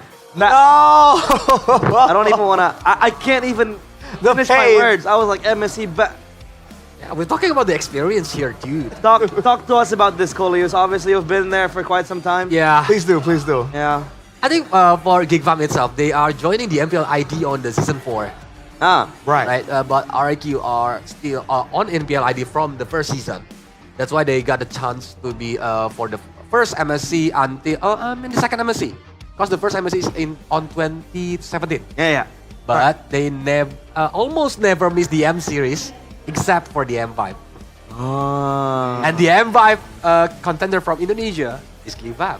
So yeah, I remember that. I remember when they got knocked out. So Arashi, rough. Would you rather have your team attend all M series but never won, or you miss one but you never go to MSC? What? I don't know. I was just trying to craft the question to right. Oh. Well, I think I'm happy with the fact that they've always been there, because at least I always feel like I'm involved somehow. Obviously, it would have been great to actually win it as well. The amount of twos in that graphic there, that hurts me, man. Yeah, but now it's all time to talk about second places. The regular season teams, top 2. Which team kept their edge? If we take a look at MPLPH season 15, it was TLPH and Aurora, but they did not even make it to the grand finals for Aurora, at least. TLPH against Onyx PH ended up lifting the trophy, right? For the playoffs, again, it was TLPH and Onyx PH, and I think the rest is just, regular stuff happening. Yeah, pretty straightforward, man. Straightforward. I mean, like for MPL MENA as well, right? Ultra Legends first in playoffs. We've been very vocal about MPL MENA just because we casted it. Yeah, and now we know. We should. You have info. We have info. For sure. You can't gatekeep info. Shout out Ultra Legends. Beating Falcons. Shout out Throwboy. A really big org, by the way. Beating out by 5 guys, 5 randos. It's like BTK randos. He kept on blabbering about Ultra Legends being 5 randos. Imagine the disrespect. Turns out. And he kept on talking about Throwboy throwing the game. So I think, Chefin, I'm gonna throw you with this. I'm kidding.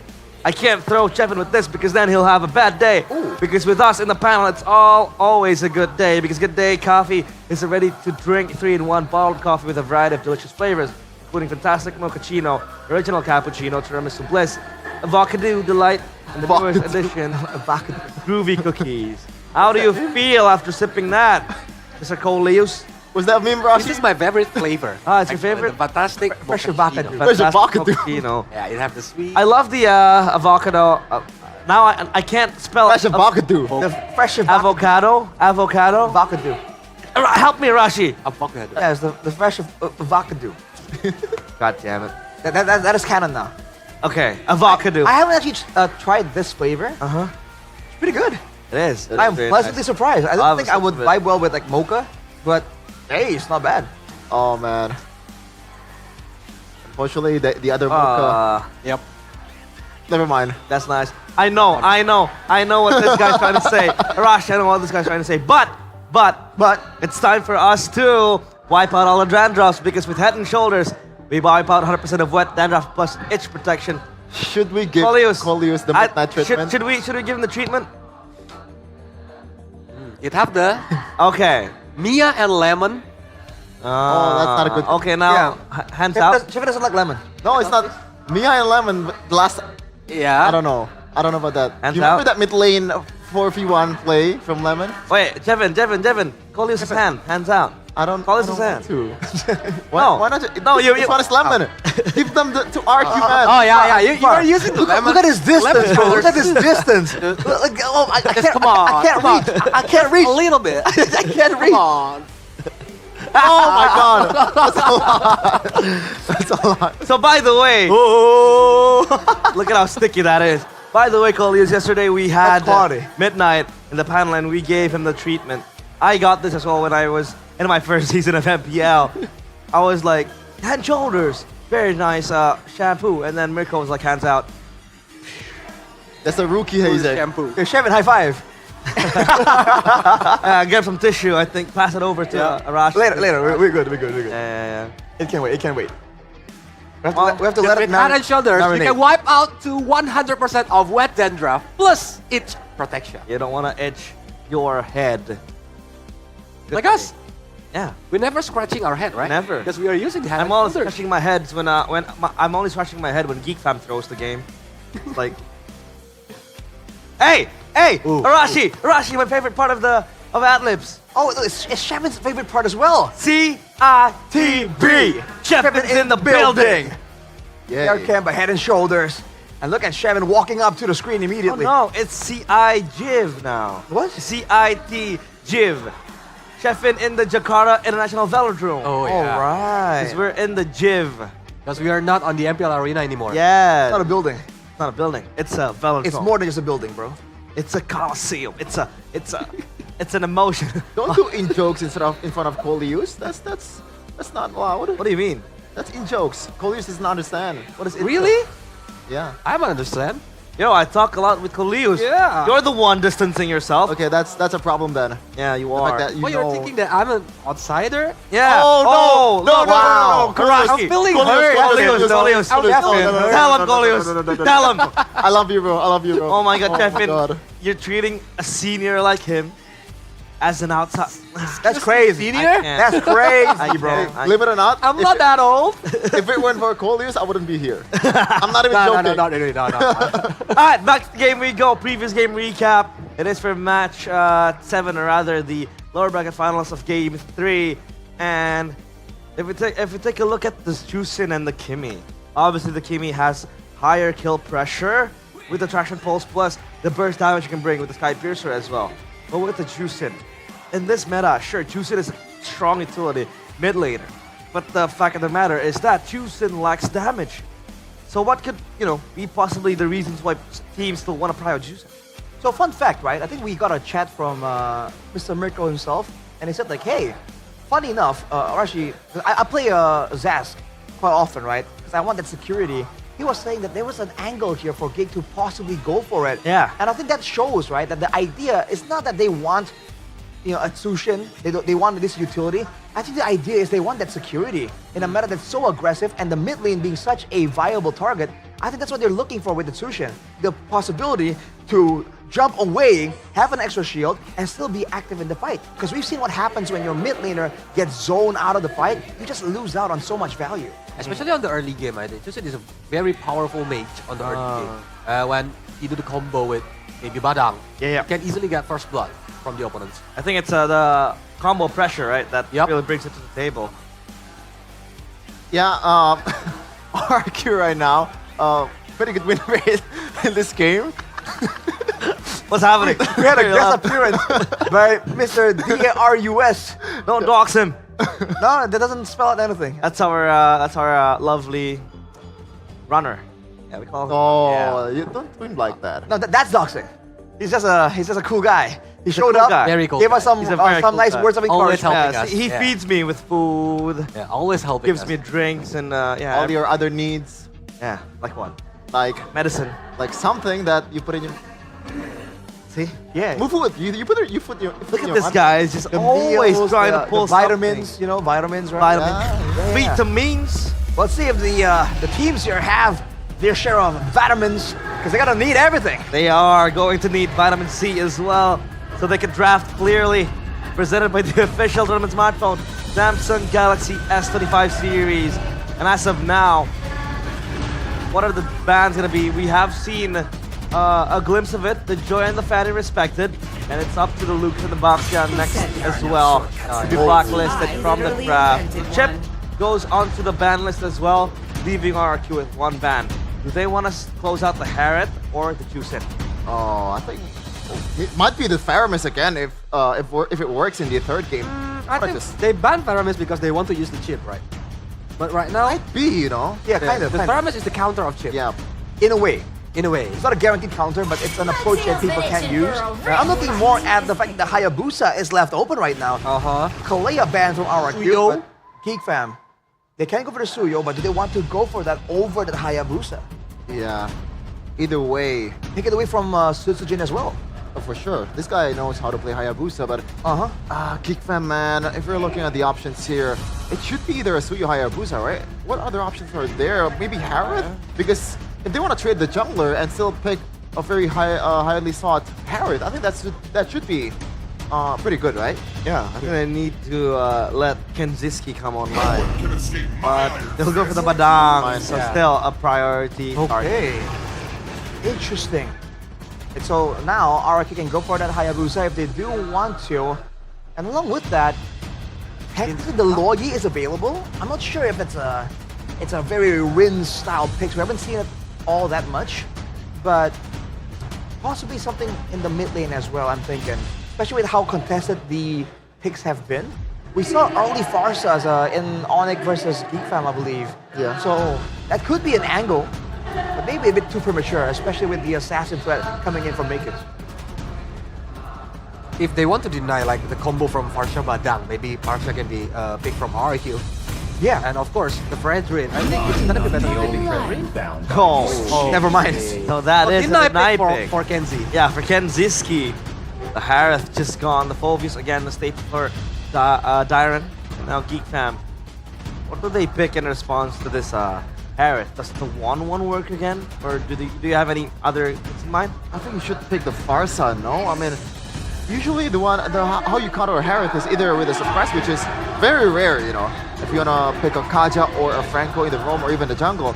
But the other way to do it is just to pick a Farsa and just deplete that HP before the teamfight even begins, so that shield will not be coming in handy when the teamfight begins. But I don't know, if we're talking about the boy, that's not his style.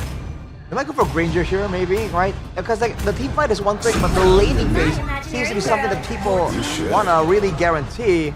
Oh, Geek Fam taking the Fredrin away, but going 1-1 against the Harith? Yeah. Oh boy.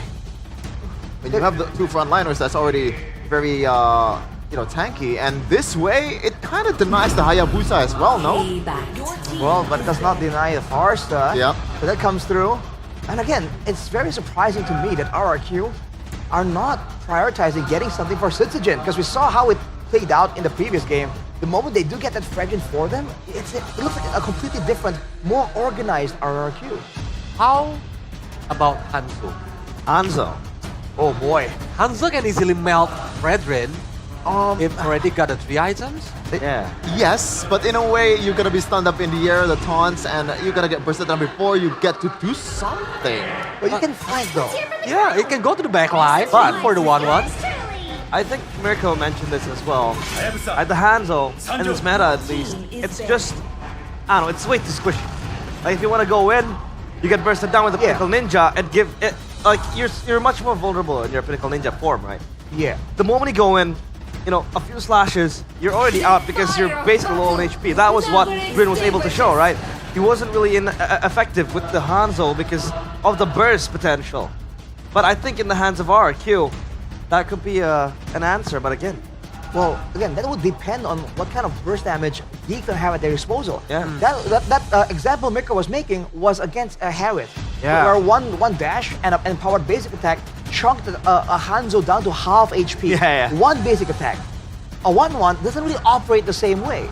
So it's more valid, but again, very high risk still. I feel like RRQ, if they're gonna go for something like that, they need to get some other, you know, supplementary picks before they can go for the Hanzo. They can't blind pick into it. DK banned. A strong pick for E-Doc. Now it's up to the jungle and what E-Doc will play, right? Masha banned too. Is there an angle where he might play a moment hero, you know? A one moment done type of hero? What, Tigreal? I don't know. Right there. At the Hylos. Why would you want to put E-Doc on a Hylos? I don't like it. I think it's a risky move if they want to play with Tigreal because 1-1 have the needles of powers. Yeah. It's like one-time Purify. Purify. Yeah, for sure. And the glorious pathway is You can easily like opening the weakness from the Tigreal itself. Even though Hylos can get open the weakness finder, but you can just get away with the whatchamacallit? Glorious pathway? Yeah, glorious pathway. And you are tanky. And go on. Well, no, I was just thinking the glorious pathway, right? It's gonna be really good because the heroes from the side of Geek Fam, they have a dash, and that's it. So they're not really good at running away long distance. So if it's a long, speaking of distance though, with the low Yi, never mind my point, it's gonna be a bit more difficult now.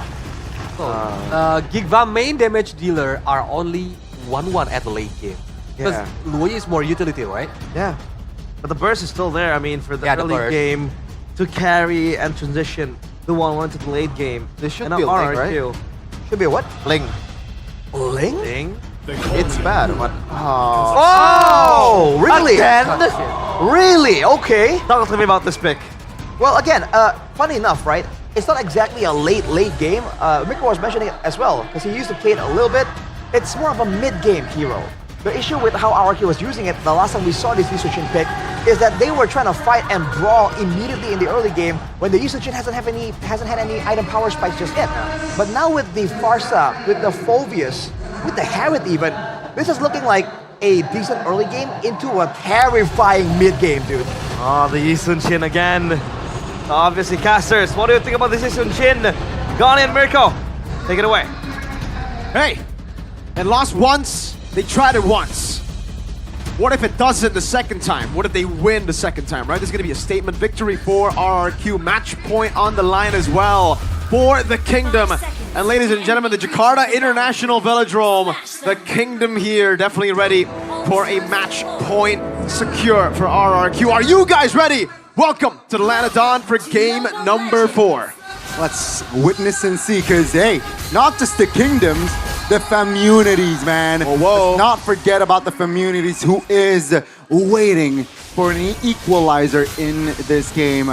I feel like, draft-wise, I'm leaning towards the side of the Geeks.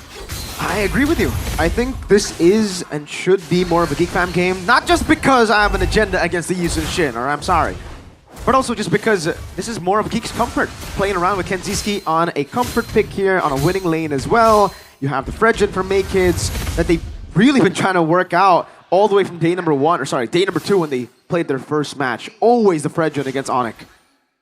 Okay. A couple of, I guess, looking from the thrill there already, so that's going to add and allow RRQ to perhaps give more damage. Yusujin already posing a threat on towards the first blood there. Seems like Yusujin, technically RRQ, they are doubling down with this Yisunshin pick. Hopefully it comes through this time around. Oh, good stun. A boy going to be caught again. Oh, gets the shielding. Really saving him there. Could have been real bad, but will still be able to hold on. What? Stays a bit too long. Gets arrowed down by Yusujin. First blood to RRQ. Patient, right? Yusujin stayed in that bush for quite some time. Sometimes, if you're patient, it pays off, and that was first blood for the Yisunshin. man, Boy's been making some real crucial mistakes here, and it's led to RRQ. Winning game 2, equalizing. Gobs up top again, able to get level 4 first, but now rotation over. Beloy's keeping the pin down. Zedok's trying to do the same for their airstrike coming down as well. It's a boy who gets redemption with a turtle tape. Beloy's in the back, and now Sutsujin mounted. That's going to beat Edok though. Trying to apply pressure on towards a boy. A boy might die the second time. Rins! Flicker from Rins. Double! Make it a triple kill! For redemption himself. Tyrant now in front of pursuit. Gob spread, trying to run away. 3 members on him though. 5-0 start to the kingdom. RRQ. Again, it's not an early game composition, but they are pressing the right buttons here. Mirko and Geek Fam, they're allowing it. It's so weird here for Geek Fam to be so scattered earlier. A boy obviously not level 4, and that kill gave Sutsujin a lot more tempo to play with that they utilized. And now this is a big problem for Geek Fam. We were talking about the Yi Sun-shin, how it's more of a cheese pick, but I think in this game in particular, it's actually not bad against the Fredrin now that I think about it, because the Fredrin clears so slow. That's why Makins has opted to go for the concussive blast. Good steal from Sutsujin again, denying even more farm. He's already a level ahead. He's about to be 2 levels ahead. And it's going to be real tough because Geek Fam, a boy just, it doesn't look like he's feeling it. Another feather airstrike, this time no flicker from Rin, so he gets away. Again, not a great start, specifically as well from a boy. 0-2. Let's see though, will he be able to find the impact after later on? Because technically Kenzie mid-game, right? 3, say maybe 2.5 items can provide the impact. A boy divergent play. Geek Fam can definitely play around later on. Hopefully though, they can withstand the pressure here because RQ, remember 4 minutes already, 2,000 gold lead, that's a lot. For RQ, the scaling is great. Harith, Farsa, into the mid game. The Yi Sun-shin will get a massive power spike. Diversion.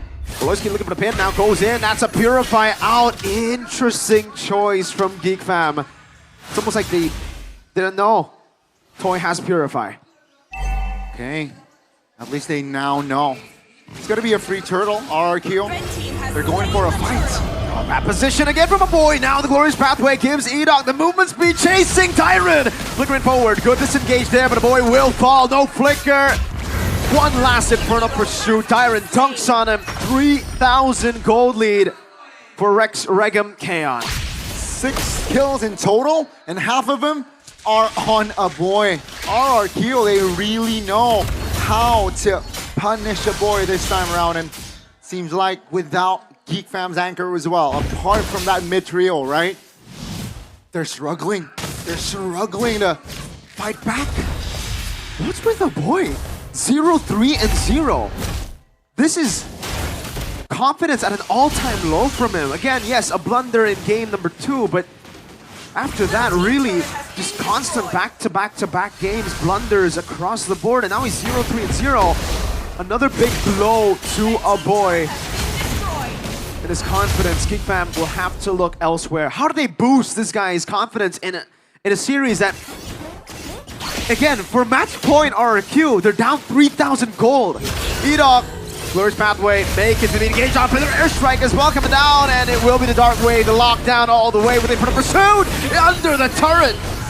Nasty stuff from RRQ, and it seems like they will apply more pressure. A boy again out of position. This time around though will not be punished, but Geek Fam again, RRQ is already in the jungles of Geek Fam. Oh, turret mid will fall, no Lo Yi to help and clear it all. RRQ getting everything they want in the early game. 4,000 gold lead, 7-0. Hey, we expected a closer series. We got what we wished for in game 1 and 2. 3 and 4 though have just been all RRQ. RRQ, still gotta be careful. Oh, risky. Overextension! Feather airstrike, an easy catch for RRQ. As again, they just build towards this Testudo, playing front to back with their frontliners doing, that's a diversion, but I think RRQ aren't, I don't think that would catch anyone. Red team has slain the turtle. Great positioning as well, right, from side of RRQ. Oh, yeah. And again, no purple. Level almost level 12 here. Minute number 7 for Sutsujin. Practically now level 7. Man. Yeah. 3-level lead for Sutsujin, something we already mentioned earlier. This could be like crazy snowball for Sutsujin, and it has been an amazing game for him against the Fredrin. Once again, ladies and gentlemen, Concussive Blast, yes, he's trying to make up for that clear speed deficit, but it is not enough, especially considering they lost 2 turtles. With a Fred, you would want to control everything, you would want to win early game, and their composition was built for that, but all of them fell under. Beloyski forced the flicker, feathered airstrike, now the conceal even burned out. Tyrant is walking towards them. Sutsujin walks a bit too aggressively. Oh, what? Crossbow tang, another trade in the board as a boy. Again, I don't know about that. Glorious pathway, that's gonna be a boy though, flickering out. Oh my goodness! RQ, they were able to close the gap on a boy, but that is still a big shutdown. 2 for 1. I'm quite speechless, Donnie. This is not the boy that we know. These decisions from him are like, even in his rookie days, he wouldn't do this. I'm so confused. Yeah, again, Geek Fam, still a hill to climb.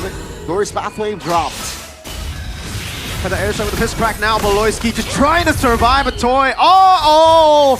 Buy one, get one special. It might be a buy one, get two special. A boy comes in with Makits too. Gob able to go for the mount now as Makits goes over the taunt onto the back line. A boy, look at the crossbow. Tang! On towards Adok, but the damage from RR. They know that they are strong. Big shutdown with a big bonk on the Appraiser's Wrath.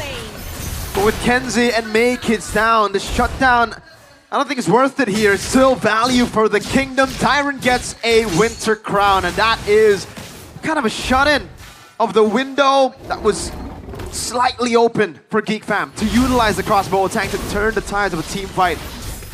But right now with the Winter Crown, it's going to be deadlier for RQ. Oh my lord, that's a lot of damage. Reset on the Lord at least. So maybe another chance? No, Prentice too far. Sutsujin securing the neutral objective. RQ, very comfortable lead here mid-game. 7.5. 3 items, Malefic Gun. Do they have a chance for the side of Geek Fam? Yes. But if RQ keeps it tight, if RQ now is, I believe, will start to buy the Winter Crowns, it's going to get tougher for Geek Fam. Make it securing the purple buff. What do they need to do at this point, right? This is an early game composition, kind of a snowball one. A boy will get more damage. Kenzie will too, but the main thing about the Wanuan, ladies and gentlemen, is once you get Winter Crown, Wind of Nature, I don't even know if you want to go Wind of Nature here. No, probably not. No one. So, Winter Crown Immortality. You're done, right? The crossbow attack. Oh, feathered airstrike too to deal with the 1-1. And now the stun over to a boy! Under the turret! 0, 5, and 0! The mercenary! Oh, the angle was tight, but Sutsujin makes it work. A boy 0 and 5. Yeah. 10,000 goal lead. RRQ, they are looking to clean this game out. Demand force over, and the dash with the Kono. Siege, First Lord, and it's a base turret for RRQ Hoshi. Beloyski is looking for the BBB play, but even if he gets it, there are Purifies, there are tanky members, there's a Winter Crown on Dyron, and their mid laner does no damage right now. I wonder what item a boy is on. He is 2 levels down as a mid laner. And this is not utility, folks, this is a damage dealing mid laner. What is this game, right? I mean, wow. I personally rate a boy over Rins, but in this game, wow, I'm speechless. The trio mid for RRQ has been doing work. Maybe there's a reason we've been seeing a boy more on the utility picks over the carries. Beloyski with the flank, goes in over the toy! Purify out, now and all in, a desperate move. Sutsujin, 2 members down, a boy in the back line trying to make a big play, but against Tyrant! A boy goes down, RRQ, they apply more pressure. Beloyski will be able to escape, but that's going to be base turret number 3, going down almost. RRQ, they will move on towards the jungles. Oh, I sound like a broken record, but it has to be pointed out. 0-6-0 on the Loyi.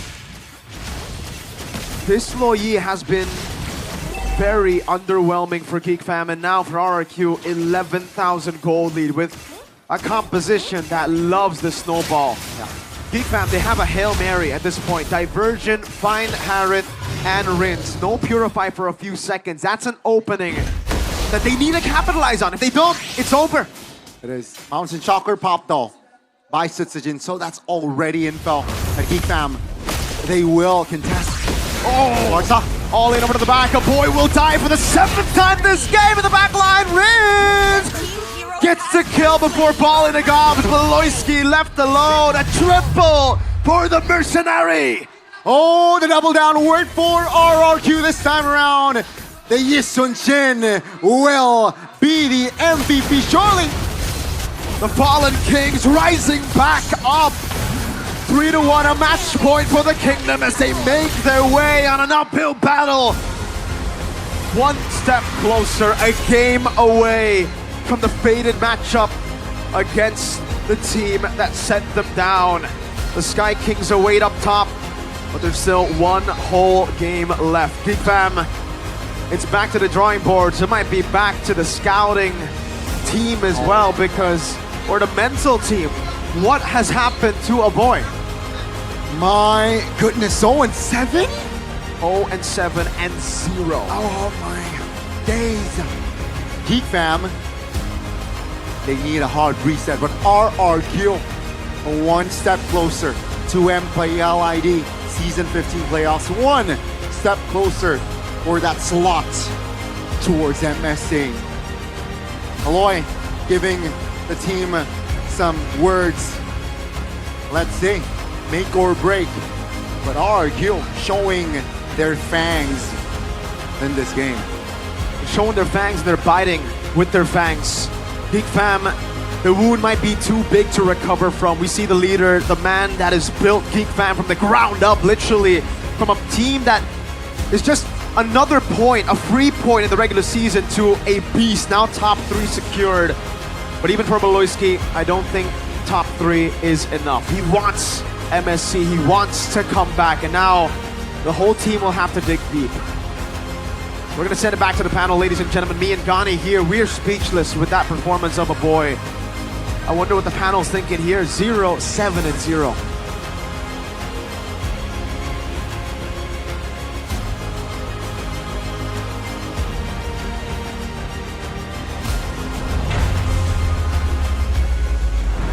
Match point for RRQ Hoshi, as they might just look for one more win to secure that MSC ticket and book another rematch against Onyx in the grand finals. By the way, a puddle of water right here. I'm gonna wipe it off a bit because it's Cheffin's tears.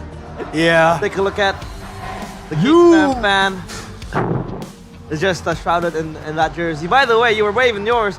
How are you feeling, Arashi? I am very impressed, and I can't shake off the suspicion that they had this like up their sleeves the whole time. What happened to Rins, dude? Shevin was valid saying that in the previous game, it was a mid-off, right? You know, with the context, mid-off. Yeah. Both mid are kind of off. What was Rins on this game? Dude, he was outplaying. He was in the right place at the right time. Yeah. Oh, dude, I can't even wrap my head around it right now. Yeah, he plays very good using this Barsha on this game. Even like we amazed several times when we see like how Rins make the play this game. Dude, that's so crazy. Even the Yisun Shin. People are clowning on it. Oh, Yisun Shin can't work right now. Sutsujin, what was he doing? And actually, Midnight also came by earlier. One of those moments where Sutsujin was overextending. Midnight was like, what was he doing? But they delivered? Yeah. What? They delivered, everybody in RRQ did. And we are gonna crown our player of the game. It is none other than Rins. Le Captain. Le Captain, le shot caller, le farsa. Man, I just can't really keep my... what is this? Can we just get this off the screen? What is this? When this happened, Shevin was like, no! Yeah, Shevin is yelling. I don't get it, man. Then he stole the turtle. I said, oh yeah, all is well and forgiven, but then this happens again. Rins, man, get the hell out of here, bro. I just don't get it, man. Bang! It changes. Bang! I feel like it holds so much weight to how the game goes because if it's early game Yi Sun-shin getting snowballed, that you really have no chance unless Sun-shin is making this kind of mistake. Then you know, this was it. It's on you to lose the game by itself. Yeah, but he was making a mistakes, but it's not enough, I think. Yeah. And at this point, Beloski, if he were to just open the map, he's just gonna get bursted down by even Rince, man. He was snowballing the hell out of his mind. Even early Wishing Lantern as well. Yeah. And not to mention, that's before we talk about Toy. It's a Harith that's scaling, that's snowballing, and this is the exact kind of game you want to have if you're on a Harith. Just keep fighting, keep forcing out fights and getting value with the Zaman Force. And this is what happens, man. Oh man, this was a great play by Beloski. Unfortunately, RRQ were able to get out of it. They had the battle spells ready. And dude, it was just a deep dive into the base. Literally a dogfight game. Every time they saw where Geek Bomb is, right here, he just damage, lands the better airstrike. Dude, so much value. Even when he's down and out. It's not direct, it rinse and play to the back line. Exactly. Even when he's down and out, and even when he's dead, still able to contribute at least, turning things around for RRQ. And now, let's take a look at the items. It was 3 to 20. Oh man, 13 minutes, dude. 13 minutes. That's rough. That's a 17 kill margin then. It's really rough when you consider that both frontliners from Onyx or for RQ Hoshi is Onyx. This is just disastrous. And a boy doing his best Rin impression with 007. Mission Impossible. Rin impression. Oh man. Mission Impossible? Yeah, 007. That's Bond. James Bond. Oh, is that a Mission It's Impossible? the wrong James Bond. It's the wrong thing. I'm sorry, bro. I don't watch movies. Okay. All right, accepted. Look at the gold, though. 12,000 on the Yi Sun-shin. Again, when you have the space on the map, this hero just farms like crazy, dude. And Sun-shin, he likes this style. This is what he was criticized for. Just trying to fight again and again, keep brawling. When he is just forced to think more about the pathing, avoid the fights, and then fight only when he knows he can win, this is the result, man. 12,000 gold. That's just so far off. And make it, unfortunately, on the Fredrin, in this kind of situation, 7,000 gold. Dude, man was struggling. Man was broke. We almost see this like Yi Sun-shin shining yesterday, but I think it's almost the same draft. I think it's Onyx. It's similar. Similar, right? For RQ, for the opponent or for RQ? RQ. Because they had the Yi Sun-shin as well with an early game composition. Early game composition, but it didn't work well. Yeah, you knew what happened to the Yi Sun-shin yesterday, right? 1v1 by a Farsa. Yeah. So what do? They pick up the Farsa for themselves. I mean, that's Gil Asan's the original Yeah. YSS god. I'm kidding. You know, I mean, I guess that's why Sun-shin has to accept defeat right there. Oh, but man. speaking of Gil Asan himself, you know, usually we mock, people mock Rins and say, hey bro, I know what you're trying to do, but you're not him, you're not Sans. But with a performance like that, like, whoa, you're looking kind of close. Yeah. So close. Look at how close the items with Sun-shin. Then you see a boy. Just Oh yeah, man. we talked about it. No item, man. He doesn't have the Ijara Talisman.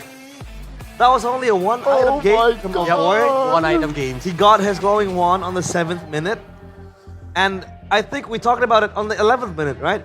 11th minute. We discussed amongst ourselves together that he only had a glowing wand by the 11th minute. So by then, how would you try to make plays when you don't have the enchanted talisman to have the cooldown reduction to refresh that ultimate, right? That's a problem then. Yeah, we saw the plays attempted, but unfortunately, despite the good plans here, I mean, without the right resources, it's just not possible. The logistics doesn't check out. That's And all eyes on Aboy. If you look at 050, dude. Yikes. Let's talk about the MSC battle plan again. We have 3 of them today, and now it is going to be us discussing the player with the most MSC appearances. Let's talk about it. We have on top with 18 matches, it is JPL, The Walker SG, and IP Flash. Oh yeah, my bad. Diablo. I thought we were out of frame. All right. I had to walk up and read it. I'm struggling to recognize the faces as well. I'll be honest with you. Does anyone have better eyesight? I have. Please Go. Scott first. I go again? Yeah. Nah, I'm kidding. Diablo. That's RSJ and Nip Flash. Right, Diablo. 15 matches.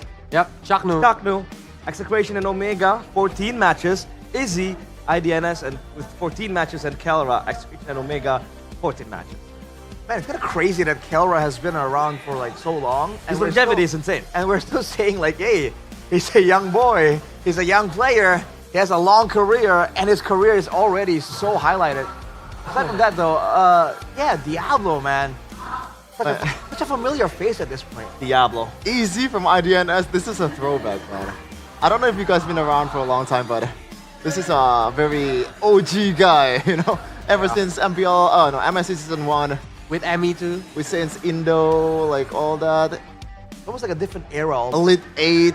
Oh man, what a throwback. Seriously. It's a shift now. It's up to new gen now to surpass these feat. And Chaknu's there too, man. Chaknu. I still remember Chak Mamba like it was yesterday. Chak Mamba. That's crazy, man. He won, yeah. Based off those crazy plays. Those were the days. Those were the days.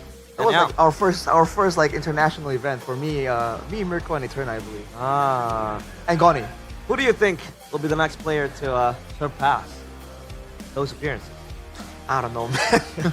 Scattered statistics. Especially with the regeneration we're seeing, there's so many new faces popping up. Like the whole concept for this season, there's a lot of talks about, oh, rookie this, rookie that, right?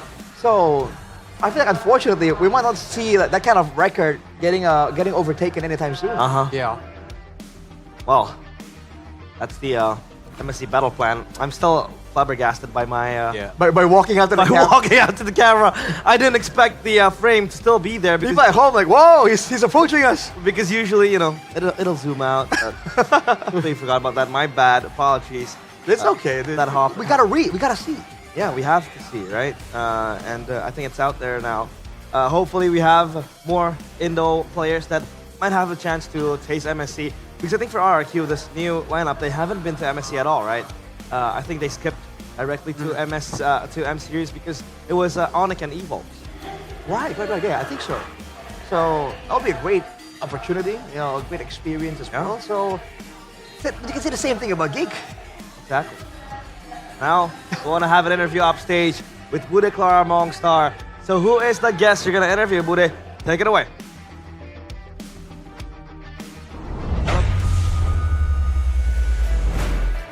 Semangat masih terus kita lihat dari kedua tim yang sedang berjuang untuk satu slot Grand Final dan juga satu slot untuk MSC at EWC.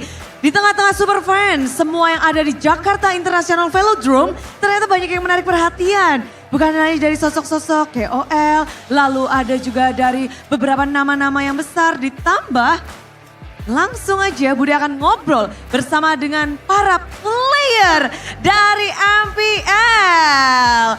Mereka berada di sini dan kita bakal dapat insight yang banyak. Ini berlima tapi bukan satu tim ya. Di tengah-tengah tim Dewa United tiba-tiba muncul ada Audi. Halo Audi. Halo Bude. Lama gak ketemu. Baik. Baik. Kabarnya baik. Gimana nih ngelihat MPL tanpa adanya wajahmu? Tetap jago-jago ya tim lainnya. Dan kayaknya Geek Fam kalah sih malam ini. Waduh, udah langsung jawab ya, cepat sekali nih. Langsung aja, Audi. Tapi ini bersama dengan tim Dewa ada maksudnya tidak nih? Nggak ada maksud, tapi paling minggu depan announce saya kali ya. Wow. Minggu depan harus ditunggu ya. Tapi ada tim Dewa United juga yang mereka berjuang tapi harus karantina. Inilah dia ada Ray, Mueza, Spencer dan juga Maybe. Kalian ini nonton playoff memang di final lower bracket khusus spesial atau bagaimana?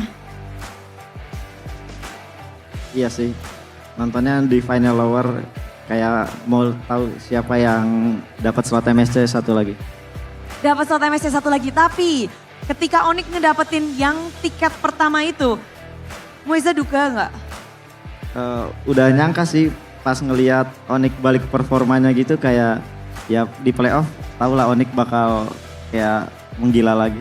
Oh, mode playoff memang mode yang berbeda ya. Tapi kalau ngebahas satu sisa terakhir ini antara RRQ dan juga Geek Fam, kita lihat performa mereka di regular dan di babak playoff. Beda nggak sih, Ray? Beda-beda. Lebih kuat di playoff. Lebih kuat di playoff. Ya. Kan ada dua jungler yang kita mungkin bisa bahas lebih dalam ya sama Ray. Gimana Ray, ngelihat performa dari Susu Jin dan juga di sana ada Make It. Jago-jago sih emang siapa aja yang menang pantas banget lah. Emang jago junglernya. Tapi ngelihat meta sekarang jungler kan tiba-tiba lumayan unik ya. Bisa ada kaca, bisa ada segala macam. Ray ngelihatnya gimana sih? Bagus sih, makin luas lah hero pool orang-orang yang main jungle di playoff. Oke, ini menarik ya pastinya. Ray juga pernah menjijikan diri di babak playoff. Memang kalau di playoff tuh suasananya berbeda ya Ray? Ya lebih tegang lah. Lebih tegang. Tapi ketegangan ini pasti juga kita rasakan. Di mana Bude penasaran dari kacamata Maybe. Maybe ngelihat dua tim ini bertanding di final lower bracket. Menurutmu sendiri, siapa sih kuncian player dari kedua tim ini? Atau winning condition dari kedua tim ini tuh seperti apa sih? Kalau dari Geek Fam ya, kalau dari Geek Fam Baloyski sih. Kalau dari RQ si Rins. Oke, jadi memang berbeda ya. Kalau pergerakannya porosnya berarti ada di Rins, kalau di Geek Fam itu Baloy. Dan ini kelihatan dari game-game yang sudah berlangsung di lower bracket ini apa dari kemarin-kemarin juga seperti itu? Dari awal-awal juga kelihatan sih. Oke, ini jadi pertandingan yang tentunya sangat mendebarkan bukan? Karena lower bracket final ini best of 7. Kalau maybe sendiri ngeliat pertarungan best of 7 itu sebagai pro player apa sih yang harus benar-benar difokuskan? Jaga mentalnya sih paling. Soalnya 7 game kan man. 7 game, oke.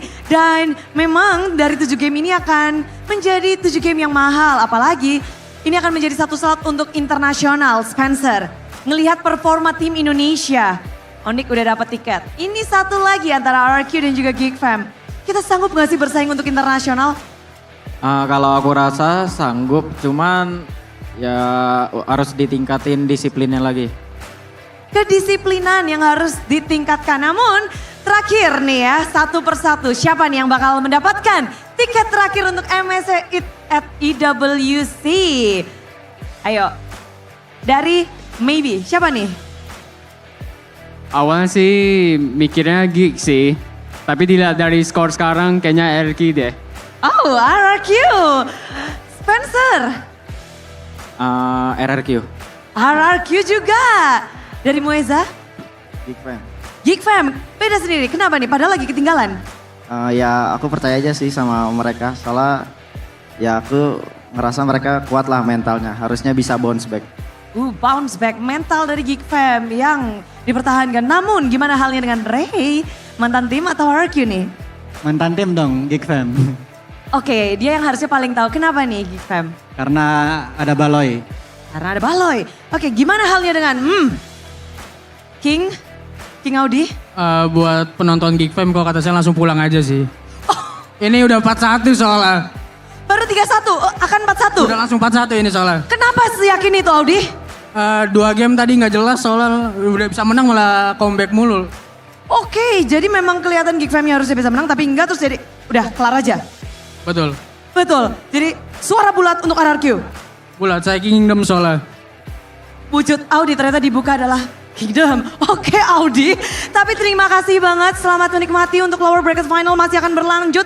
Best of 7 akankah berakhir setelah game ini atau masih akan diperpanjang? Semuanya masih punya kesempatan dan Jakarta International Velodrome bersiaplah untuk menyambut game kelanjutan dari RRQ dan Geek Fam.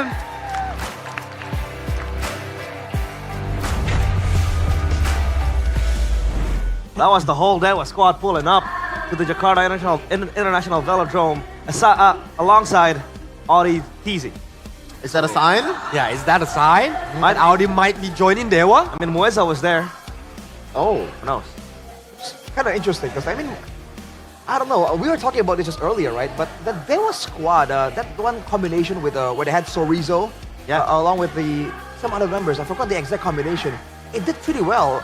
And the next time we saw them in MPL, they just revamped the whole thing again. So we're like, is this a next season angle or what? Yeah, they beat RRQ 2-0, right? On the...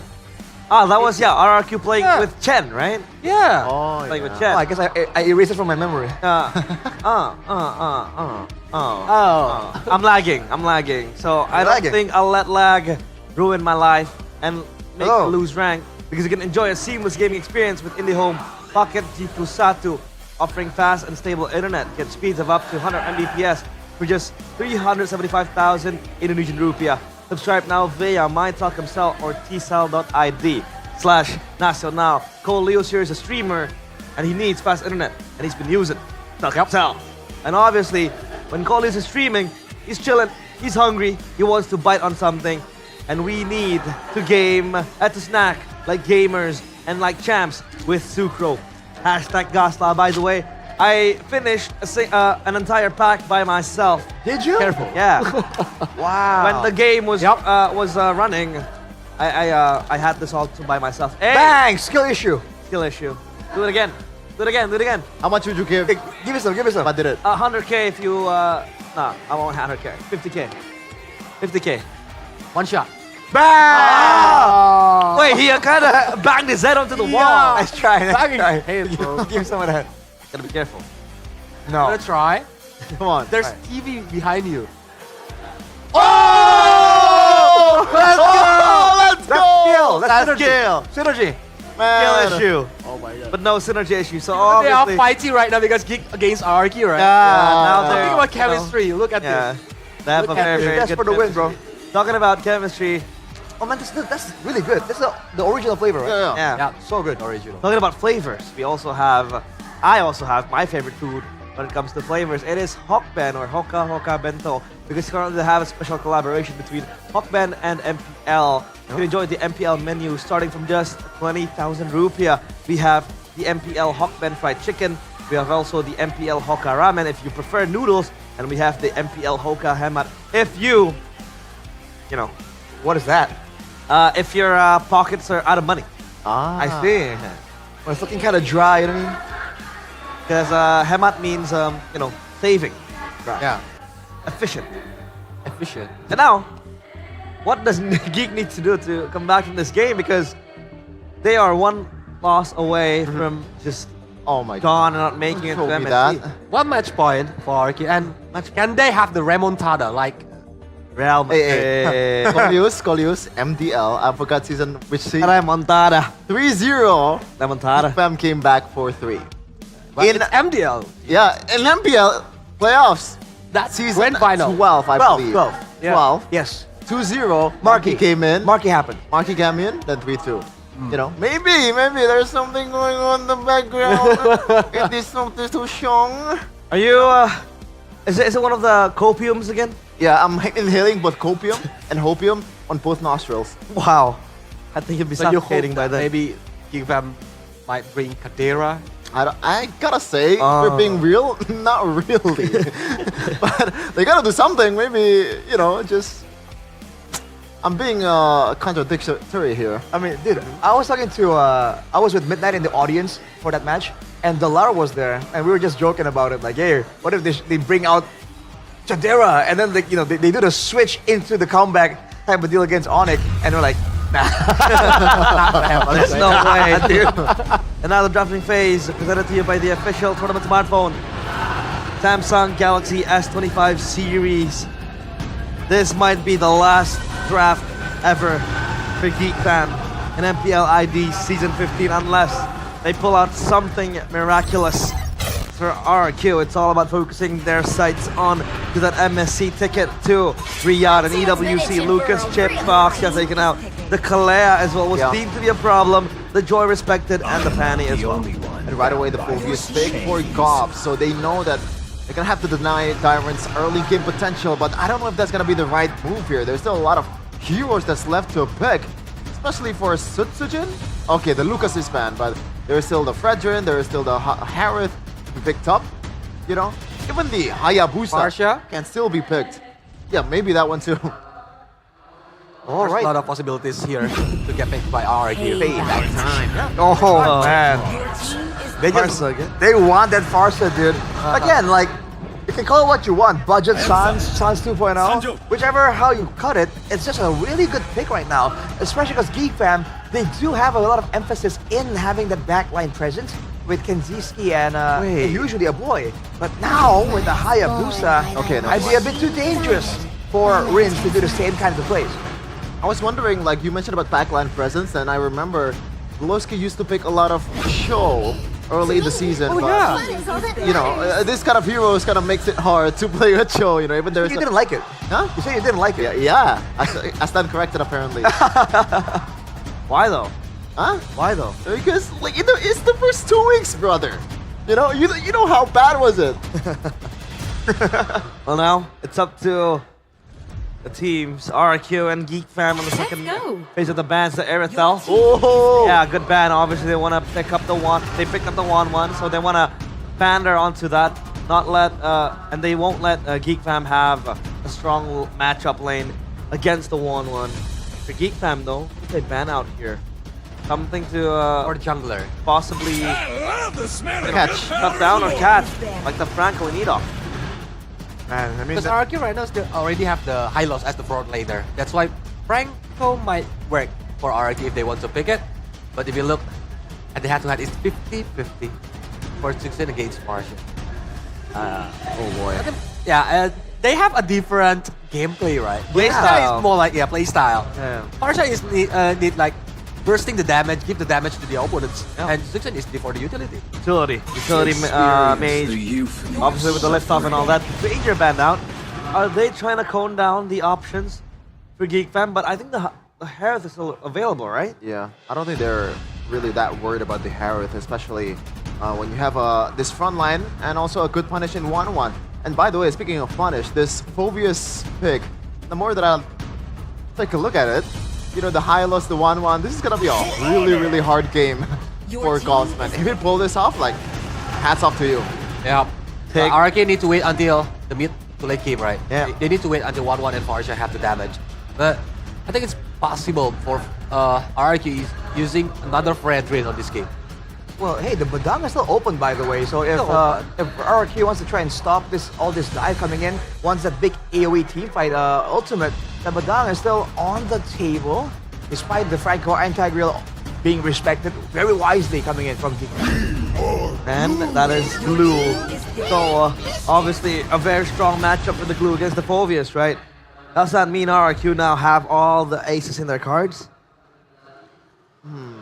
I don't know if I would go that far. By all means, there's an assassin threat against the Farsa. You know, even though the lanes are winning overall so far, we have to look at the final 2 picks before we can see and kind of predict how the first turtle is going to go, how the 3-man rotation is going to go from the mid lane. This might be a Cho, by the way. One of the main problems that Kulowski had in the previous game was he can't really get away from the glorious pathway and he gets punished really easily. And how do you counter that? With a hero that can screen way better than a Badang, but yet again, it's still gonna be hard for him to be able to catch Toy that built in Purify. So there's pros and cons there. Let's see what they have. Yeah, it's gonna be a Cho. So you call justice in the world. All right, Choloyski coming through here after we did again. Oh man. Again, though. Oh no. It's almost like RRQ are rehashing the same kind of strategy, whereas Geek Fam now having a different solution, a different attempt at trying to solve the same problems. The aggressive chase potential here, and the burst coming in, physical and magical from the Farsa and Yi Sun-shin. Wow, the Yi Sun-shin popping up again. But with the Cho now having that potential of screening, that might be a different case. Fool me once, shame on you. Fool me twice, shame on me. Will this YSS bear fruit for Geek Fam? Tassers, take it away. The mercenary has been paid in full by the captain in Rins. Yi Sun-shin to seal the deal. 4-1 is the deal at hand right now for the Kingdom. Ladies and gentlemen, perhaps the final game of the series. Will the Kingslayers prolong this best of 7, or will we see their fate sealed here by RRQ? Welcome to the Land of Dawn for game number 5. Let's watch and witness. RRQ, they may take the MSC slot. They may take the grand finals of season 15 right here, right now. Let's see how Geek Fam will handle this game with Aloyski. Going for comforts. Yep. Like regular season-wise, Loyski is back. But it's the way they played with the Choloyski, right? It wasn't just a random Cho. It feels like a random Cho for Geek Fam, and you can already see him getting, I was gonna say killed. Good flicker out from Beloy, but it's still reactive here. The Cho in the regular season, Gani, it was paired up with the Moskov. It was paired up with even Claude, you know, something that can split in the side and you will just screen across the map. You have a Harith now, so you're much more of a team fighting Cho. And that doesn't fit Choloyski. Like, he's not known for mechanics. He's known for screening, macro. Oh, he's gonna have to have like a really good mechanical game on the Cho. I mean, Force is a juicy target, right? And he is confident in popping the and using the flicker. He is confident that, yeah, there will be Dyron, there will be Doc that will cover me. Let's see if Cho or Beloyski finds that tight angle to provide the impact. Oh man, Quad Shadow already used up. Oh, make kids, gotta respect that. The thing about the Cho as well, yes, you can go onto Rins, but I think most of the times you want to go onto the enemy jungle. Yisun Shin has CC immunity with his first skill, and that actually helps a lot when you're up against the Cho here. Aloyski going in, he doesn't have the flicker, remember, so he's gonna have to wait. Oh, walk the whole way, taking 2 turret shots. RRQ steady in control, Rins and Tyron at 4, a boy, no mana already. Do they have setup though? That's gonna be the question. RRQ into Turtle Pit. That's gonna be the Jikundo over, got the one who secures the turtle. Sunsujin gonna be taken very low, still has a stop, and an airstrike into the back. Sunsujin still able to claim first blood, but a boy falls next as he gets the trade in. I think it's equal, 2 for 1, but Geek, they got the turtle. But again, RRQ, they have mobility with Rins, with Edoc. It's going to be tough for Geek Fam to react towards the rotations perhaps, right? Sure, they have a Cho, but yeah, with the wings by wings, the Rins can definitely move around the map. Oh, make it. Rins still has flicker, but the Jikundo helps make kids get the shadow kill, and Rins wasn't able to pop the flicker just in time to get away from the shadow kill. Good trades for Geek Fam. Beloyski now trying to help Kenziski clear this wave, knowing that the Swan one will have a better time in lane. Now Zaman Force over as well. Into the turret they go. Really wanting to get a few more shots at him. Gotta be careful though.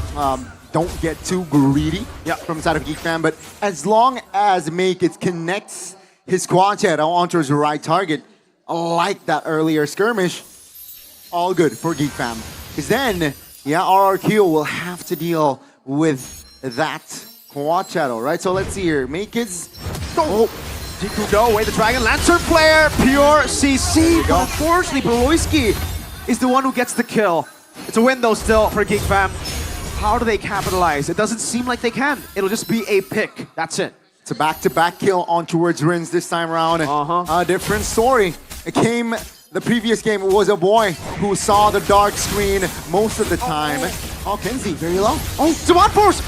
Onto the other side, that's a back. Oh, hold up. Sutsujin gonna be knocked up now. Lantern Flare throwing him back. Gobs rotating already. Doesn't have the flicker. Diamond coming in as well as the boy gets caught in the tough spot. Now his Toy goes in over to the back. Crossbow time ready. A boy goes down. It's Beloyski now very low as RRQ. They have answered back. Make Kids Quad Shadow with the shadow kill coming down as well. Still though, it's Edoc who takes the beating. Kenzie wants the kill, but is it even worth it to go for Edoc? Oh! Zaman Force and Edoc will fall. Kenzie, look at the outplay again, jumps onto Rins. This will be Kenzie getting a double, but he is mounted on. He will try his best to go under the turret, and he will be able to do so, surviving. Calm collected by the young blood Kenzie. But Tyron, their experience comes in and finds the kill. Way of the Dragon ready. Lantern Flare to knock him up. The Way of the Dragon can be used here, but they decide not to. They know that it's a free kill anyways. Make Kids taking a while. Spread. He might be able to get a second mount on. No, gets it in the end, and there will be no capitalization. Just RRQ with a turtle. This is the thing. They always have avenues on the other side of the map. They're always trading. And when it looks like Geek Fam find a good trade, RRQ comes in and says, no, I got a turtle. I got a turret. I got something on the other side of the map. Very great macro indeed from side of RRQ here. First 5 minutes. It's just 1,000 gold though between them. So counterplay should come. For now, and okay, Naked's already sent towards the far lane, right? You can see Geek Fam already moving as a unit, 4 members. Let's see how RRQ does this. 3 times taken down though. Rin's got to be more careful later on. Beloyski rotating up top. Rins needs to be good on that flicker. Good Shunpu out of point in the mid lane. Stunned up despite the Crimson Beacon and the flicker out too. Bravesman coming down with the Lantern Flare, but Edok is still going to be marching in forward. Tyrant slam, putting him down again. Gobs mounted on. Toy jumps in, looking for the crossbow attack. Gobs isolated. Gobs taken down. Rins picks up the kill. Beloyski opening it up again, but pay attention to Sutsujin, ladies and gentlemen. Whenever these fights are happening, he's just farming. And that's why he's been able to, get a level lead, I was about to say. Stun ready for Sutsujin, no quad shadow. Odds are good for him. Oh, good quad shadow back there. Luckily for Maykids, there was no one to follow up, no one waiting on that shadow. Yeah, I mean, Sutsujin seems like he does not care. Yesterday there was a 1v1 against Sans, and Sans got the better of him. It's gonna be RRQ though, still controlling the turtle area. I wonder, can Maykids find a steal? Toy? Looking for the play feather airstrike, baiting up the Crimson Beacon! Beloyski, Jeet Kundo on the way to drag it into the quad shadow, Maykids! Get the killing spree! Crossbow attack! Finds the connection and will claim the double. Oh, Maykids stranded without the quad shadow! Now it's Kenzie on him, but Toy will continue the chase. Gobs gets a big play! A maniac for Toy! He's looking for the Savage, and he will find it! Jakarta International Velo Tournament erupts as in the lower bracket finals, Toy claims the Savage.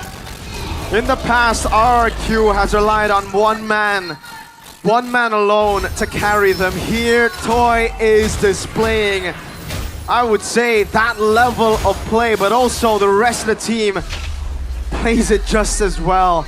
The enabling of Toy, what a great play this was. The crossbow attack and also just the coordination of the rest of the team to let the crossbow attack fly. I cannot stress to you, Gani, how annoying it is as a 1-1 player to play with my team who's already winning in the team fight for me to get the crossbow attack, but for me to not be able to pop it because my team wants to kill the guy. Now Maykids, shadow kill, desperate, under 4 members, a legendary Toy on 1-1. We're 8 minutes in, it's already 8 kills for Toy. This is not the land of Dawn at this point. This is Toy's playground. When the kingdom was shaky, Toy was the only one stable now. In the bush, Sutsujin! And a 1v1 up against Kenziski now. It is going to be a solo kill from the mercenary. Beloyski in the mid lane too, forced to back away. My, oh my. Geek Fam, how the great have fallen. It's going to be RRQ now, again applying pressure in the mid this time round. They have all the time that they need. Revitalize is there. Oh, no damage from Geek Fam. Absolutely none. They have not been able to secure Farsa in the first phase, and that has really costed them. 1-1 becomes free for the taking. Even the Yisun Shin that was dealt with by Onyx with a Farsa. This is the reason the damage-dealing mid laners have found so much value. If you don't use it in your lineup, you can see crazy picks like this just go all out. Even with the Hayabusa, usually it would be enough to deal with the 1-1, but not this time. RRQ are en route, ladies and gentlemen, to secure the final ticket to MSC at EWC. Kenzie! Isolated, and that's going to be RRQ taking Kenziski down. This is not good for Geek Fam as RRQ. They're reading them like a book. An 8,000 gold lead to the kingdom. My goodness. The Kings who have fallen from grace. #1 in the regular season. We thought possibly a guaranteed slot through upper bracket finals. But Onyx put them down. Geek Fam looked, at least in game 1, to be the ones to slay them. Now Rin's fallen. But Maykids is caught stranded again.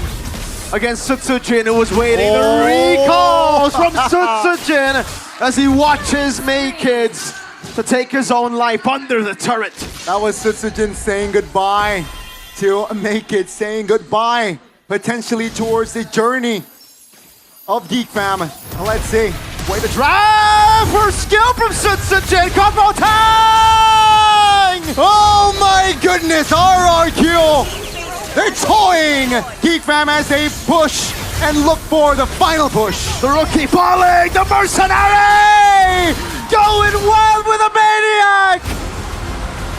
The Ballin Kings have risen from the depths of the lower bracket with a statement victory over the Kingslayers.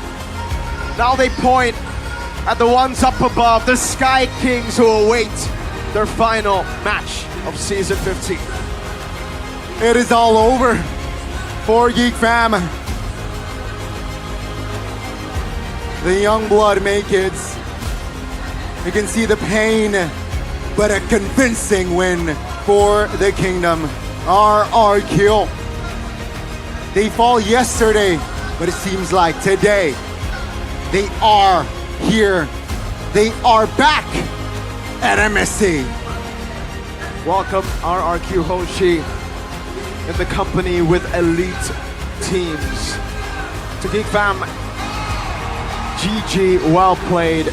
Jakarta International Velodrome is orange tonight with a win for RRQ after a devastating loss in Game 1. The comeback, the composure. You can see the fans celebrating here in Jakarta International Velodrome, what it means to them to finally, once again, back to back, make it to the grand finals of MPL Indonesia. It is going to be, it's official. RRQ on it again. The Royal Derby / the Royal Bestie will meet once again. Will they have their final revenge? Let's watch and witness tomorrow, but that is Geek Fam saying their goodbyes. A fist bump, last one here to show the sportsmanship from both these teams, competitors. Amazing performance from RRQ. A less than stellar performance for Geek Fam, who a lot of analysts, a lot of pundits predicted to be the ones to lift the trophy, to be the ones to at least make it to MSC. A Hail Mary play. Sutsujin was too cold with that one. This play in the end, that first kill to deny the way of the dragon and then to wipe them out. In cold blood, Sutsujin was paid to deal with the Kingslayers, who've always been RRQ's kryptonite, and he did the job well. Next contract on the list for the mercenary is the God in the Jungle. Yellow Porcupines definitely is going to be next on that list, and it's the passion coming from the regular season MVP. Let's throw it over to the stage for an interview with the victors, our second team to MSC, ladies and gentlemen. Bude Klaramongstar, take it away. Tim Geek Fam telah mengukir sejarah, namun semua itu harus berakhir hari ini, di detik ini, dengan perjuangan yang begitu luar biasa. Ini adalah awal baru mereka, bagi mereka ini bukan akhir, namun kita ingin mendengar kata-kata terakhir dari tim Geek Fam. Yang pasti mau terima kasih buat Geek Community yang udah dorong kita dari #8 di awal regular season. Tapi kita masih kerja keras sampai kita bisa berbaret. Tapi ya kita masih tim muda sih menurut gua, kayak player-player baru, jadi kita season depan kayak lebih coba prepare lagi aja ya. Percaya kita bakal lebih kuat, gua yakinin kalian, dan kita bakal dapat lagi yang namanya internasional. Terus ya yang pasti ya buat RRQ sama Onyx, buat di USA good luck. Kalian yang tim yang paling kuat lah di Indo, dan you guys deserve it. Good luck.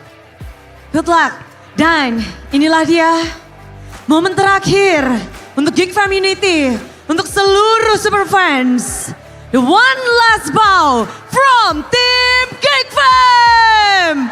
Once a geek, always a fam. Terima kasih atas perjuangan tim Geek Fan. Namun kalau kita melihat perjuangan pasti naik turun dan inilah dia momen yang dinantikan oleh Kingdom, kemenangan dari tim RRQ HC.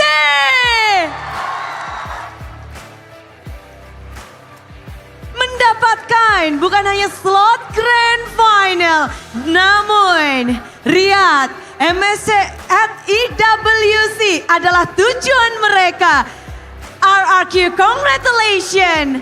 Berangkat dari lower bracket, berjuang di lower bracket final. Kemenangan ini, mungkin ada yang ingin disampaikan atas kemenangan hari ini? Ya kalau dari gue sama teman-teman gue, makasih banget lah kepada Kingdom. Berkat kalian kita bisa jadi semangat lagi mainnya. Jadi makasih banget. Terima kasih terus berlanjut, namun Toy, momen ini lower bracket final. Di saat kemarin kalian sempat terhempas ke lower bracket. Kamu hadir terlihat lebih perkasa dan mendapatkan Savage. Ini Toy, di hari ini apakah ada motivasi berbeda? Ya motivasi sih kalau dari aku ya harapan gitu. Harapan dari teman-teman aku, dari Kingdom itu yang bikin aku semangat banget. Harapan tentunya. Apa nih mindset apa yang Toy bawa untuk hari ini? Ya udah pasti kita pengen juara. Kita pengen juara, RRQ ingin juara, ingin membuktikan diri. Dan mengingat lawan kalian, ini mungkin bukan lawan yang mudah. Banyak sekali rintangan yang harus dihadapi. Dan sampai titik ini, mungkin kita bakal langsung tanya kepada Rins, di mana Rins, kamu menjadi kapten di musim ini, membawa RRQ berjuang dari regular season hingga babak playoff. Dan akhirnya ini momen yang pasti diharapkan kan. Bagaimana sih kamu mewujudkan hal itu? Mungkin dari kita berlima sama coaching staff sama manajemen lebih semangat sih season ini. Soalnya kita sebelumnya di season sebelumnya sempat runner up. Itu bagi kita sebuah kesedihan lah. Yang harusnya nggak pantas lah di kita. Dan pada akhirnya itu membuat jadi cambuk kalian yang baru untuk season ini. Ya. Riset yang sangat cepat, kita sempat dengar bahwa spirit kalian perlu diuji.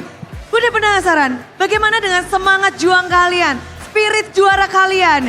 Dari yang kemarin mungkin sempat redup dikit dan apakah sekarang udah on lagi? On fire banget. Soalnya kita sekarang udah merasakan BO7 dan besok di Grand Final kita BO7 semoga kita bisa menang juga lah dengan skor kayak gini. Well, best of 7 sudah mereka jajaki, mereka sudah icipi. Dan kalau ngelihat kemenangan hari ini, tentu yang paling dari tadi kita penasaran bagaimana Idok bisa untuk bertarung di Land of Dawn melawan sang mastermind Baloyski untuk di final lower bracket ini. Seberapa intens untuk Idok sendiri di lower bracket final ini? Ya pasti sangat intens lah. Ya match panas juga, lawan yang kuat. Ya ada berasal dari upper juga yang sama kan. Ya gua juga kuat-kuatin mental juga dan percayain sama mereka semua. Menguatkan mental. Jadi menurut Idok untuk di lower bracket final ini memang mental itu adalah yang nomor satu? Ya kalau dari BO7 ya mental dan fisik. Mental dan fisik. Dan bisa dibilang ini RRQ lagi prime juga ya. Udah siap untuk best of 7? Siap. Siap. Dan mereka membuktikan diri. Dan kalau kita bilang tentang best of 7, tim RRQ, Dairon, kita ngebahas tentang best of 7. Banyak yang bilang dan dari history RRQ di best of 7 itu menjadi tantangan besar. Untuk season ini apakah best of 7 bukan lagi menjadi tantangan besar? Enggak lah, kan kita juga udah sering grand final kan. Jadi ya bukan tantangan juga lah. Kita udah sering ngadepin BO7 juga sih. Sudah sering menghadapi best of 7 dan kalau membuat hasilnya jatuh ke tangan kalian, kalau Dairon sendiri apa yang kamu fokus ini? Khususnya untuk lower bracket yang best of 7 ini baru banget, sebelumnya nggak pernah ada. Mungkin kita ambil semangat Kingdom yang ada di sini kali ya.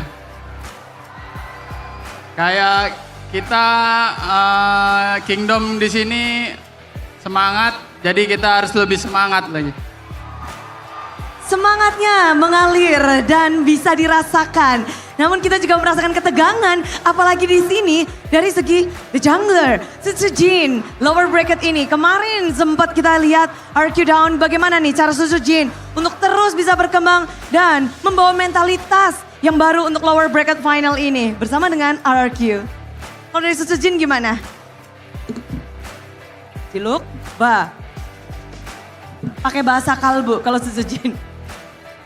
Ya kalau yang dari kemarin sih kita sebenarnya cuman perlu disiplinnya aja sih. Soalnya kita di tiap gamenya tuh bukan yang kalah dari early banget kan. Jadi tinggal kurang disiplin aja sih sebenarnya kemarin.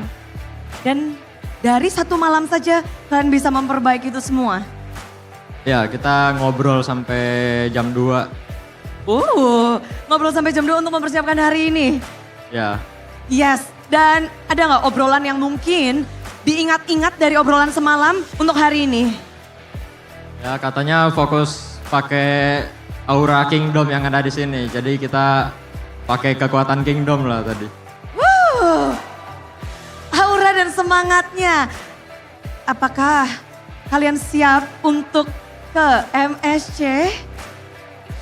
Siap. Siap. Coba dong kasih kita kata-kata untuk masuk ke MSC. At EWC dari tim RRQ. Vamos! Dan ngomong-ngomong tentang MSC ada yang spesial juga.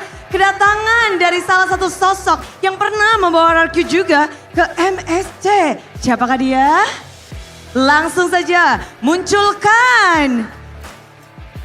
Mana ini? 1, 2, 3. Spesial. Hadiah spesial untuk tim RRQ. Wow, R7.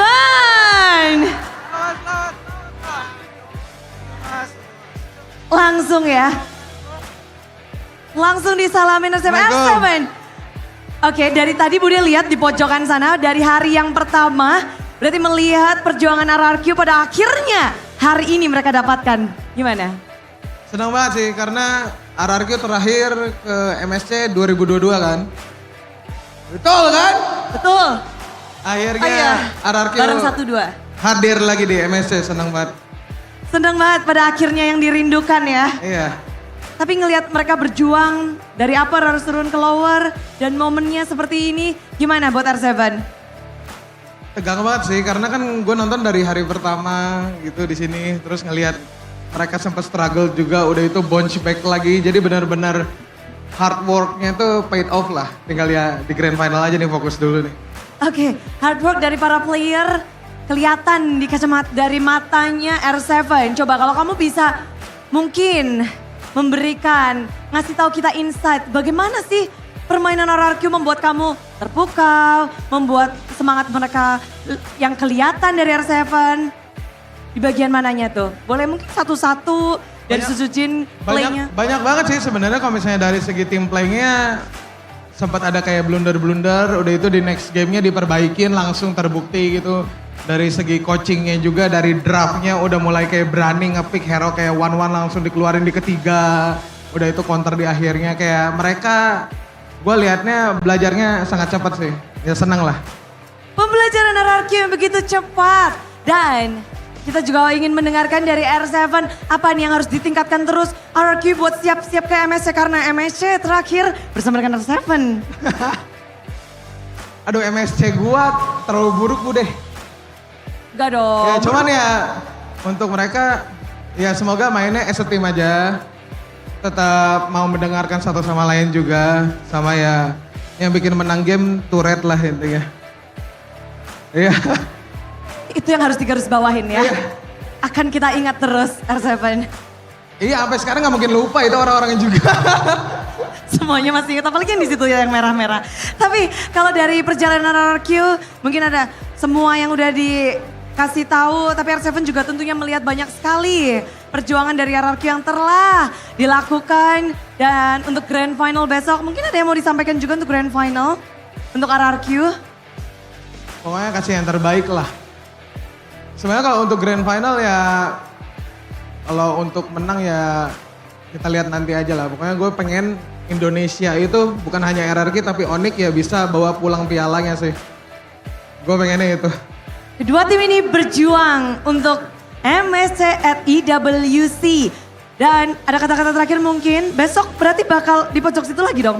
Pastilah. Pastilah, jadi di Jakarta International Velodrome, R7 masih bertahan di sini. Ya. Ya, mungkin ada kata-kata penutupan kalau biasa kamu live streaming gitu gimana? Penutupan gimana? Closing, kita closing berpisah di sini. Oh, ya thank you banget buat kalian Kingdom, buat GigFam juga. Ya semoga besok semakin pecah karena Onyx versus RRQ lagi ya. Best of 7 lagi. Best of 7 lagi. Dan tentu saja nanti akan ada momen spesial untuk untuk RRQ, R7 besok di sana lagi. Dan terima kasih untuk R7 dan untuk RRQ juga. Boleh kembali, nanti kita akan panggil ke panggung untuk momen spesial. Thank you RRQ dan juga R7. Dan kita belum selesai, hari spesial seperti halnya kemarin. Di mana kita tahu ini akan menjadi momen penting karena Indonesia mewakili tentu saja banyaknya tim yang berjuang. Satu Indonesia harapan diletakkan di punggung tim-tim yang akan berjuang di MSC at EWC. One game, two champions. Kemarin kita sudah sign off 2 tim yang berjuang. Brother sister dari tim Onyx, mereka sama-sama terbang. Namun hari ini ada yang spesial juga karena kita akan secara simbolis untuk sign off, untuk memberikan penghargaan pula untuk kepada tim yang akan berjuang di MWI. Untuk tim ladies kita ada tim Vitality. Kita undang mereka ke atas panggung MPL.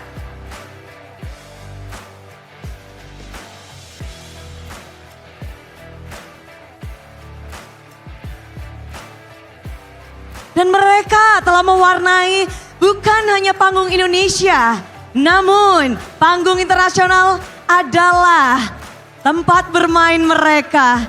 Dan oleh sebab itu kami akan mengundang Ibu Gloria Famiela selaku Wakil Ketua Bidang Kompetisi PBSI untuk bergabung bersama kami di atas panggung untuk memberikan dukungan dan simbolis untuk perwakilan Indonesia kita di ajang MWI 2025. Kepada Ibu dipersilakan, dan ini adalah player-player yang selalu membanggakan Indonesia. Piala mereka tak terhitung.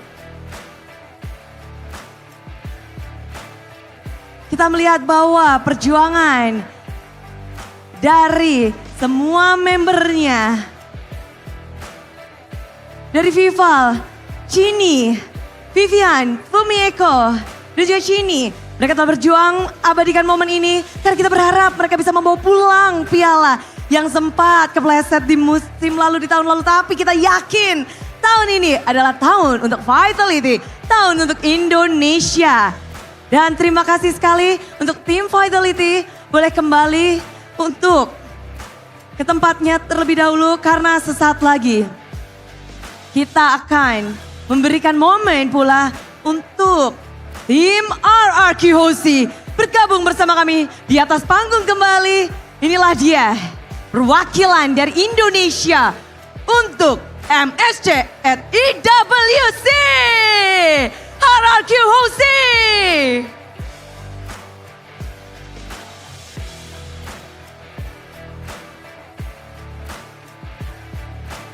Dan Ibu Gloria Famiela akan memberikan simbolis juga. Ini adalah momen, ini adalah suasana yang harus kita abadikan. Di mana Indonesia benar-benar menaruh harapan terhadap tim RRQ. Susujin, Dairen, Idok, Rins, dan juga Toy. Mereka akan berjuang demi nama RRQ dan juga Indonesia di ajang internasional.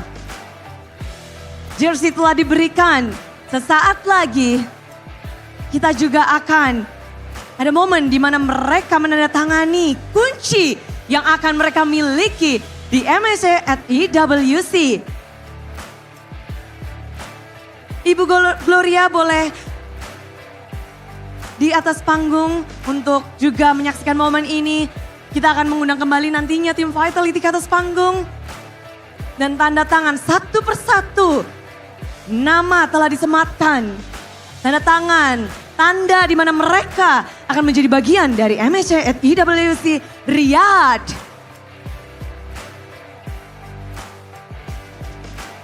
Viva RRQ akan berkumandang. Mereka benar-benar memiliki kunci ini dengan perjuangan yang panjang. Bukan hanya dari hari ini saja. Namun mereka telah berjuang dari babak regular season. 9 minggu mereka benar-benar berjuang. Menjadi juara regular season. Ditambah kali ini berjuang dari lower bracket. Best of 7 telah mereka jalani. 4 game mereka menangkan. Sempat 1 game mereka harus kehilangan momen. Namun semangat juang ditambah dengan gameplay. Semua telah mereka kerahkan ditambah Savage juga mereka berikan. Inilah dia kunci yang akan mereka miliki yang harus mereka pertahankan di MSC at EWC Riyadh. RRQ akan bergabung untuk musim ini, untuk tahun ini. Inilah dia momen di mana Indonesia harus dikumandangkan. Mereka akan berjuang sekuat tenaga. RRQ Hose memiliki kunci untuk MSC at EWC. Dan kami akan turut mengundang kembali tim Vitality untuk naik ke atas panggung. Karena 2 tim Indonesia untuk MSC, untuk MWI. Semua mata, semua dukungan dari Indonesia tentu akan tertuju kepada kalian. Ibu boleh berada di tengah-tengah. Inilah dia momen untuk tim RRQ dan juga tim Vitality. Kita akan berfoto bersama, kita akan mengabadikan momen ini. RRQ dan Vitality.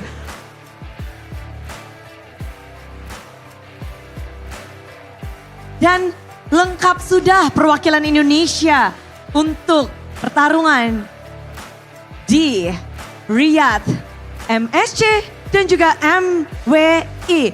Semuanya sudah didapatkan. Inilah dia momen untuk tim RRQ dan juga Vitality. Terima kasih untuk Ibu dan kita akan kembalikan kepada para panelis untuk membedah lebih lanjut bagaimana kemenangan dengan Savage with a style. Inilah dia RRQ Hosi. Monggo panelis.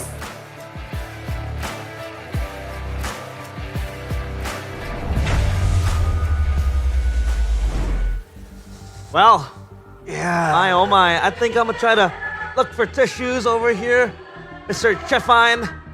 I think I'm gonna need him. He already used 1 pack actually. He's angry. That's a wrap. You know what? By the way, when the awarding or the send-off was happening, all he shouted was, "Can we wrap this up already? I'm done. I'm tired." Fake news. I'm not faking anything. I ain't a liar. Get me out. Get me out of here. Talk to If me there's about a this. cam here behind the scene that when the Savage happens, you should see how Chefin do. What happened to sportsmanship, man? You can What do you mean? What do you mean? Savage in Sports? the That's elimination fair and match. square, brother. That's not allowed. You are cackling the first 2 games. Look, I didn't see you. Yeah. We won. Sit down now. Humble yourself. Game 1 and game 2. Get humbled. And by the way, the MVP presented by the official tournament smartphone Samsung Galaxy S25 series. It is still Mr. Rins with a phenomenal showing with the Farsa and the Chusin as well. Oh boy. Because I think he performed really well today, especially during the 3rd game using the Farsha. Oh my god. That was really different. beautiful. That was different. And look at the, you know, talk about impact. Look at the map, dude. Like the coverage, top all the way to the top side, the bottom side, everywhere, dude. On the far side, that's what you have to abuse. The wings by wings mobility. And again, shout out, of course, to the rest of the team as well. It was a calculated group effort. Remember, Dyron also did his share of lifting here with the glue, of course. But the carries, dude. There was a Savage coming out of Toy. And then afterwards, they ended up the game with a maniac from Sutsujin. I mean, come on. Yeah, it was just them meddling around with Geek Fam. But how good can you be? Like, Toy got a Savage, but still, the POTM or the match is still wins, right? The impact he has is so good. And this was it. That Savage that blew my ears off. And the whole stadium went wild. What can you talk about in this Savage, Chevin? It was alright. Whoa! Like you can. Boom. Boom. Well, we have to remind you guys at home as well. Rins was doing all this, not just focusing on just playing his own game. He is the shot caller. Yeah. As of right now, we haven't heard any other info, any conflicting info with that. He is still indeed the captain and shot caller. And despite that, having this kind of performance, this level of, look at this, dude. I mean, Make Kids. They waited for him. They read through exactly what he was gonna do. That has to be demoralizing as hell. He gave up. He gave up. Yeah, he gave up because no way to run. And it's like, I believe during this last moment, Rin's gonna say like, "This is your captain, Rin speaking. Prepare to go to Riyadh." Prepare to go to Riyadh. Where will you be going, Chevin? I'll be going home. But yeah, I'll be going home to solo. For real though, in the first pick of the draft, the Phobia is just kind of like, I was like, maybe, you know what, so tonight I picked towards Siren, you know, that's alright. But when I see the picks that's coming through, it's like, oh my god, this is gonna be a really, really tough Cops game. And my god, I am right. 0-5-2, and I'm hoping I'm wrong, man. You know, if I doubt sometimes, a lot of times I'm right. Man, times like this, you remember Midnight just yesterday saying like, Gobs, been great, but there's some moments where he just does not deliver. And you know, that sentiment gets echoed here again. Yeah. I mean, he was indeed, I think, one of the candidates for the most improved player. Yes, sir. Although it ended up falling in the hands of Nino. But thinking of improvements, a lot of improvements we saw from RRQ Hoshi. I mean, GeekFam were able to at least got a chokehold on them in game number 1. But I think the rest of it is just, you know, RRQ steamrolling on GeekFam. The items, though, Makekids only was able to acquire 2 compared to Sujin, who was able to get 4. In the end, getting the BOD as well. Look at farming speed, man. Again and again in the early game, you have to notice in the highlights, GeekFam were able to get some trades back, but they're forced to spend so much time. And while that was happening, Sujin was just farming up a storm. And look at the boy. Oh, boy again. A boy item. Only 1 item. Well, I mean, it's time to tune in to the mic check of RRQ versus GeekFam. Here it is. 18 ulti gue ya, sabar ya guys. Aman. Di lore ini bisa berang gak kita?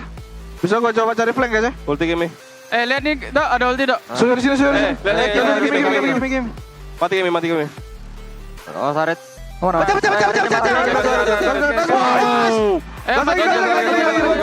Gol nih. Dorong. Nggak pikir. Oke. Lord ya guys. Soya di luar. Mau beda belakang. Latihan. Pantai orang. Goten. Nice boys. Itu Soya langsung ambil. Gue ada winter guys. Aman. Gol ulti nih. Targetnya. Lihat gue ada imun nih. Tarik. Aman. Gue tutupin guys. Aman gue. Bisa lagi nih guys. Ayo. Gol. Gue ikat dok. Tarik, Soya di mid kiri. Lor. Arit nopuri guys. Kalem guys. Mesin bawah. Lagi di atas dia. Bisa ditempel luar bawah ya, Tet ya. Aman. Respect. Ada winter, dia nggak ada damage guys. Tet sini nggak usah terlalu masuk. Gold ya. Nggak usah terlalu masuk. Gold itu. Barang kecil belakang. Barang belikan letoy. Aman, gua tutup. Gua ada winter. Lagi. Sini ya, gua ada winter. Turun. Masuk, mati dia. Ya, coba ini sini aja, awas cuy aja ya guys. Yang ini, cuy dari belakang guys. Cuy dulu. Bantai toh.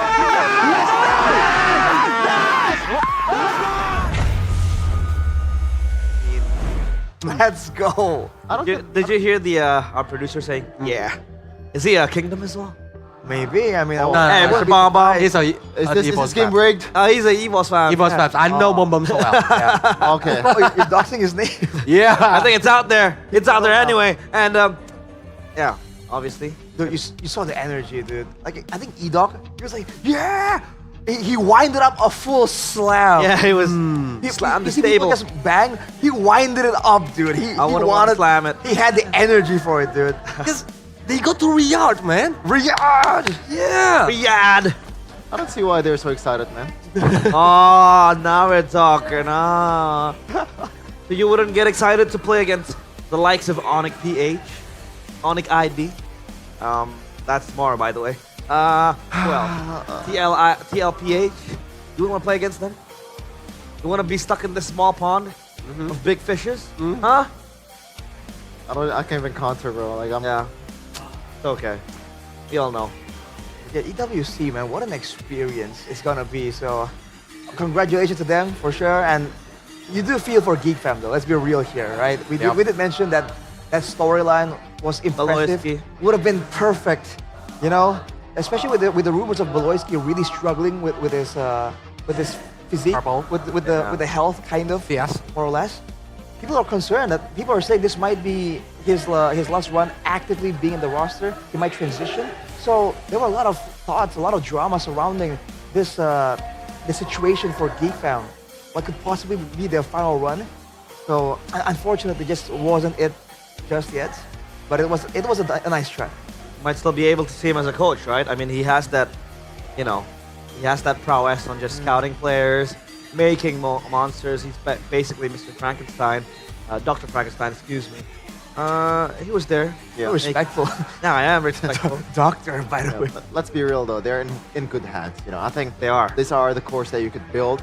Even a boy, despite him kind of underperforming in this match, overall he's still probably one of the most consistent mages that we have in this league. It's just one series, man. But unfortunately, it happened at the most critical time. Hey, Chefin, in which phase are you in right now? Huh? Denial.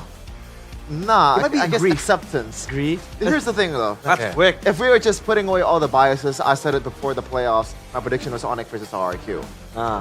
If you ask me, should I give you my bias prediction? It's Geek Fam gets anything 4-0, 3-0. I don't care. But this is my initial prediction, so it still hurts, but it's not. It's okay not to be okay, man. Yeah. As of us, Asshole. it will be hard.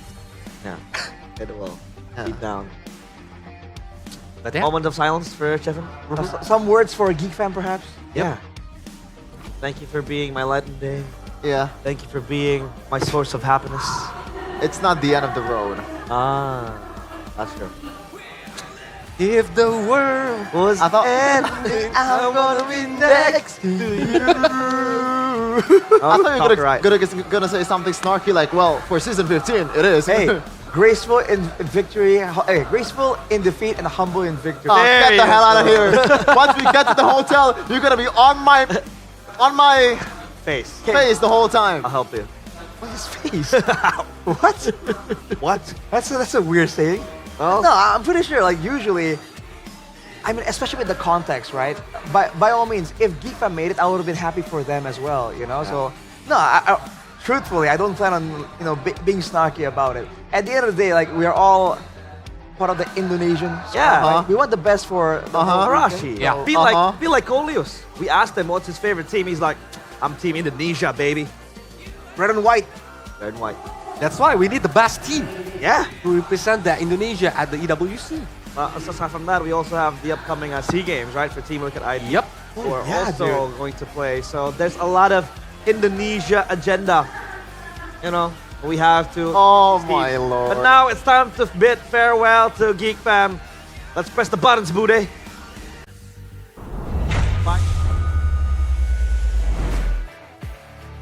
Memandangi kunci RRQ untuk MSC at EWC. Cakep banget ya, Keskut ya? Cakep. Cakep, Keskut akhirnya bisa ngedapetin kunci ini dari lower bracket. Gimana sih? Ya seru, enjoy, game fun. Bagus juga buat momentum kita sampai besok kan. Ya, Jadi memang turun dari lower bracket juga nggak apa-apa. ya mungkin part of strategi. Wow, tapi kemarin sempat marah-marah nggak nih ke anak-anak? Tanya productionnya pulang jam berapa kita? Oh, kalau reviewnya tadi sih anak-anak bilang jam 2 ya, review sampai jam 2 itu di GH. Di ya. sini sampai malam juga ternyata.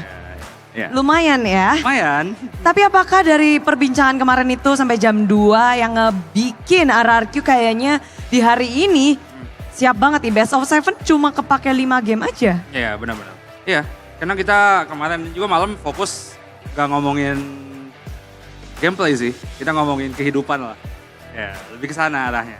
Pendekatannya berbeda ya? Benar-benar, iya. Karena ya udah di minggu ini udah terakhir ya ngomongin gameplay sih udah telat. Jadi ya itu yang kita arahin. Jadi kalau menurut Coach Keskut dari gameplay dari segala macam, RRQ sudah sangat memumpui dan sudah cukup. Hanya tinggal mental. Betul. Wow, ini jadi hal yang menarik. Berarti mental RRQ di hari ini berbeda dengan mental yang di hari kemarin. Yes, ya kelihatan dari game 1, game 2 kita under. Habis itu, habis dapat momentum anak-anak langsung ya gak kesentuh kan. Sebenarnya apa sih yang dibilangin, apa yang dilatih supaya biar punya mental kayak bisa nge-comeback, bisa segala macam kayak gitu? Ya bukan hanya dari gue juga sih, kayak dari semua part of RRQ gitu.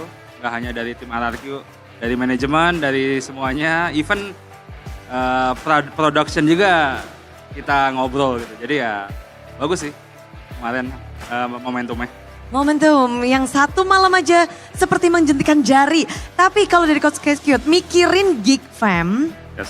apa yang difokuskan? Karena ini final over bracket nggak ada nyawa lagi. Best of 7 ini, apa yang khususnya coaching staff dari RRQ persiapkan?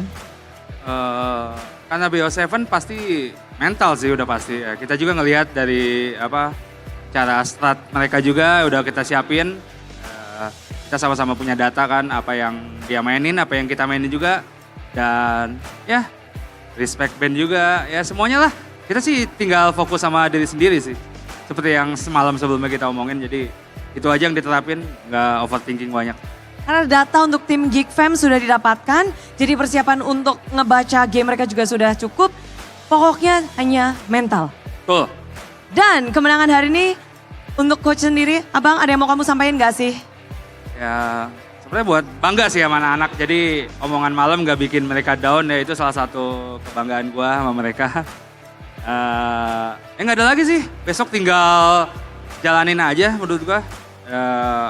Kita bisa balas dendam lah. Bisa balas dendam karena sempat menjajaki grand final di musim lalu. Musim ini akan berbeda hasilnya.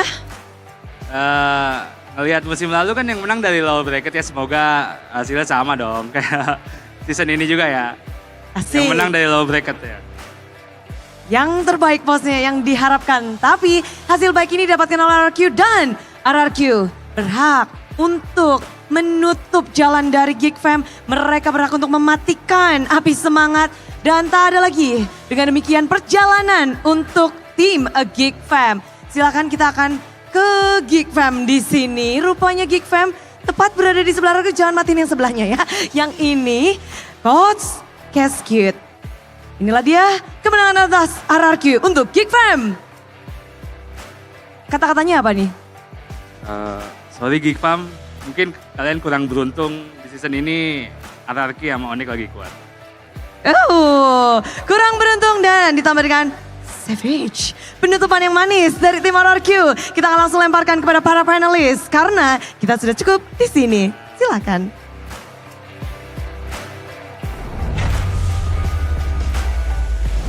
Goodbye, Geek Fam. Goodbye. Yo, Next time. Stop saying that. Bye, Geek Fam. Why are you saying it to my face? I'm not Geek Fam. Because we are man. Okay, goodbye, Chair Fam. I'm still here. Yeah. Tomorrow you still have work to do, right? Well, it's unlucky. It's gonna work for Geek Fam to have been eliminated, but Keskut said himself, we're sorry, Geek Fam, but this season, it's our time.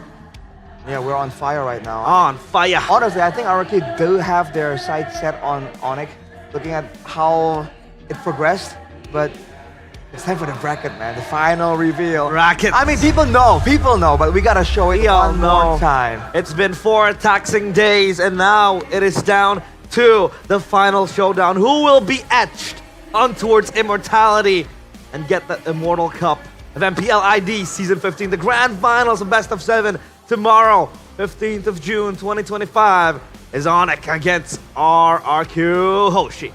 The team who have been on the 9th place, now they are on the grand final against the number Riyadh. 1 and Riyadh. Dude, what a poetic way to end like the season, you know? Yeah. Like the bottom and top just squeeze together and everyone else just gets wrecked. It feels like it's a symbolism of, you know, both teams just squeezing the MPL ID together, and they're the ones who's holding this league, right? And did you know what's more even more poetic? What?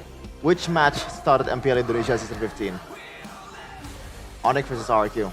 Is it actually? Yes, Was it not Navi RRQ? if I'm not wrong. Okay. Yeah. If it was, right, that would be cool. That'll be cool. That would be cool. That'll be cool. We'll check that stat more later on, but yeah, the Royal Derby. You can never get enough of this, right? The Royal Yes, sir. Derby. Yes, sir. This is where you know the Kings of Kings meet the Sky Kings. But Arashi, Sky is in a higher altitude than the castle. Yeah, but we don't really care about us. We got our castle. Ah, They are the kings of kings. they are the So Kings. technically, Yeah, he's your king. The name speaks for itself. but the Kings of Kings means like you're the king of kings. Yeah, you're We're one the of skies. You're one of those kings, my friend. No. Yeah. When we're up in the skies, when we're up in the skies, we're extraterrestrials, terrestrial beings. I think the alien nickname is not an Onyx right That's now, true. I'm actually. just kinda- So I don't know if that thematically checks out. I'm just yapping about as we try to entertain our fallen friend here. Yeah. Are you okay now? I need some Milk. like adrenaline boost. Adrenaline boost. What do you want to I think do? after this, you can take a picture with them. If you want. Yeah, Yeah. Take a picture with them. Yeah, take a With picture with with who? Geek Fam. Fam. Oh, I mean like They're in the mood. again, like I don't want to just. I don't think I should do that. I You can understand. encourage them Maybe tomorrow. Maybe tomorrow. as a fans. I guess. They would love your encouragement. I Yeah. mean, you were there. It's always. important to actually like get out your support to the players. Yeah. Because like me personally, I struggle with this as well. I'm like, oh yeah, I believe in them and all that, but I won't say it to them, you know. Even though, you know, realistically, right, you want to get that across, you know, because it helps them out. Yeah, if The it's thing me, I is- say it to their face. Yeah, I can't really guess the mood of Geek Fan players right now. Yeah, Clearly that's they're fair. heartbroken, so I feel like they would prefer to be left alone. If I were in that position, I'd prefer just holding out my room actually. Bawling your eyes Maybe. out. So, Yeah. We'll wait and see. We'll wait and see. a word, one word for that series, Arashi. What, tomorrow? No, that series. Oh. The one we played out. One word. Oh man, it's unexpected. Colius, one word. Extraordinary. Extraordinary. Ooh. Devin, Fumble. fumble. Come on, man. How are you supposed to? Come on. How are you supposed to support them if you validate their throws? Well, you can Was it be even a fumble though? game 2. You know, oh man, Indonesian teams they like to build the momentum and all that. So if they got 2-0, I think it would be much harder for RRQ to come back from that point. So like, yeah, I think that's the start of it all. Okay, so now projections for tomorrow. You know, the Royal Derby. Let's do a quick prediction on what you think will happen in that match. Arashi, obviously. Man, a back and forth. We're gonna see all the weird drafts, all the strats, all the stops, man. This is for everything, right? And we're gonna see a full series 4-3 for RRQ. Oh, okay. Colius.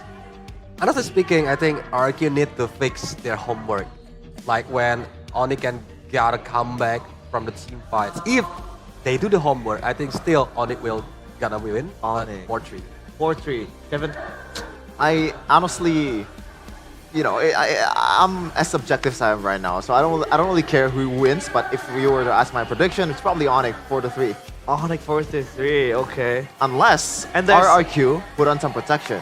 Protection. Protection. Protecting themselves from the speed of Onyx Yeah. playstyle. That can be obtained with RSB helmet. Yo! With strategy and speed. This is actually pretty Focus cool, right? and protection are also the key, both in game and on the road. You can get the exclusive collaboration design of RSB helmets and MPL team. Dewa in player. Whoever That's designed sick. this raised their salary. This is actually beautiful. If I were a Dewa United fan, I'd buy this in a heartbeat. It is beautiful. We have a lot of collaborations with other MPL teams as well here in ID. We had the EVOS one yesterday. We Yeah. also have the Onyx one. I haven't seen the Bigatron one. I haven't seen them in day 2, I think. But yeah, RSV helmets, your go-to helmet for protection. Arash, let's do it. Oh, it's actually Safety is number it fits one your suit. priority. Yeah. 50 is number one priority. Put it on. Put it on. Put it on. Oh, tomorrow. Put it on. Put it on. You don't need to go deep. Just put it on. Not like. I don't know if I can. Get I'll take a picture of you with it. Put it on. It's not. It doesn't fit, dude. Wait, my head's too big. It's size. Yeah. Dude, besar kepala. Besar kepala. Besar kepala. That's big head. It literally means big head, but it translates to like being arrogant. Yeah, being arrogant. It's a sign to be humble, boys. And you can't be arrogant with your investments because you have to invest in gold. Secure your future today. It's time to invest with UBS Gold. You start from 200,000 rupiah. You can own your own UBS Gold bars. It is guaranteed 100% authentic, completely safe, and highly profitable. Start your gold investment journey with UBS Gold bars now. I have the card here. I'm just flexing it. We have, this is, let me check, 0.1 grams of gold. It sounds like it's a little bit, Yeah. it's a small amount, but it adds up. And you know, the fact that they allow you to get such small quantities means that even though you're having a tough week, there's always gonna be enough for you to kind of scrounge up and keep investing. Because this is a long-term play, right? And speaking of long, if you're concerned about having no food for a prolonged period of time, you know, the weather's been crazy. There was a massive shift. It was sunny early on. We went for breakfast, and then it started raining, and we had to run through the rain. I mean, when you're stuck indoors and you can't get food, why not check out Kyla Food? Kyla Food or Kila Food. Kila Sans. That's why Sans is insane, because he eats Kila Food. This is, by the way, one of my favorites. If you went to the festival, Polius, yeah, we had the sablak, and the baso aci as well. And holy crap, it's actually so good. It is very good.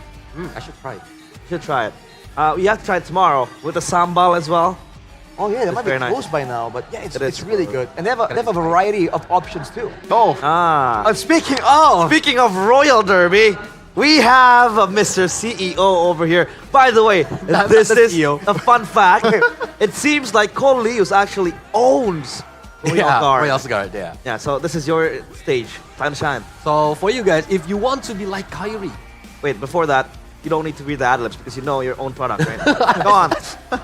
Switch it out, switch it out. If you see that powder on the player's table, yeah, look, they are using, this is for you guys. Because this one is Royal's Dust. Ah, Royal's Dust. It can help you with, if your hands easily get wet. Ah. It can like, more slippery, so you can have high mechanics like Kyrie. Right. So you should try this. It's the Royal Dust. And we have the Sarung Jempol. Thumb glove. Yeah, the thumb gloves. It's for you who wants to like try, if you don't like the bedak version, the powder version, you can try the Sarung Jempol. Ah, the thumb gloves. And it comes in two forms, the thumb gloves and the powder as well. And by the way, guess the price. It does. Guess the price. I'd say 200 rupiah. 200,000 rupiah. Just 200. At least 150K. Yeah, 150. I was thinking something like that. It's below 50K. Whoa! So it's very cheap for you guys. I did not know Cole Leus was a businessman.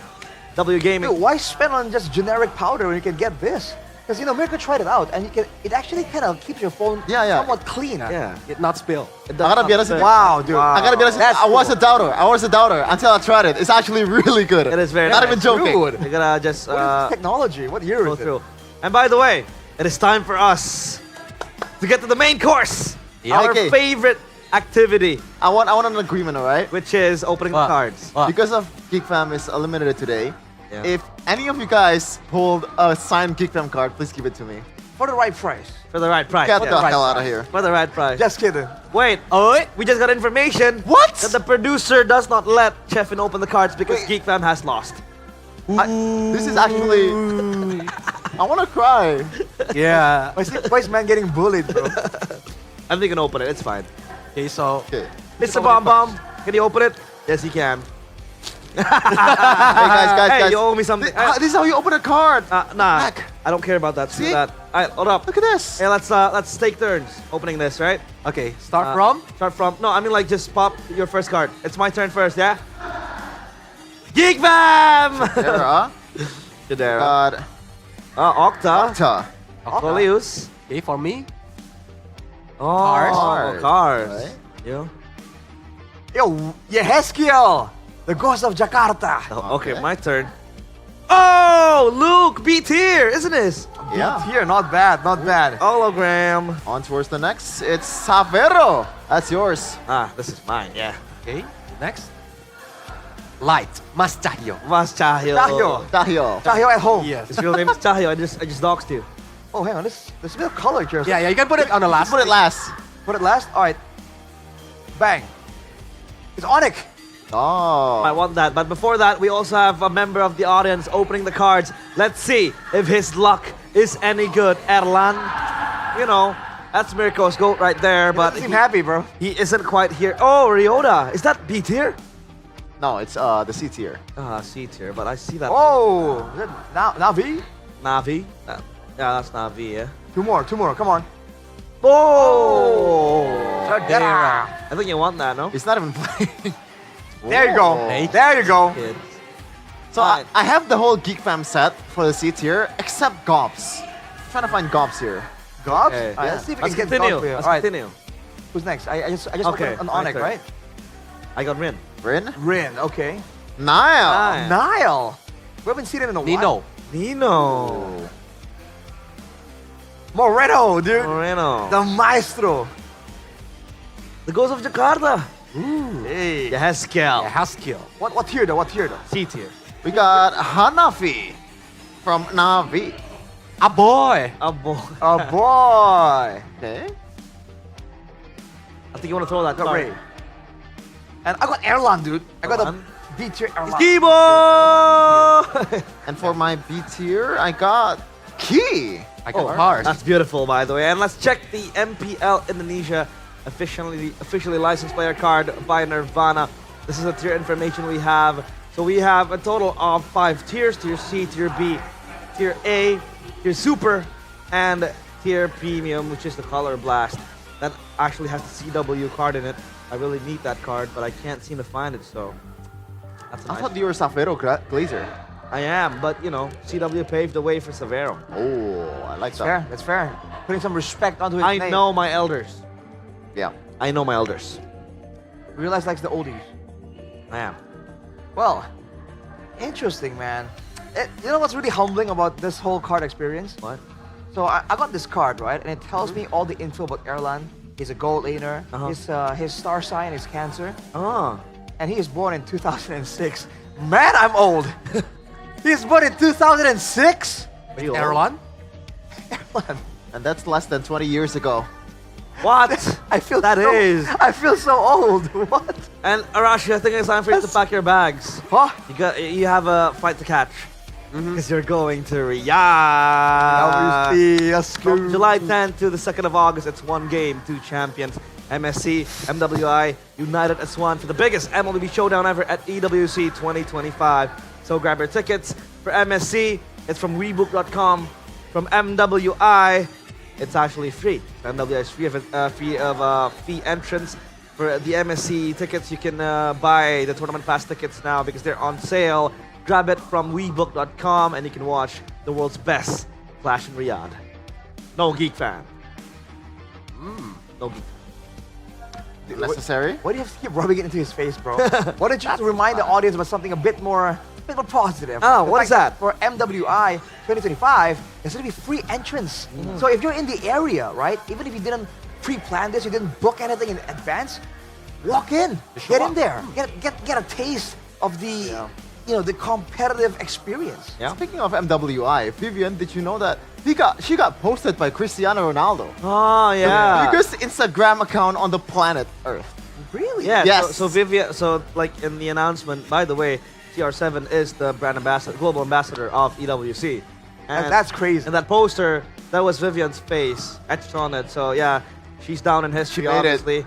And aside from that, to prepare ourselves for the up and coming superstars like Edok Rins, we also have an ongoing tournament that was shown below that asset previously. It was the Samsung Cup for the collegiate or the campus players. So Right. you are there, you can sign up. And while you're at it, it's gonna go soon. The Ninja collaboration. 2 days, 2 days left. Yeah, 3 days left. It's a last call. So Naruto skins are Before it's available. gone. I mean, I have the Naruto color Outfit. scheme, kind of. With the orange, the black. Yeah. Like a whip. You did the headband, dude. the Konoha head. Oh yeah, but this is like RRQ. It was RRQ, not Naruto. So I wasn't like geared in to look all Naruto like. Yeah. And blue. Colius, what's your favorite battle emote? I bought them all. Bottom all, okay. He doesn't care. Every single team, bro. Yeah, he supports If them. you're Indonesian, you're good in the books of Colius. For me personally, I think it's Geek Fam. Just bro, santai bro, santai. Yeah. I have So, to be Santai as Kevin, well. even if you lost, it's okay. Santai, yeah. Santai. This is the Geek Even if Fam you don't way. go to MSC, it's okay. Santai. Yeah, Even if you don't go to the grand finals of MPL Season 15, it's okay. Santai. Yeah. That's too much. Anything more? Nah, that's a lot, yeah. Yeah. Santai. And speaking of Santai, we gotta chill a bit because, you know, this year's All-Star just got wild. So no chilling, it just got wild. Just wild. Why is it wild though, Arashi? Well, from June 27th to August the 5th, you can join the limited time Dino patch in MLBB. You can face up against Roar, the Pterosaur Lord. And you can beat him and win exclusive rewards like a limited Avatar border. And you can join a theme event to unlock a free skin. The Popo and Koopa Proto Hunter. Who plays Popo Koopa? That hero's whack. Omwawa probably. Omwawa? Probably. So it's gonna be Popo and Velociraptor. But Velocikoopa. That'll be cool. Velocikoopa. But speaking of heroes, this Ah. one's not whack. That's Chetien. Finally entering the Land of This Dawn. Wu Zetian is really a broken hero at MLBB. Oh, you've China. tried? Yeah. Can you pronounce it again? Wu Zetian. Wu Zetian. Wu Zetian. Wu Chetien. Wu Zetian. Wu Chetien what the hell pang yo? What? Right, I spell it right? Huh? What? I spell it right. Wu Zetian? Yeah, Wu Zetian. Yeah, close enough. See? Ni hao, fine stuff. Fine, gentlemen. Yeah. Ni hao fine hero. Indeed. Well, make sure you catch the trailer Yeah. because it's releasing soon. And, you know, Mobile Legends has been throwing out banger trailers, man. Whenever a new hero is out, it just gets you in it. Once it makes you want to go into the Land of Dawn and start playing that hero immediately. Speaking of bangers, this is the most banger stuff Moonton I've ever released after MLBB. Really? It's Magic Chess Go Go! This is my soulmate. I love this game so much. I can't stop playing that game. Yeah. dude. This is Realize's healthy addiction. Yeah, I have a healthy addiction to Magic Chess Go Go. And by the way, I watch Colius's videos and TikTok about MCGG. It helped me a lot, like counting my opponents, synergies that I have to play. And by the way, Colius, how many games of MCGG have you played? I don't remember, but right now Any I'm estimation? on Mythic Honor. Mythic Honor? How many games do you think? More or less. Above 100. Guess my games that I've played. 20? No. 1,125. He started to play this season. He started to play this season, right? Only this season. And I'm still stuck in Legend. Brother, a 1,000. I peaked in Mythic 95, but Only I this fell. season. I fell This so guy. far. Now, I am in disbelief. You're not low rank in normal Mobile Legends rank either. No, I'm not low ranked. I'm high ranked. What do you How mean? the heck do you find time to play 1,000 games? Because I keep getting busy when I play. I'm hungry. I want to eat. And that's where Mercon Merah Putih comes in handy because this is the tasty Indonesian meal. It's ready to eat straight away. We had that rice bowl, right? Arashi, I think it was the marksman bowl. You had the assassin one? I got a tank bowl. Tank bowl. Whoa. Yeah. So I think this is also nice for Colius to try. I should try. They have like local things, you know. They have like the rangdangs. Rangdangs. I got the, But Colius, can you eat rendang. spicy food? Yes, I could. Really? I'm from Sumatra, so. Wait, It's doctor. where's he flexing Sumatra We are part? from Sumatra. We gotta be proud of We our. love spicy foods. you know, what do you call it? Our roots. Sumatra pride. Much pride. But speaking of all the things you have to be proud of, it is MPL ID Festival Season 15. Once again, this place, MPL ID Festival. Banger stand. Yeah, my friend banger is merch. asking. He wants to come tomorrow, but he didn't get the ticket, so. It's okay. You can enjoy Is it? yourself in the MPL ID Festival. It's free of charge. way. No tickets required. All you have to do is just come over, bring your own body. But it So it's has fun. to be tedious, right? You have to like do like a bunch of different steps to get in. No, just walk You right just by. walk in. Walk in.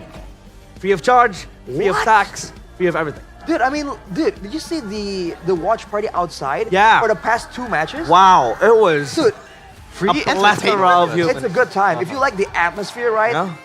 I mean, come on down. Come on down. Hollis also enjoys his time in an MPL ID festival. Yeah. If I can, maybe I can sit over there on the festival, but you guys need me, right? Yeah, Here. yeah. Yeah, please. We need you. You can't go. No, don't go. Speaking of MPL ID festival, I think we have an award that we have to talk about. Yes, sir. Not reaching the grand finals of MPL ID. Arashi. Okay. It's Esports Awards, where, by the way, we have been voted and nominated to Esports Awards for the 3-decade awards, and we need your help to rally our community to vote for us, Busan. This year, they're not just recognizing greatness, they're also recognizing the love for the game. So it's still open from June 12th up until August 11th. You can scan the QR code over there because we have been voted for Esports Game of the Decade. The decade. Wow. This game. Voting process is split. The public vote is worth 25%. And we know Mobile Legends has a lot of views. Yeah. Yes. This is where the strength comes in. Strength in numbers. Whilst the panel vote accounts for 75%. So let's get our fans to vote. Panel vote? Whoever you want. That's us, right? Panel vote. Let's vote in now. 75%. I'm not sure if that's how it works, but hopefully yes, especially on broadcast for the ongoing MPL MY and MPL Indonesia. You can vote here, you know, see the barcode there. By the way, this is the game of the decade, right, Kolius? You've been with this game for quite some time now. You've even worked inside of the game. Any memories you want to share, particularly about Mobile Legends that has changed your life? Wow, there's a lot of memories. There's a lot of encouragement for me to be here until now. Yeah. Because I cannot say anything. Like, Mobile Legends is the best happens in my life. Yeah. The best thing that has happened in everyone's life. I mean, it changed my life too. Changed my life. I was unemployed before I got involved. That's actually true, and this guy helped me, man. Hey! How wholesome. That is emotional, but I think we are on the end of the road now for today. The MPL ID playoffs, season 15, lower bracket finals has wrapped up. It's not what you hoped for, Kevin. It's okay. Yeah. Kevin, do you have any last words you want to say? Why me specifically? Oh my god. Yeah, just say it. This is a bullying section, Because this is my desk. Viewers, And you have to follow. Yeah, you are Chef Fam. Exactly, Kolius. And you're emotionally invested right now. Yeah, you're I'm emotionally invested and unstable. You're unstable. Okay, so you're like... That's a mentality issue, bro. Mentality. Yeah, just stable up. Okay. I don't care who wins the next match, but it's gonna be a banger. It's gonna be a banger. Kolius, any last words, Kolius? That's true. I think you're still gonna be here for tomorrow, right? But any last words before we wrap up? Yeah, it's gonna be a banger, of course, and supercalifragilisticexpialidocious. Whoa! Must keep your Rashi because that is it. MPL ID 15. Enough said. We own this.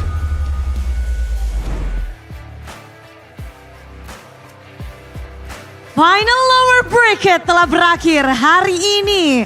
Best of 7 rupanya hanya 5 game saja cukup untuk menentukan pemenang untuk hari ini.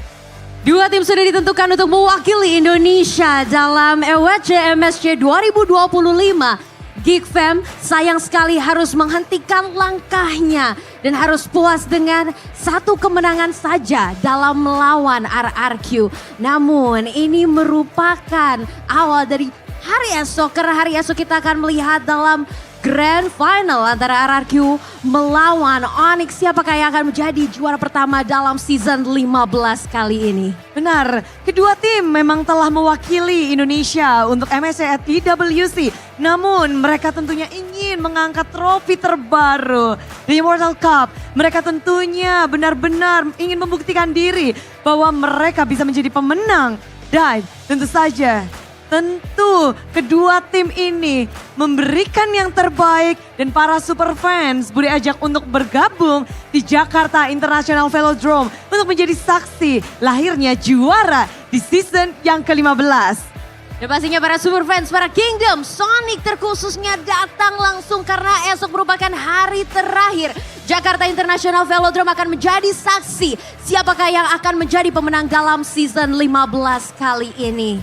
Yap, acara hari ini begitu ramai, begitu pula yakin dah besok pasti lebih pecah. Jadi Bude benar-benar ingin berterima kasih kepada kalian semua super fans yang ada di festival, yang ada di dalam sini, yang ada di rumah, yang ada di seluruh Indonesia dan bahkan dunia. Dan khususnya kepada para sponsor dan partner karena MPL Indonesia Season 15 powered by Munton, supported by PBSI, presented by Official Tournament Smartphone, Samsung Galaxy, Official e-wallet, GoPay, Official Sponsor Head and Shoulder, Official dari Coffee Partner Good Day. And of course, our partner in esports ada Telkomsel, Dunia Games dan IndiHome. And our advertisers ada Kacang Sukro dan Hawkman. And our suppliers ada RSP Helmet, UBS Gold, Killa Food, Royal Guard, Mercon Merah Putih, Imaginary, and of course our venue Jakarta International Velodrome. Dari perjalanan setiap tim kita sudah melihat bukan hanya dari babak playoff saja, namun dari regular season. Onyx dengan kisah dari hashtag 9 menuju ke Riyadh dan juga menjadi grand finalis. Sedangkan RRQ mereka berangkat dari hashtag 1 dan membuktikan diri. Konsistensi mereka, dominasi mereka dari babak regular season hingga titik ini. Mereka akan menuju ke Riyadh pula. Namun hanya akan ada satu tim saja yang bisa mengangkat piala di esok hari. Dan kembali pastinya kami ingatkan bahwa apapun dapat terjadi di hari esok, maka datang langsung dan saksikan, jangan sampai ketinggalan pertandingan antara RRQ dan juga Onyx yang akan menjadi grand final di MPL Indonesia. Dan pastinya Alisa dan Bude Clara Boxer mengucapkan terima kasih. Dan Bude, jangan lupa saksikan terus MPL Indonesia Season 15. We own this!